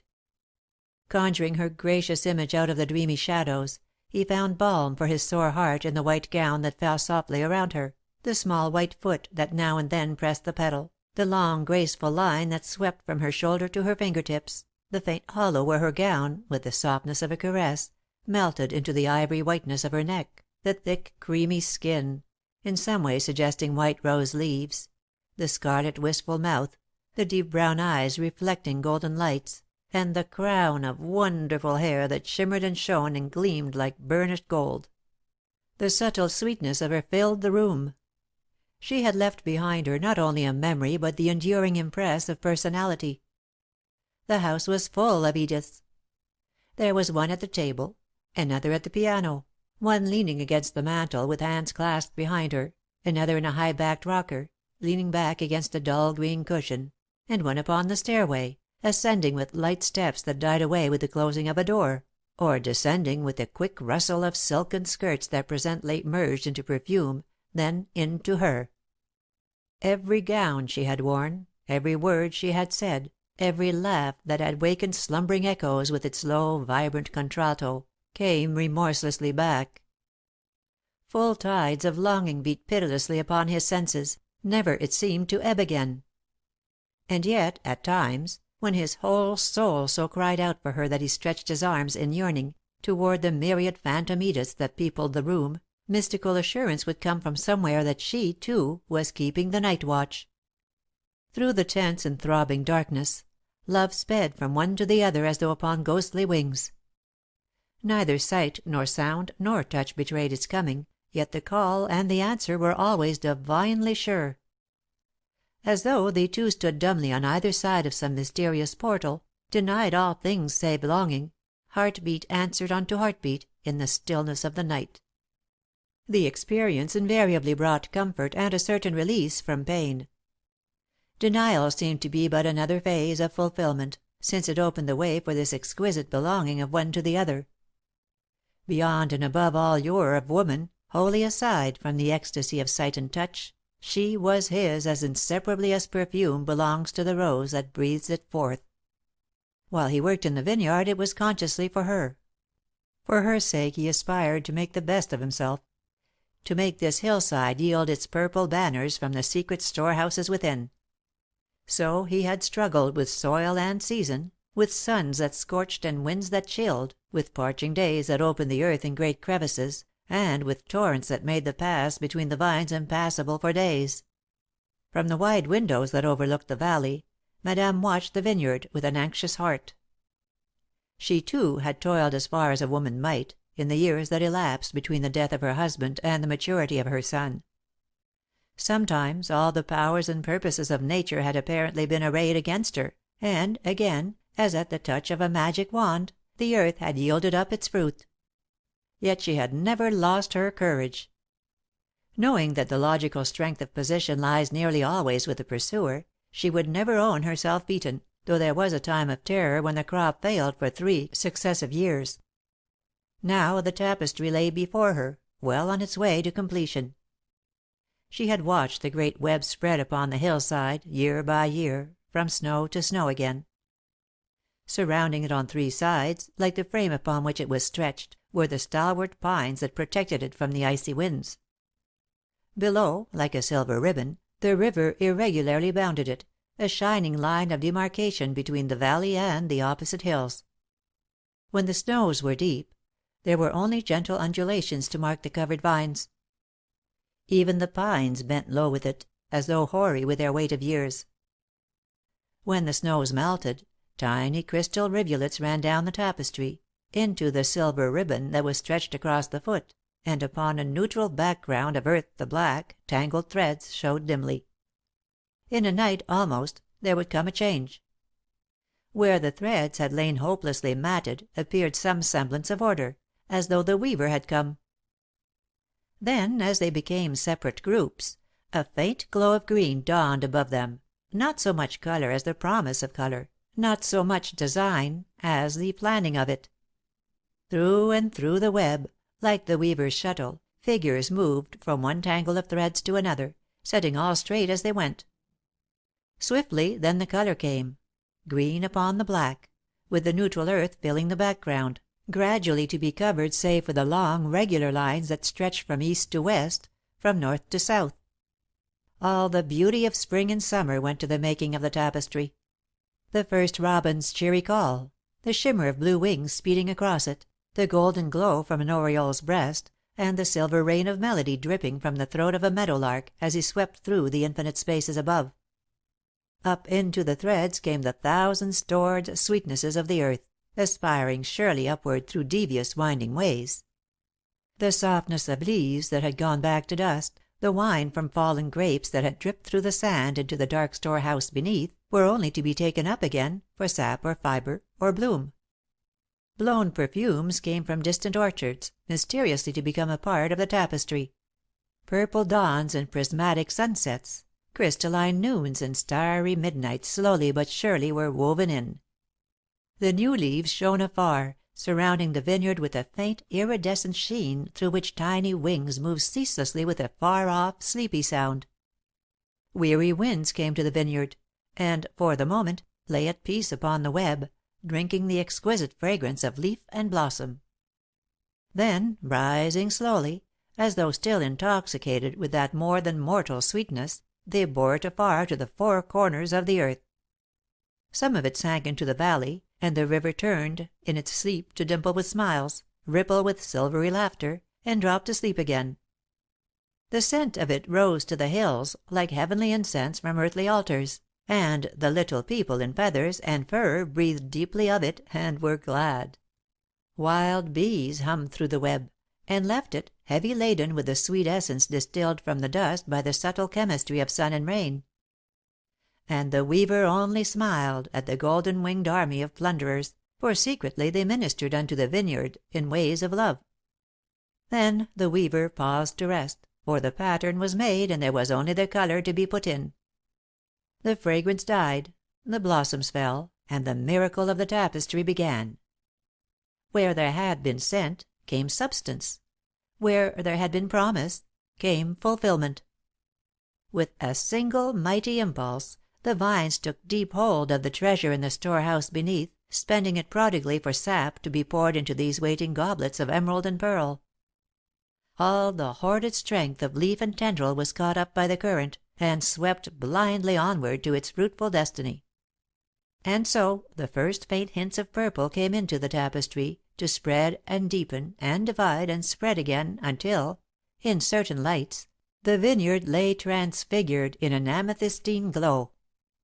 Shaded by the leaves that had begun to wither, held by tendrils that were strained until they could hold no more, the purple chalices swung lazily in the golden light, slowly filling with the garnered sweetness that every moment brought. Night and day the alchemy went on. Dust and sun and dreaming, dust and moon and dreaming, while the weaver waited, dreaming too, until a web should be complete. When the signal was given for the tapestry to be taken from the loom, the weaver crept away, for he could do no more. Figures thronged upon the hillside, gaily coloured garments appeared here and there in the web, and a medley of soft foreign voices rose where for long there had been no sound. From side to side of the web the workers moved, always bearing armfuls of purple, to the frame of pines and beyond it. And so the tapestry faded, day by day, and the vines died, and great bare spaces were left upon the background where the neutral earth showed through. Steadily among them moved one stately figure, a tall young man with big brown eyes and a boyish mouth. From early morning until dusk his voice could be heard, issuing directions, hurrying the laggards, and bidding others to go back and work more slowly. Creaking through the valley, on the tawny road that lay below the tapestry, went each night wagons heavily laden with baskets packed into crates. Far beyond the frame of pines was a small group of houses, whither the workers went with their armfuls of purple, returning presently to despoil the hillside further. At dusk, when the day's work was over, the smoke of campfires rose against the afterglow, and brooded over the vineyard in a faint haze like its lost bloom. The scent of grapes mingled with the pungent odor of burning pine, and broken chalices upon the ground were trod into purple stains, as of blood. Tales of love and war went from campfire to campfire, and fabulous stories were told of the yield of other vineyards in the same valley. Finally the last grapes were gathered, the last baskets packed and crated, and along the road the laden wagons creaked for the last time. Then the young man gave a great feast for the workers, lasting from noon until midnight, with pitchers of cider, great loaves of freshly baked bread and cake, roasted fowls, hot baked potatoes, and pink hams, crusted with crumbs and cloves and sugar, that fell into flakes at the touch of the knife. The same wagons that had carried the grapes now took the workers to the train. The young man who had paid them their wages accompanied them, and at the station there was a great medley of farewells spoken in 5 or 6 different tongues. When the last shriek of the engine had died away, and the roar of the train was lost in the distance, the young man drew a long breath of relief and went home. A deadly silence reigned upon the hillside where the torn web lay, its bloom and beauty all gone. Ragged bits of green, mingled with dull brown tracery of vine and tendril, lay back upon the background of earth, but of purple there was no trace. In the hush of the night the weaver came back, to muse sadly over what had been and perhaps to dream of what yet might be. There was chance of no more weaving, for the threads were broken and the time was short, but the wrack and ruin were pitiful to see. So from hidden places no man may guess, the weaver summoned the secret spinners, bidding them lay a veil upon the vineyard. Swiftly there came forth a miracle of beauty. Fairy lace and impalpable mysteries of chiffon were laid upon the hillside, spreading from vine to vine. Sometimes a single slender thread, impearled with dewdrops, bridged the distance from one tendril to another, again a bit of cobweb was spread over a dead leaf, to catch a hint of iridescence from the sun or moon; and now and then a shimmering length of ghostly fabric was set in place at dusk, to hold the starry lights that came to shine upon the broken tapestry with the peace of benediction. Along the well-trodden ways Alden went, tired but content, having come at last to the knowledge of himself. Already he was planning to enlarge the vineyard next year, and to try another variety of grapes upon the new ground.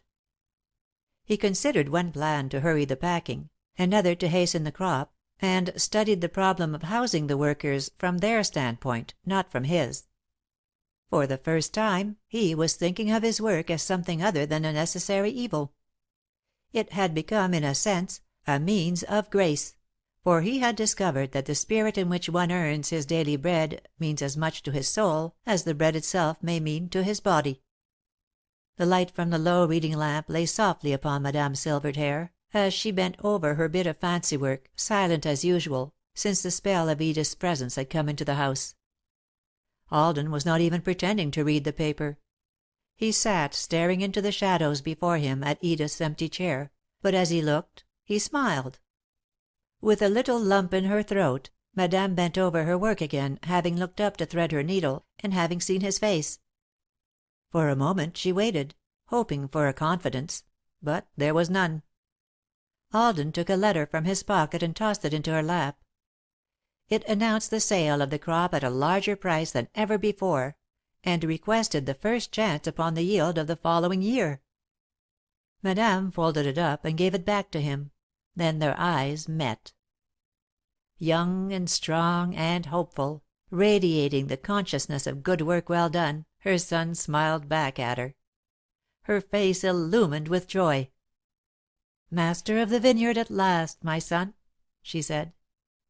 He rose from his chair, bent over, and kissed her fondly. "Yes, mother, thanks to you and Edith." Then he added, after a pause, "Master of myself, too." Each to his own work. Heart's dearest, it was 2 months ago to day that you went away, and to me it has been an eternity. Every day and every hour I think of you, sometimes with such intense longing that it seems as though the air before me must take shape and yield you to my arms. I have been working hard, and no, I will not say trying to forget, since memory, upon the dull background of my commonplace existence, has set one great blazing star. I would not, if I could choose, go back to one hour that did not hold you, but rather would I pray for time to stand still for us at any one of his jeweled moments upon the dial, when you and I were heart to heart. Mysteriously, you have made everything right for me, denied all things though we are. After 10 years of struggle with the Vineyard, with several conspicuous failures and now and then a half-hearted success, I have at last rejoiced mother's heart, and my own as well, with the largest crop within my memory or hers. The fruit, too, has been finer than ever before. The school, also, which I have hated ever since I had it, begins to appear before me in a new light. It is not only those dull and stupid children who are to learn lessons in that one-roomed schoolhouse, it is I. While they struggle with the alphabet and multiplication table, and the spelling of words in 4 syllables, their teacher has before him invaluable opportunities to acquire patience, self-control, and a sense of justice, if not to inspire affection. Before, I went my way in sullen discontent. Because I could not do the things I wanted to do, I disdained the humble tasks assigned me, forgetting that in the great scheme of things each one of us has his work. Some of us must scrub floors, others carry bricks or mortar, and others must grow grapes and teach school. I had thought, in my blindness, that the great things were the easiest to do, but now I see that drudgery is an inseparable part of everything worth while, and the more worth while it is, the more drudgery is involved. In years gone by I have given time to the Vineyard, but nothing at all of myself. I held myself aloof and apart while duty, like a stern taskmaster, urged me to do the things I hated, merely to please mother, who had done so much for me that she had the right to demand this. This year I have put my heart into my work. When failure seemed imminent, I have labored with fresh courage. I have remembered, too, that the tools with which I worked were human beings like myself, and not so many mere machines. My love for you has been the magic key that has unlocked the doors dividing me from my fellow men. No longer isolated, no longer apart, I am one of a brotherhood that claims fellowship with all humanity. One blood flows uninterruptedly through us all, one heart beats in us all, and truly seen, we are not separate individuals, but only component parts of the greater self. Once I was absorbed in myself. Now I yearn unspeakably toward all with whom I come in contact. I see 1,000 ways in which I may be kind. It is not for me to preach the gospel of love and understanding, but to live it, and in living it, either to lead or to follow, as may be right and best. Hitherto I have kept away from the workers in the Vineyard as much as I possibly could. Some of them have come for 5 years in succession, and I neither remembered their faces nor knew their names. Now, not because I felt that it was my duty, but because I really wanted to, I have tried to come a little closer, to see into their lives as best I might. I have seen before me such dramas of suffering and love as have made me ashamed, more than once, of my own worthless life and my own vain repinings. These humble toilers in my vineyard had come nearer the truth of things than I had, and were happier. Night after night I have been glad of the shelter of the darkness and have moved back out of the circle of light made by the camp fire, that none of them might see my face. One woman, too weak and ill to work, would lie down among the vines to rest, while her husband filled her basket from his own. They needed money for a crippled child who could be made right by an expensive operation, One night I saw a lantern moving back and forth among the vines, and when I went out to investigate, the man was hard at work, filling basket after basket, because he knew that it was not right to draw two people's pay without doing two people's work. He had done this every night, and sometimes, too, the woman had spent her limited strength laboring beside him. Both were nearly heartbroken, having figured up that, at the rate the work was being done, they would still be $20 short of the desired sum. So I gave them this, and they are to return it when they can. If it is not possible to return it earlier, they are to come next year and work it out. I have no fear that they will not come; but, even should they fail me, I would rather lose the money and have my trust betrayed, than to miss a chance of helping where I might. One man had been saving for years that he might send to Italy for his wife and children. His earnings would give him a little more than the amount he needed, and he was counting the days until he could put his plan into execution. He could neither read nor write, so one night, by the camp fire, I wrote his letter for him, in my best schoolmaster's hand, for the first time finding my scanty knowledge of Italian of some real use. We have always given them a feast when the work was over, and sent some trifling presents to the wives and children who had remained behind. This was for our own sake, however, and not in any sense for theirs. It has been hard to get people to come, and we wanted to offer inducements. This time I sat at the head of the table myself. We had songs and stories and much good cheer. Afterward, when I said good night, they all came to shake hands with me and say thank you. It was the first time. One man who lives in a crowded district in the city has a wife who has tuberculosis.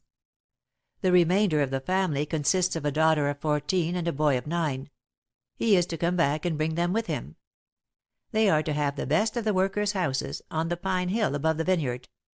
On a cot in the clean cold air, the mother will get well again, if it is possible for her to get well. I have work enough around the place for the man. The boy can go to school, and the lady mother will train the daughter in the ways of housewifery. In the evenings I shall teach her to read and write. We have swept our attic clean of things we have stored away. We have given not only what we do not need, but what we can do without. This winter, when the north wind howls down the chimney, while I am sheltered and warm, it will afford me satisfaction to know that my useless garments are, at last, doing good service somewhere. Mother, too, has caught the spirit of it. I cannot tell you of the countless things she has sent away: bedding, clothes, shoes, furniture, food, everything. I do not know why the workers' shacks around the vineyard should remain idle practically all the time. There must be others in damp cellars in that crowded city who have become diseased, and who could well be healed by the pure cold air up among my ancestral pines. I will see what can be done. These people who come to my vineyard are, as it were, the connecting link between me and the outer world. I had thought there was nothing for me to do here, and behold, there is so much to be done that I scarcely know where to begin. And this work has been at my very door, as it were, for 10 years, and I have not seen it. Next year I think I shall have a night school for 2 hours each evening after work. Many of them are pathetically eager to learn and have no opportunity to do so. The night the workers all went back to the city, I had a strange dream which now seems significant. I thought I was in a great factory somewhere that was given over to the weaving of cloth. It was well equipped, there were innumerable orders waiting to be filled, and there were plenty of people to work, but nothing was being done. The floor was covered with rubbish, the windows were thick with dust and cobwebs. Where there were artificial lights they were flickering disagreeably because they were choked with dirt. The machinery creaked abominably, and the air of the place was foul beyond description.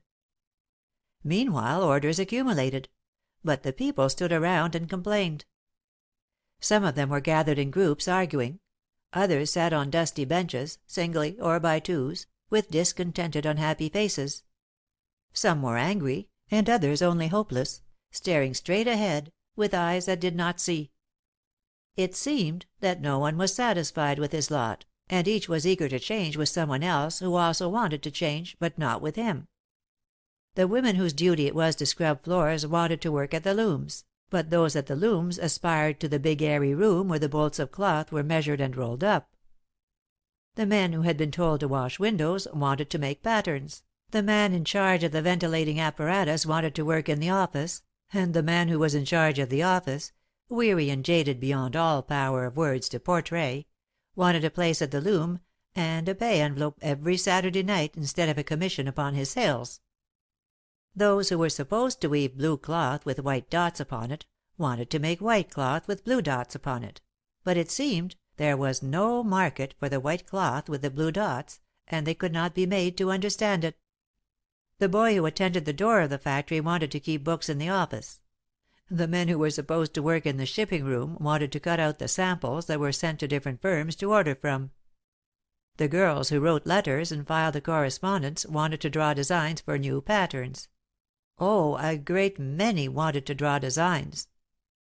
The man who did the designing was complaining of a headache and wanted to be doorkeeper, that he might have plenty of fresh air. The man who was supposed to oil the machinery wanted to wash the windows. He said it was a cleaner job. And the messengers were tired of going back and forth all day. They wanted to sit quietly and write letters. Suddenly an imperious voice called out, "Each to his own work!" They hesitated for a moment, then obeyed, and presently everything was changed. From confusion and disorder it resolved itself into perfect harmony, for each one was doing his own work and doing it well. And as they worked, the spirit of love came among them and the workers began to sing at their tasks. Each one did not only his own work, but helped his neighbor with his. They became eager to do all they could instead of as little as they might and still escape censure, and the face of each one was shining with joy. When I awoke I was saying aloud, "Each to his own work." For some time I did not know it was only a dream, but gradually the meaning of it became clear. Edith, did you ever stop to think that the millennium could be brought about in less than 1 hour, if each did his own work well and in a spirit of love? It is we ourselves who are out of harmony, not things as they are, and, having once attained harmony, everything will become right. And so, beloved, my love for you has been as a great light in my soul. I need no more than to give it without ceasing, and to renew, through human service, not only my love for you, but the love for all which leads to brotherhood. I have come to see that joy comes through what we give, not through what we take. Happiness through serving, not through being served. And peace through labor, not rest. I thought at first that I loved you, but it seems to have grown 100-fold. No barriers may divide us from one another, nor earth with all its seas sunder us apart, for through love has come union, not only with you, but the whole world. And so, good night, heart of my heart, life of my life, and soul of my soul. A.M. Dear and ever dearer, your letter lies against my heart where I feel it with every rising breath. I, too, have longed for you 1,000 times, and in 1,000 ways. Always, as the tide of the night turns, I wake and think of you. When through the darkness comes no response, I smile to myself, knowing you are asleep, then I sleep also. But sometimes, in an instant, the darkness becomes alive and throbs with eager messages, as love surges from my heart to yours and from yours to mine. I, too, have come into the way of service, of brotherhood. It may seem a strange thing to write, or even to say, but you, who have never failed to understand me, will understand this. I never cared so much for my husband as I do now. I was never less conscious of myself, never more eager to ask nothing and give all. And through this change in me has come about a change in him. Instead of each of us selfishly demanding what we conceive to be our rights, each strives unselfishly to please the other, to see who can give the most. You have taken nothing away that belongs to anyone else, dear. The love I bear you is yours alone, but through it, I have some way more to give. He is the richer because of you. Like you, I have seen before me a multitude of openings, all leading, through ways of self-sacrifice, to the sure finding of oneself. The more love you give, the more you have. It is, in a way, like the old legend of the man who found he could take to heaven with him only those things which he had given away. All around me I see the pitiful mistakes that masquerade as marriage. Women who have no virtues save one tied like millstones to some of earth's noblemen. Great-hearted and great-souled women mated with clods.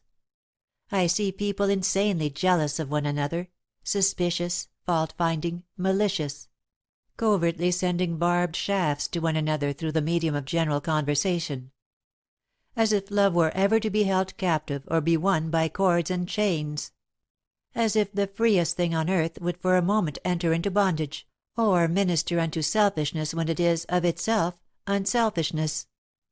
Passion-slaved and self-bound, they never see beyond their own horizon, nor guess that the great truths of life and love lie just beyond their reach. Looking back, I can see one thing that you may have missed. This love of ours has brought joy to you and to me, and indirectly happiness to my husband. It has not affected your mother, one way or another, but it has hurt Rosemary. Taken away from her the one thing that made her sordid life worth while. Dear, can't you see your way clear to make it right with her, to give back at least as much as she had before I came into your life? You will take nothing from me by doing so, for my place with you is secure and beyond the reach of change, as you know yours is with me. But, just because the full moon has risen upon midnight, shall we refuse to look at the stars? Believe me, all the lesser loves have their rightful place, which should be more definitely assured because of the greater light. I am pleading not only for her, but for you. Tell her everything if you choose, or if you feel that you must in order to be honest. I am sure you can make her understand. The door of the house of life is open for you and for me, but it is closed against her. And yet these thoughts of ours are as a weaver's shuttle, plying endlessly through the web of night and space and time. One thought may make a slender thread, indeed, but what of the countless thoughts that fly back and forth, weaving and interweaving as they go?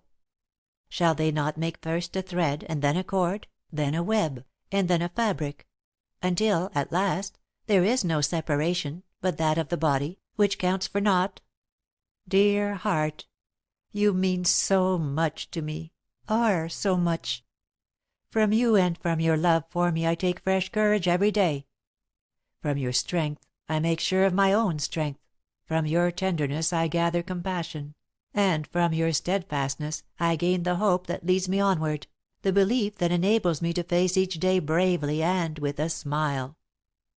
Deep in my heart I hold fast to one great joy. Sometimes I close the door quickly upon it and bar up the passage, lest anyone should guess that there, within a bare white chamber, is erected the high altar of my soul, where the lights shine far into the shadows, in spite of rock-hewn portals, closed and barred. The knowledge of your love I have with me always, to steady me, to guide me, to uplift me, to make even a grave warm and sweet. And to you, with my own hands, I have brought the divine fire that shall not fail, so what more need we ask of God, save that somewhere, sometime, in His infinite compassion we may be together, even though it may be in the house not made with hands. Remember that I long for you, dream of you, hope for you, believe in you, pray for you, and above all else, love you, love you, love you. And in all the ways of heaven and for always, I am thine. E. Betrothal. Desolation lay upon the vineyard. The fairy lace had been rudely torn aside by invading storms, and the secret spinners had entered upon their long sleep. The dead leaves rustled back and forth, shivering with the cold, when the winds came down upon the river from the hill. Caught, now and then, upon some whirling gust, the leaves were blown to the surface of the river itself, and, like scuttled craft, swept hastily to ports unknown. Rosemary escaped from the house early in the afternoon. Unable to go to the Hill of the Muses or up the river road, she had taken a long roundabout path around the outskirts of the village and so reached the hills back of the Vineyard. The air of the valley seemed to suffocate her. She longed to climb to the silent places where the four winds of heaven kept tryst. She was alone, as always. She sighed as she remembered how lonely she had been all her life. Except Alden, there had never been anyone to whom she could talk freely. Even at school, the other children had, by common consent, avoided the solitary, silent child who sat apart, always, in brown gingham or brown alpaca, and taking refuge in the fierce pride that often shields an abnormal sensitiveness.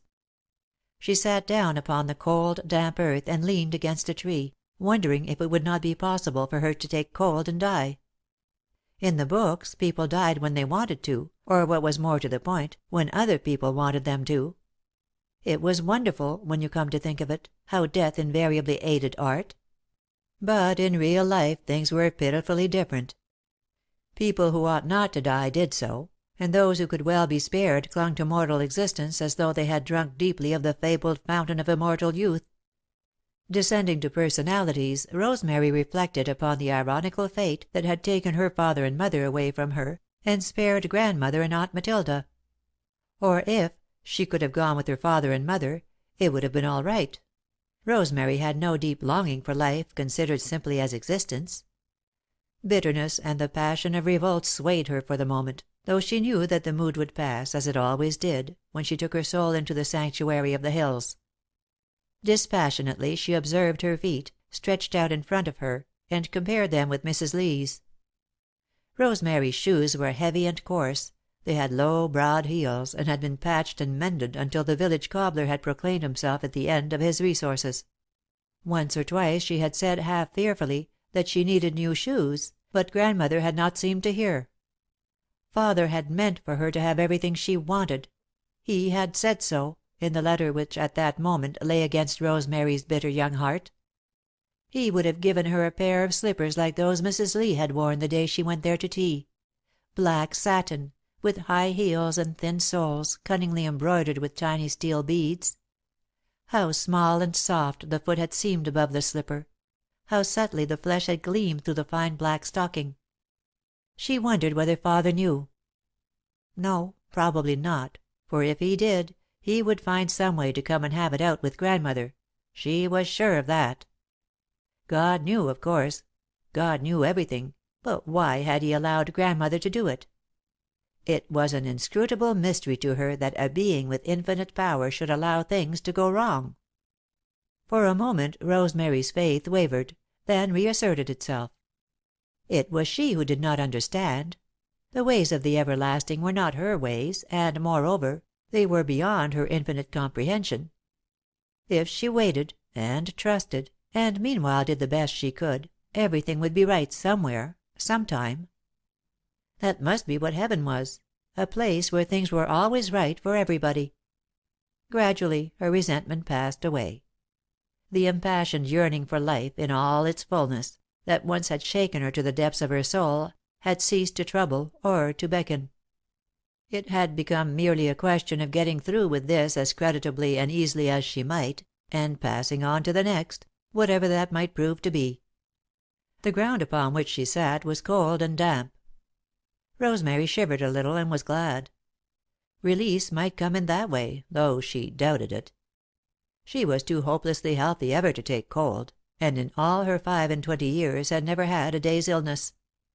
A step beside her startled her and a kindly voice said, "Why, Rosemary, you'll take cold." Crimson with embarrassment, she sprang to her feet, shaking the soil from her skirts. I didn't hear you coming," she stammered. "I must go." "Please don't," Alden responded. "Remember how long it is since I've seen you. How did you happen to come up here?" "Because I don't know. I've come sometimes to see the Vineyard. I've liked to watch the people at work," she concluded, lamely. "I see so few people, you know." Alden's face softened with vague tenderness. "Was it just this last summer you've been coming, or has it been all along?" "I've always come. Ever since I was big enough to climb the hill. I used to steal grapes sometimes," she confessed. Before I knew it was wrong." "You can have all the grapes you want," he laughed. "I'll send you a basket every day, if you want them, as long as the season lasts. Why didn't you tell me before?" "I never thought," she answered.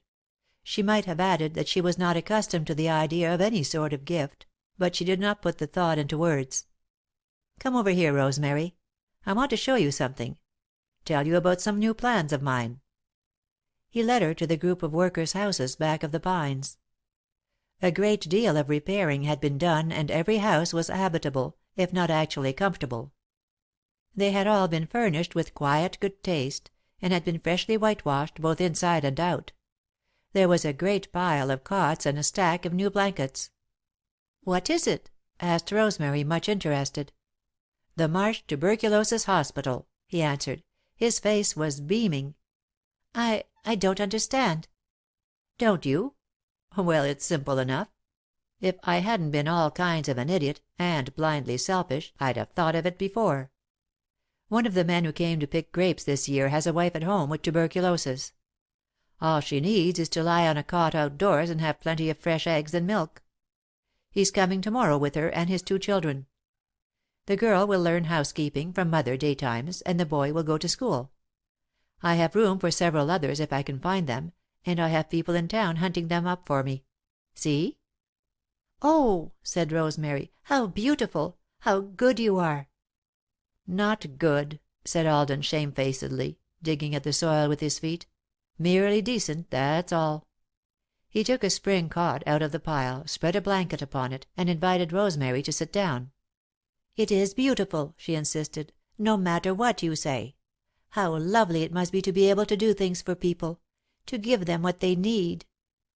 Oh," she breathed, "if I could only help." Alden looked at her keenly. "You can, Rosemary." "How?"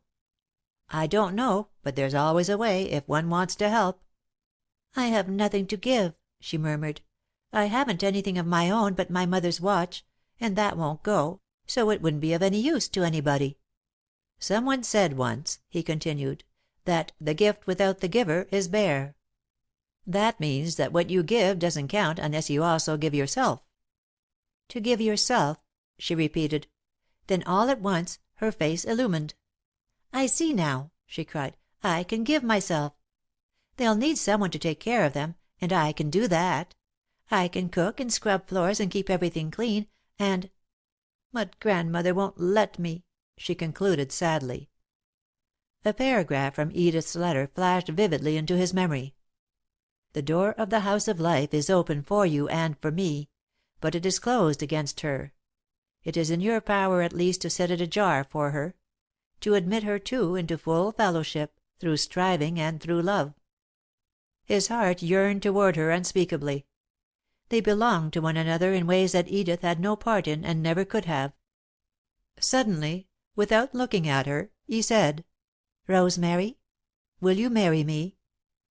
She turned to him, startled, then averted her face.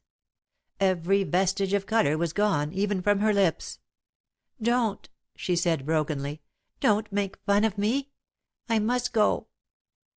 She rose to her feet, trembling, but he caught her hand and held her back. "Look at me, dear. I'm not making fun of you. I mean it, every word." She sat down beside him, then, well out of reach of his outstretched hand. "What for?" she asked, curiously. "Because I want you." I don't understand." "Don't you love me?" "You have no right to ask me that." Her tone was harsh and tremulous with suppressed emotion. "No," he agreed, after a pause. "I suppose I haven't." She did not answer, so, after a little while, he rose and stood before her, forcing her eyes to meet his. "Do you know?" he asked. Rosemary hesitated for a moment. "Yes, I know," she said, in a different tone. "And that was why you " "Yes." Her voice was scarcely audible now. "It wasn't true, then, that you didn't love me?" She turned upon him fiercely. "What right have you to ask me all these questions?" she cried, passionately. "What have you to offer me? How can you take all I have to give and give me nothing in return? What is your love worth? What do you think I am? The plaything of an idle hour, something to be taken up or cast aside whenever you may choose, to be treated kindly or brutally as your fancy may dictate, to be insulted by your pity, by what you call your love? No, 1,000 times no!" His face was very white and his mouth twitched, but in a moment he had gained in a measure his self control. "I don't blame you in the least, Rosemary. I deserve it all, I know. But before you condemn me utterly, will you listen to me for a few moments?" She assented, by the merest inclination of her head. "I want to be honest with you," he went on, clearing his throat, "and I want to be honest with myself. No doubt you think I'm all kinds of a cad, and rightly so, but at least I've been honest. That is, I've tried to be. When I asked you to marry me early in the spring, I meant it, just as I mean it now, and I was glad when you said you would. Then she came. I had nothing whatever to do with her coming. In fact, I protested against it, as Mother will tell you if you ask her. I didn't know her and I didn't want her, but after I knew her—" "You did want her," said Rosemary, coldly. "Yes, I wanted her, and she was married to another man. She had sufficient grounds for a divorce, though she never told me what they were, and I pleaded with her to take advantage of the opportunity. I tried by every means in my power to persuade her, and when you—released me—" "You were glad," she said, finishing the sentence for him. "Yes," he replied in a low tone, "I was glad." She decided, finally, to leave it to him. If he wanted her back, she would go. If he preferred his freedom, she would give it to him. And of course he wanted her, and he had the right. So she went. So she went, and it was all over, and we shall never see each other again." "It's too bad," said Rosemary, icily. "I'm sorry for you both." "Listen, dear," he pleaded. His face was working piteously now. "I wish I could make you understand. I loved her, and I love her still. I shall love her as long as I live, and perhaps even after I'm dead. And she loves me. But because of it, in some strange way that I don't comprehend myself, I seem to have more love to give others. I care more for my mother because I love Edith, and, queer as you may think it, I care more for you. She has taken nothing away from you that I ever gave you. You are dearer to me to day than when I first asked you to marry me, so long ago. I don't suppose you'll believe it, but it's the truth." "I believe what you tell me," Rosemary said, in a different tone, "but I don't understand it. It's like this, Rosemary. My loving her has been like opening the door into the house of life. It's made everything different for me. It's made me want to make the best of myself, to do things for people, to be kind to everybody. It isn't selfishness. It's unselfishness. I told you once that I wanted to take you away from all that misery and to make you happy. It was true then, and it's true now, but at that time I was bound in shallows and didn't know it. She came into my life like an overwhelming flood and swept me out to sea. Now I'm back in the current again, but I shall know the shallows no more. Thank God. If you'll believe me, I have more to give than I had then, and I want you more. I'm very lonely, Rosemary, and shall be always, unless—but no, I don't want your pity. I want your love." There was a long pause, then Rosemary spoke. "Service," she said, half to herself, "and sacrifice. Giving, not receiving. Asking, not answer." "Yes," returned Alden, with a sigh, "it's all of that. Leaving love aside," he went on, after a little, "I believe you'd be happier here, with Mother and me, than you are where you are now. You'd be set free from all that drudgery, you could help me in my work, and though I'm not rich, I could give you a few of the pretty things you've always wanted. We could go to town occasionally and see things. Moreover, I could take care of you, and you've never been taken care of. I don't think you'd ever be sorry, Rosemary, even though you don't love me." "I never said I didn't love you," the girl faltered. Her eyes were downcast, and the colour was burning upon her pale face. "Yes, you did, up on the hill. Don't you remember?" "I wasn't telling the truth," she confessed. I've always Rosemary." She looked at him with brimming eyes. "What you've done, or what you may do, doesn't make any difference. It never could. If it depends at all on the other person, I don't think it's love." In an instant his arms were around her, and she was crying happily upon his shoulder. "Dear, my dear! And you cared all the time?" "All the time," she sobbed. "What a brute I was! How I must have hurt you!" "You couldn't help it. You didn't mean to hurt me." "No, of course not. But none the less I did it. I'll spend the rest of my life trying to make up for it, dear, if you'll let me." It flashed upon Rosemary that this was not at all like the impassioned love making to which she had been an unwilling witness, but none the less it was sweet, and it was her very own. He wanted her, and merely to be wanted, anywhere, gives a certain amount of satisfaction. "Kiss me, dear." Rosemary put up her trembling lips, answering to him with every fibre of body and soul. "Don't cry, dear girl. Please don't. I want to make you happy."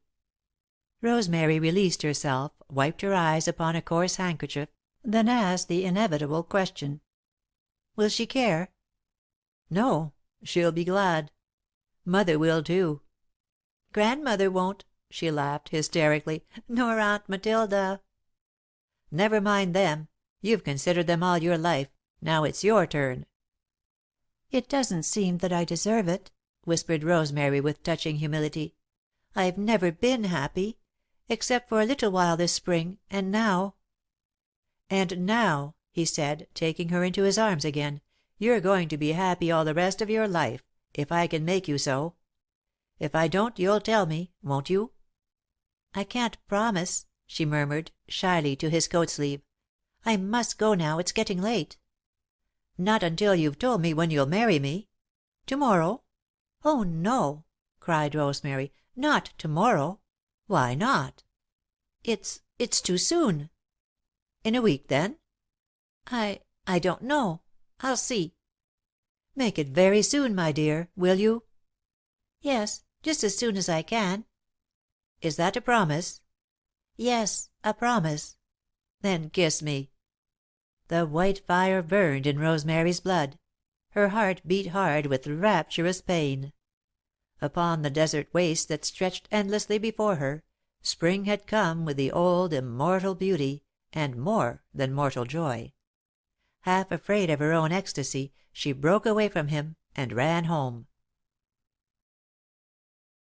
The minister's call.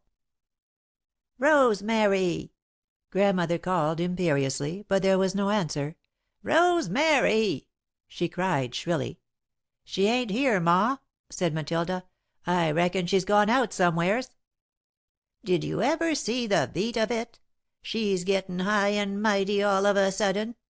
This makes twice lately that she's gone out without even tellin' us, let alone askin' whether she could go or not. Just wait till she comes back." Matilda laughed in her most aggravating manner. "I reckon we'll have to wait," she retorted, "as long as we don't know where she's gone and when she's comin' back." "Just wait," repeated Grandmother, ominously. "I'll tell her a thing or two. You just see if I don't." The fires of her wrath smouldered dully, ready to blaze forth at any moment. Matilda waited with the same sort of pleasurable excitement which impels a child to wait under the open window of a house in which there is good reason to believe that an erring playmate is about to receive punishment. "What's she been doin' all day?" Grandmother demanded. "Nothin' more than usual, I guess," Matilda replied. "She did up the work this morning and got dinner, and washed the dishes and went to the store, and when she come back she was up in the attic for a spell, and then she went out without sayin' where she was goin'." "In the attic? What was she doin' in the attic?" "I don't know, I'm sure." "She's got no call to go to the attic. If I want her to go up there, I'll tell her so. This is my house." "Yes," returned Matilda, with a sigh, "I've heard tell that it was." "Humph!" grunted Grandmother. For an hour or more there was silence, not peaceful, but tense, for Grandmother was thinking of things she might say to the wayward Rosemary. Then the culprit came in, cheerfully singing to herself, and unmindful of impending judgment. "Rosemary!" "Yes, Grandmother. What is it?" "Come here." Rosemary obeyed readily enough, though she detected warlike possibilities in the tone. "Set down. I've got something to say to you." "I have something to say to you, too, Grandmother," Rosemary replied, taking the chair indicated by the shaking forefinger. For the first time in her life she was not afraid of the old lady. "I've noticed," Grandmother began, tremulously, "that you're gettin' high and mighty all of a sudden. You've gone out twice lately without askin' if you might go, and I won't have it. Do you understand?" "I hear you," the girl answered. "Is that all?" "No, 'tain't all. You don't seem to have any sense of your position. Here you are, a poor orphan, beholden to your grandmother for every mouthful you eat and all the clothes you wear, and if you can't behave yourself better'n you've been doin', you shan't stay."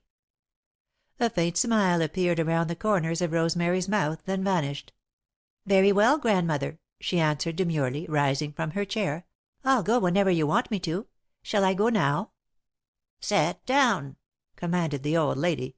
"I'd like to know where you'd go." "I'd go to Mrs. Marsh's. I think she'd take me in."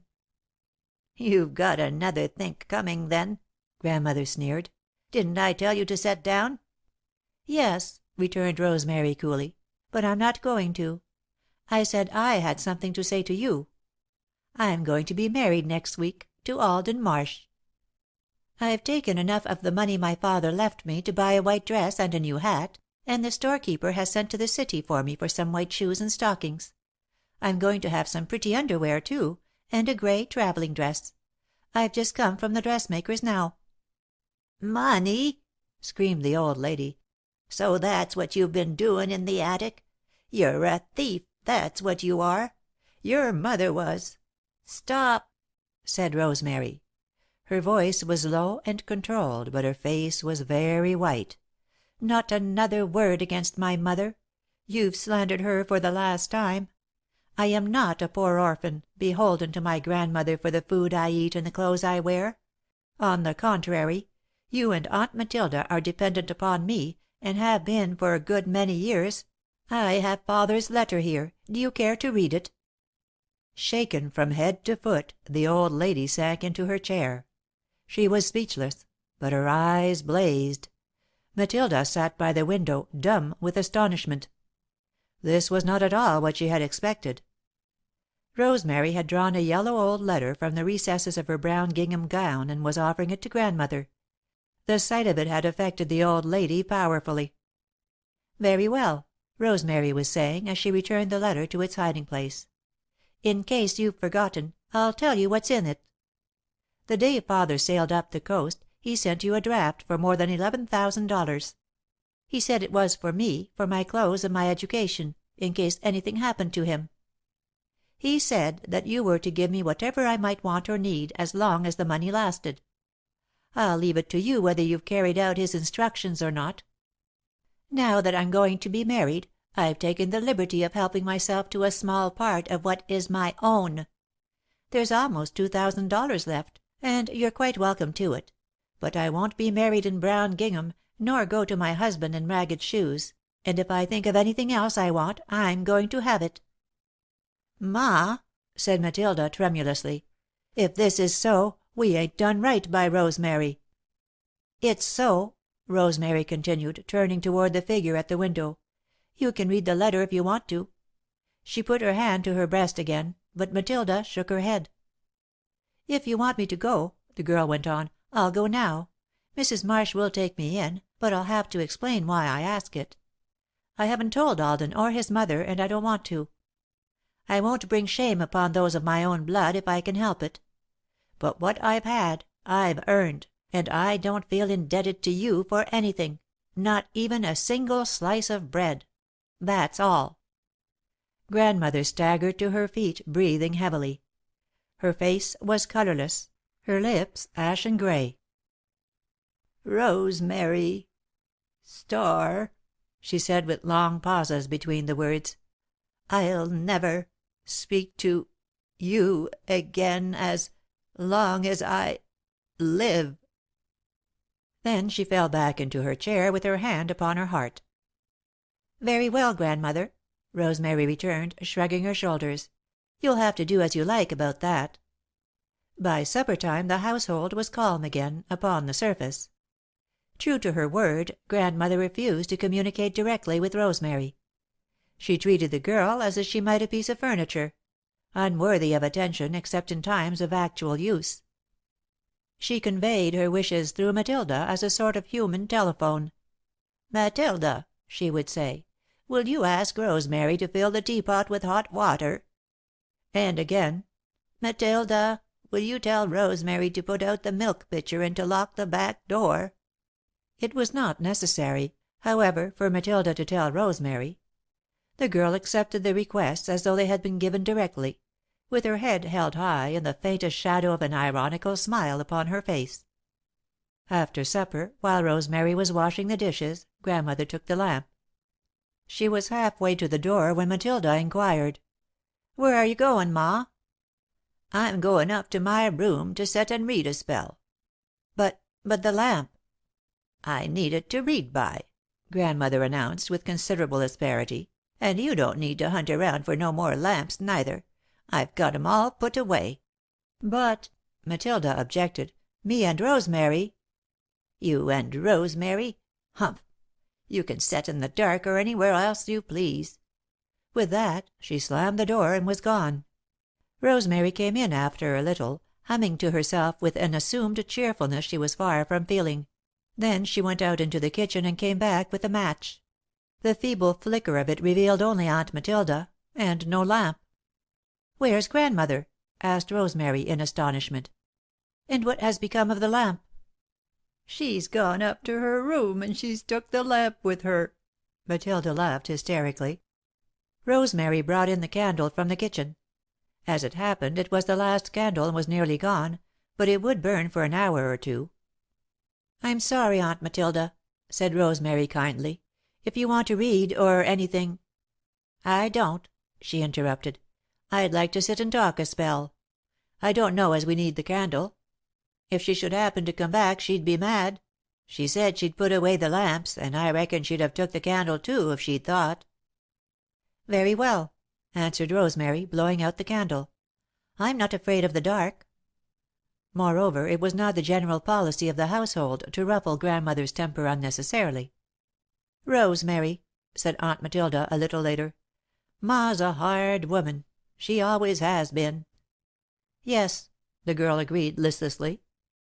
"I ain't never said much, but I've had my own troubles. I've tried to bear 'em patiently, but sometimes I ain't been patient. She's always made me feel so ugly." Rosemary said nothing, but she felt a strange softening of her heart toward Aunt Matilda. "I don't know as you'll believe me," the older woman went on, after a pause, "but I never knew nothin' about that money." "I know you didn't, Aunt Matilda. It's behind a loose brick in the chimney in the attic, on the right hand side. You have to stand on a chair to reach it. If you want any of it, go and help yourself. It's mine, and you're welcome to it, as far as I'm concerned." "I don't know what I'd want," returned Matilda, gloomily. "I ain't never had nothin', and I've sort of got out of the habit. I did used to think that if it ever come my way, I'd like a white straw hat with red roses on it, but I'm too old for it now." Tears of pity filled Rosemary's eyes and a lump rose in her throat. Aunt Matilda's deprivations had been as many as her own, and had extended over a much longer period. The way of escape was open for Rosemary, but the older woman must go on, hopelessly, until the end. "It was 16 years ago to night," said Aunt Matilda, dreamily, "that the minister come to call." "Was it?" asked Rosemary. She did not know what else to say. "I thought maybe you'd remember it, but I guess you was too little. You was only 9, and you used to go to bed at 7:30. It was 5 minutes of 8 when he come." "Was it?" asked Rosemary again. "Yes. Don't you remember hearin' the door bell ring?" "No. I must have been asleep." "Children go to sleep awful quick. It was 5 minutes of 8 when he come." "Were you expecting him?" "No, I wasn't. He'd said to me once on the way out of church after Sunday school, 'Miss Matilda, I must be comin' over to see you some one of these pleasant evenings, with your kind permission.' Just like that, he says, 'with your kind permission.' I was so flustered I couldn't say much, but I did manage to tell him that Ma and me would be pleased to see him any time, and what do you suppose he said?" "I don't know," answered Rosemary. "He said, 'It's you I'm comin' to see, not your Ma.' Just like that. 'It's you.'" Her voice had a new note in it, a strange thrill of tenderness. "And so," she went on, after a pause, "he come. I was wearin' my brown alpaca that I'd just finished. I'd tried it on after supper to see if it was all right, and it was, so I kept on wearin' it, though Ma was tellin' me all the time to take it off. Her and me had just cleaned the parlour that day. It couldn't have happened better. And when the bell rang I went to the door myself." "Were you surprised?" "My land, yes. I'd thought maybe he'd come, but not without tellin' me when or askin' for permission, as he'd said. He come in and took off his hat just like he was expected, and he shook hands with Ma and me. He only said, 'How do you do, Miss Starr,' to her, but to me he says, 'I'm glad to see you, Miss Matilda. How well you're looking.' Yes, just like that. We went and set down in the parlour. I'd cleaned the lamp that day, too. It was the same lamp Ma's took up stairs with her now. It was on the centre table, by the basket of wax flowers under the glass shade. They was almost new then, and none of 'em was broken. They looked awful pretty. Ma came in the parlour, too, and she set down between him and me, and she says, 'I've been wantin' to ask you something ever since I heard your last sermon, 3 weeks ago come Sunday. I ain't been to church since, and I can't feel like I ought to go.' 'I'm sorry,' he says, just as gentle. 'If you have any doubts that I can clear up,' he says, 'about the Scripture.' ''Tain't the Scripture I'm doubtin',' says Ma. 'It's you.' 'That isn't as bad,' he says, smilin', but I could see he was scared. You know how Ma is, especially when you ain't used to her. 'I'd like to ask,' says Ma, 'whether you believe that unbaptized infants is goin' to be saved.' 'Why, yes,' he says, 'I do.' 'I suspicioned it,' Ma says. Oh, her voice was awful. 'May I ask you just what grounds you have for believin' such a thing?' 'I don't know as I could tell you just what grounds I have,' he says, 'but I certainly feel that the God I humbly try to serve is not only just but merciful. And if there's anything on earth purer or more like a flower than a little baby,' he says, 'I don't know what it is, whether it's been baptized or not. I don't think God cares so much about forms and ceremonies as he does about people's hearts.' Them's the very words he said. Well," resumed Matilda, after a pause, "Ma was bent on arguin' with him about that, and baptism by sprinklin' or by immersion, and about the lost tribes of Israel, and goodness knows what else. He didn't want to argue, and was all the time tryin' to change the subject, but it was no use. I never got a chance to say a dozen words to him, and finally, when he got up to go, he says, 'I've had a very pleasant evenin', and I'd like to come again some time soon, if I may,' he says, just like that. And before I could say a word Ma had said, 'I don't know as we feel ourselves in need of your particular brand of theology,' she says. 'It's my opinion that you ought to be up before the trustees instead of around callin' on faithful members of the church, sowin' the seeds of doubt in their minds.' His face turned bright red, but he shook hands with Ma, very polite, and with me. I've always thought he squeezed my hand a little. And he says to me, very pleasant, "Good night, Miss Matilda." But that was all, for Ma went to the door with him and banged it shut before he'd got down the steps. The day before he went away I met him in the post office, accidental, and he says, "Miss Matilda, I've got somethin' for you if you'll accept it." And he took me over to one side where there couldn't nobody see us, and he gave me his tintype. And he says, "I hope you'll always remember me, Miss Matilda. You'll promise not to forget me, won't you?" And I promised," she resumed, "and I ain't. I've always remembered." There was a long silence, then Miss Matilda cleared her throat. "Light the candle, Rosemary, will you?" When the tiny flame appeared, Rosemary saw that the older woman's face was wet with unaccustomed tears. She reached down into the bosom of her dress and drew out a small packet, which she removed carefully from its many wrappings. "See?" she said. Rosemary leaned over to look at the pictured face. The heavy beard did not wholly conceal the sensitive, boyish mouth, and even the crude art had faithfully portrayed the dreamy, boyish eyes. "I want to ask you something," Aunt Matilda said, as she wrapped it up again. "You're going to be married yourself now, and you'll know about such things. Do you think, if it hadn't been for Ma, it might have been anything?" Rosemary put out the light. "I'm sure it would," she said, kindly. "Oh, Rosemary," breathed the other, with a quick indrawing of the breath. "Are you truly sure?" "Truly," said Rosemary, very softly. Then she added, convincingly: "You know Alden's never been to see me but once, and I haven't even a tintype of him, and yet we're going to be married." "That's so. I hadn't thought of that. I guess you're right." Then she added, generously: "I'm glad you're going to be married, Rosemary, and I hope you'll be happy. You've got it comin' to you." "Thank you," said Rosemary, choking a little on the words. "Thank you, dear Aunt Matilda."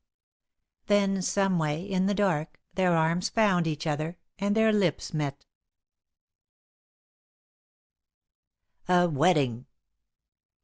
The air was crystalline and cool, yet soft and full of a mysterious, spicy fragrance. Blue skies arched down at the vast curve of the horizon to meet a bluer sea. Snowy gulls swept lazily through the clear blue spaces, their hoarse crying softened into a weird music. Upon the dazzling beaches of white sand, Rosemary was walking with Alden.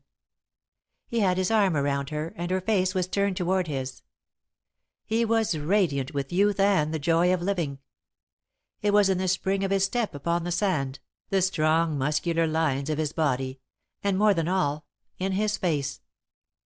In his eyes were the strange, sweet fires that Rosemary had seen the day she was hidden in the thicket and saw him holding Edith in his arms.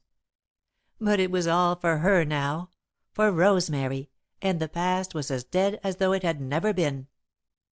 As they walked, they talked, saying to each other the thousand dear and foolish things that lovers have said since, back in the garden, the first woman looked into the eyes of the first man and knew that God had made her to be his mate.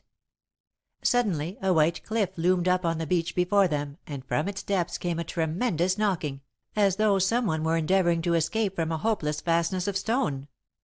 They paused, but the knocking continued, growing louder and louder. Then a hoarse voice called: "Rosemary! Rosemary!" The girl came to herself with a start, rubbing her eyes. Gaunt and grey in the first dim light of morning, Aunt Matilda stood over her, clad in a nondescript dressing gown. "Rosemary!" she whispered, shrilly. "Come quick! Ma's had a stroke!" They ran back to the old lady's room. In the girl's confused remembrance the narrow hallway seemed to be a continuation of the white, sunlit beach, with the blue sky and sea changed to faded wall paper and the cliff gone. Grandmother lay upon her bed, helpless, uttering harsh, guttural sounds that seemingly bore no relation to speech. Her eyes blazed at the sight of Rosemary, and she tried to sit up in bed, but could not. "When?" asked Rosemary. "Just now," Aunt Matilda answered. "I was asleep, and when I woke up I heard her. She must have woke me up. What shall we do?"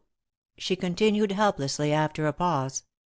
"I don't know," Rosemary whispered, almost stunned by the shock. I'll dress and go for the doctor." In an hour she had returned with the physician, who felt the old lady's pulse, and shook his head. In the hall he interviewed the other two. "Has she had any shock?" he asked. For a moment there was no answer, then Matilda answered clearly: "No." "No," echoed Rosemary. "No unusual excitement of any sort? Or no bad news?" "Not that I know of," Matilda replied, calmly. "Nothing unusual," Rosemary assured him. "Extraordinary," he murmured. "I'll be in again this afternoon." When he had gone, Aunt Matilda turned anxiously to Rosemary. "Do you think we did right? Shouldn't we have told him?" "I don't know what difference it could make," Rosemary replied, thoughtfully. "I'd hate to have anybody know what she's done. Maybe it's my fault," she went on, sadly.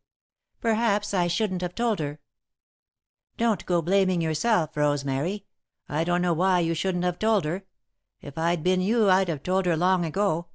Or had you just found it out?" "I've known for quite a while. I don't think I'd have said anything, though, if I wasn't going to be married. It didn't seem as if I could be married in brown gingham when father meant for me to have everything I wanted, and the money was there." "Don't worry about it for a minute," said Aunt Matilda, kindly. "You've done just right, and you ain't to blame for what's happened. It's her own fault." Rosemary prepared a breakfast tray, and Matilda took it up. "It's better for you to stay away, Rosemary," she said, "for we don't want her to get excited."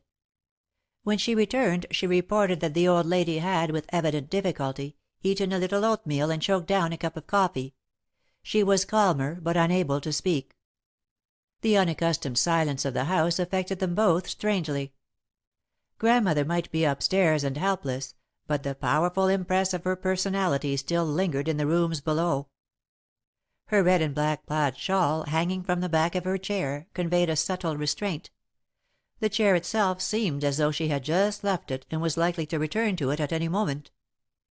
When the doctor came again in the afternoon, Matilda went up stairs with him, while Rosemary waited anxiously in the dining room. It seemed a long time until they came back and held a brief whispered conference at the front door. When he finally went out, Matilda came into the dining room literally tense with excitement. "He says," she began, sinking into a chair, "that he don't know. I like it in him, myself, for a doctor that'll admit he don't know when he don't, instead of leavin' you to find out by painful experience, is not only scarce, but he's to be trusted when you come across him. He says she may get better and she may not; that in a little while she may be up and movin' around and talkin' again about the same as she always did, and again she may stay just like she is or get worse.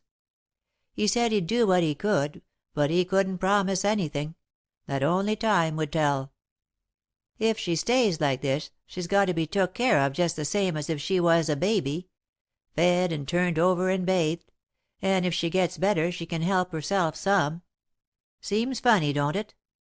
Yesterday she was rampagin' around and layin' down the law to you, and to day she can't say yes or no." "She said yesterday," Rosemary returned, "that she'd never speak to me again as long as she lived. I wonder if it's true?"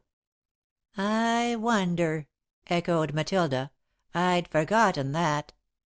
"I hadn't," said the girl, with a grim smile. "Seems almost as if it might be a judgment on her," Matilda observed, after a pause. "She said she'd never speak to you again, and she may never speak to anybody any more. And I've got to take care of her. That's the trouble with judgments. They never hit just the person they were meant to hit. We're all so mixed up that somebody else has to be dragged into it." Plainly, before Rosemary there opened the way of sacrifice and denial. For a moment she hesitated, then offered up her joy on the altar of duty. "I won't be married, Aunt Matilda," she said, bravely, though her mouth quivered. "I'll stay and help you." "What?" "I said I wouldn't be married. I'll tell Alden I can't. I'll stay and help you." "You won't. I won't have you speak of such a thing, let alone doing it." "You can't help it if I make up my mind." "Yes, I can. I'll go and see Mrs. Marsh and him and the minister and the doctor and everybody. I'll tell 'em all everything. You go right on ahead with your gettin' married. I ain't going to have your life spoiled the way mine has been. You're young yet, and you've got a right to it." "But, Aunt Matilda—" "Aunt Matilda, nothin'! What could you do, anyhow? She don't want you anywheres near her, and the doctor said she mustn't be excited." "I could do what I've always done: cooking and cleaning and washing and ironing, and I could carry things up stairs for you." "Maybe you could, Rosemary, but you ain't goin' to. You've served out your time. Don't you worry about me. I ain't goin' to kill myself." "I wish you'd let me," Rosemary stammered. "Well, I won't, and that's the end of it. I'll get along some ways. The minister used to say that when God gave any of us a burden we couldn't carry by ourselves, He'd always send help, so, if I need help, I'll have it." "I'll enjoy myself, too, in a way," she went on, after a little. "It's goin' to seem awful peaceful to have the house quiet, with no talkin' nor argument goin' on in it. Sometimes I've thought that if I could get out of the sound of the human voice for a spell I wouldn't feel so ugly. It's wore on me considerable. Never bein' alone except nights or when I went up stairs afternoons and pretended to take a nap. Lots of times I wasn't lyin' down at all. I was just settin' there, with the door locked, thinkin' how nice and quiet it was. Ma'll get a good rest, too, while she ain't talkin', though it ain't for me to say she's needed it. So," she continued, clearing her throat, "you go right on ahead with your marrying." Rosemary bent and kissed the hollow, withered cheek. "I will," she said. "Oh, dear Aunt Matilda, I wish you hadn't missed it all." The older woman's steel blue eyes softened, then filled. "Maybe I've missed it, and maybe I ain't," she said, huskily. "Maybe this life is only a discipline to fit us for somethin' better that's comin'. Anyway, if we keep on goin' and doin' the best we can as we go, I believe God will make it right for us later on." The morning of Rosemary's wedding dawned clear and cool. It was autumn, and yet the sweetness of Summer still lingered in the air. Scarlet banners trailed upon the maples and golden leaves rained from the birches, shimmering as they fell. Amethystine haze lay upon the valley, shot through with silver gleams from the river that murmured toward the sea with the sound of far waters asleep.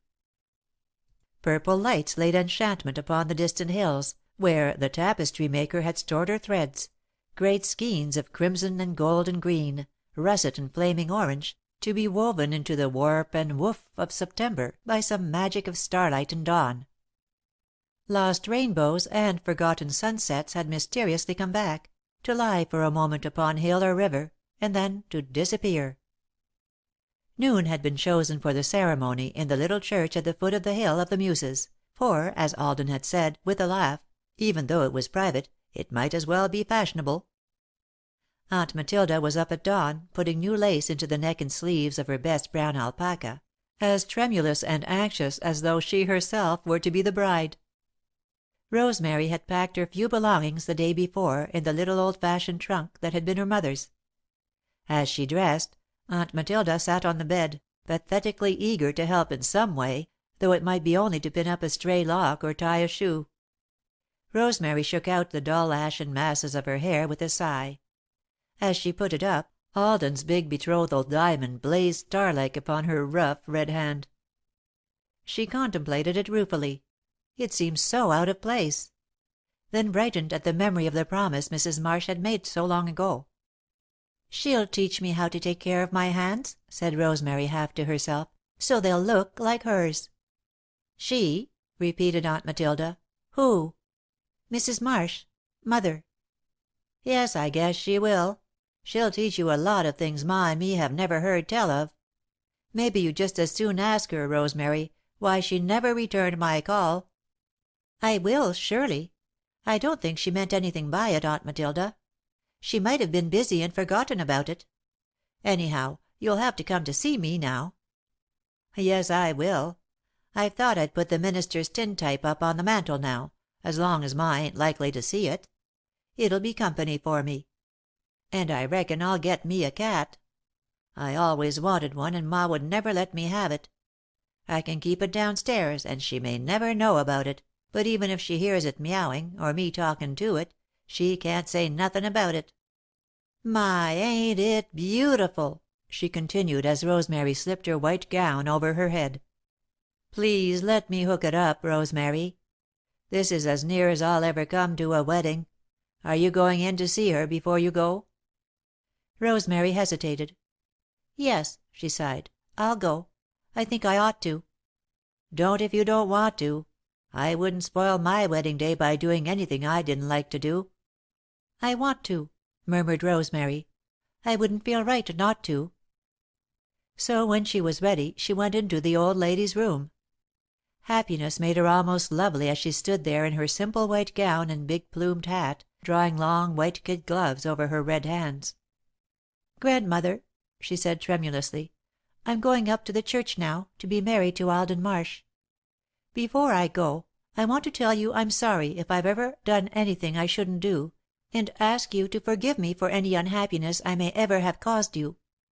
I haven't meant to do it, and I believe you've meant to be good to me. I hope you're glad I'm going to be happy now."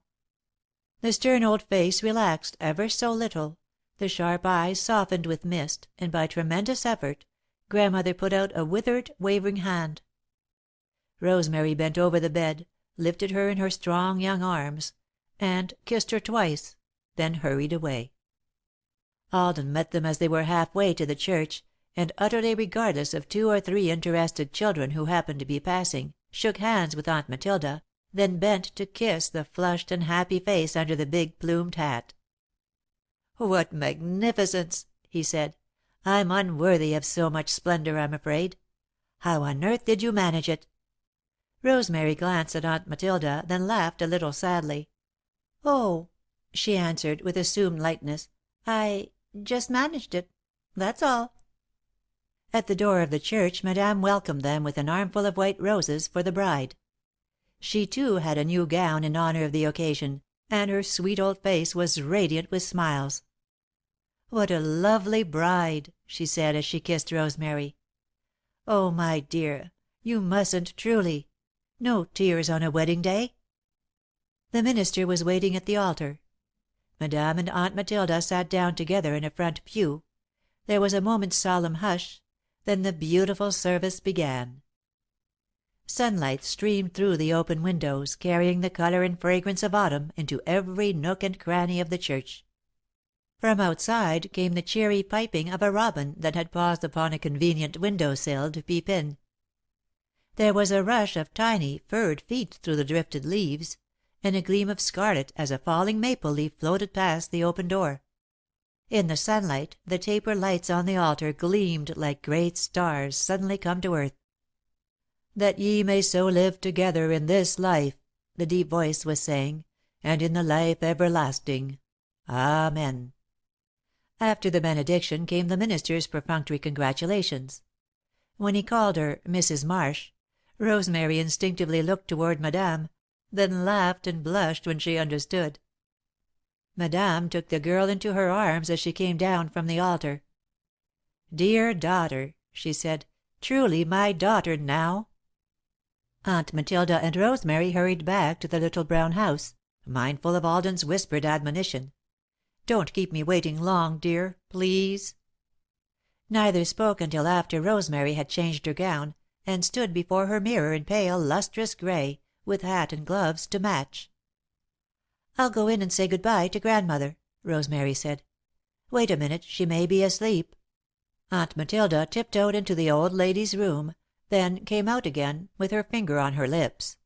"She's sound asleep," she said, "and her face looks as if she felt better. I guess she'll come to herself again, all right. The stars have always been healthy and hard to kill." So the two went downstairs quietly. When the door was opened, Rosemary saw that Alden was waiting for her at the gate.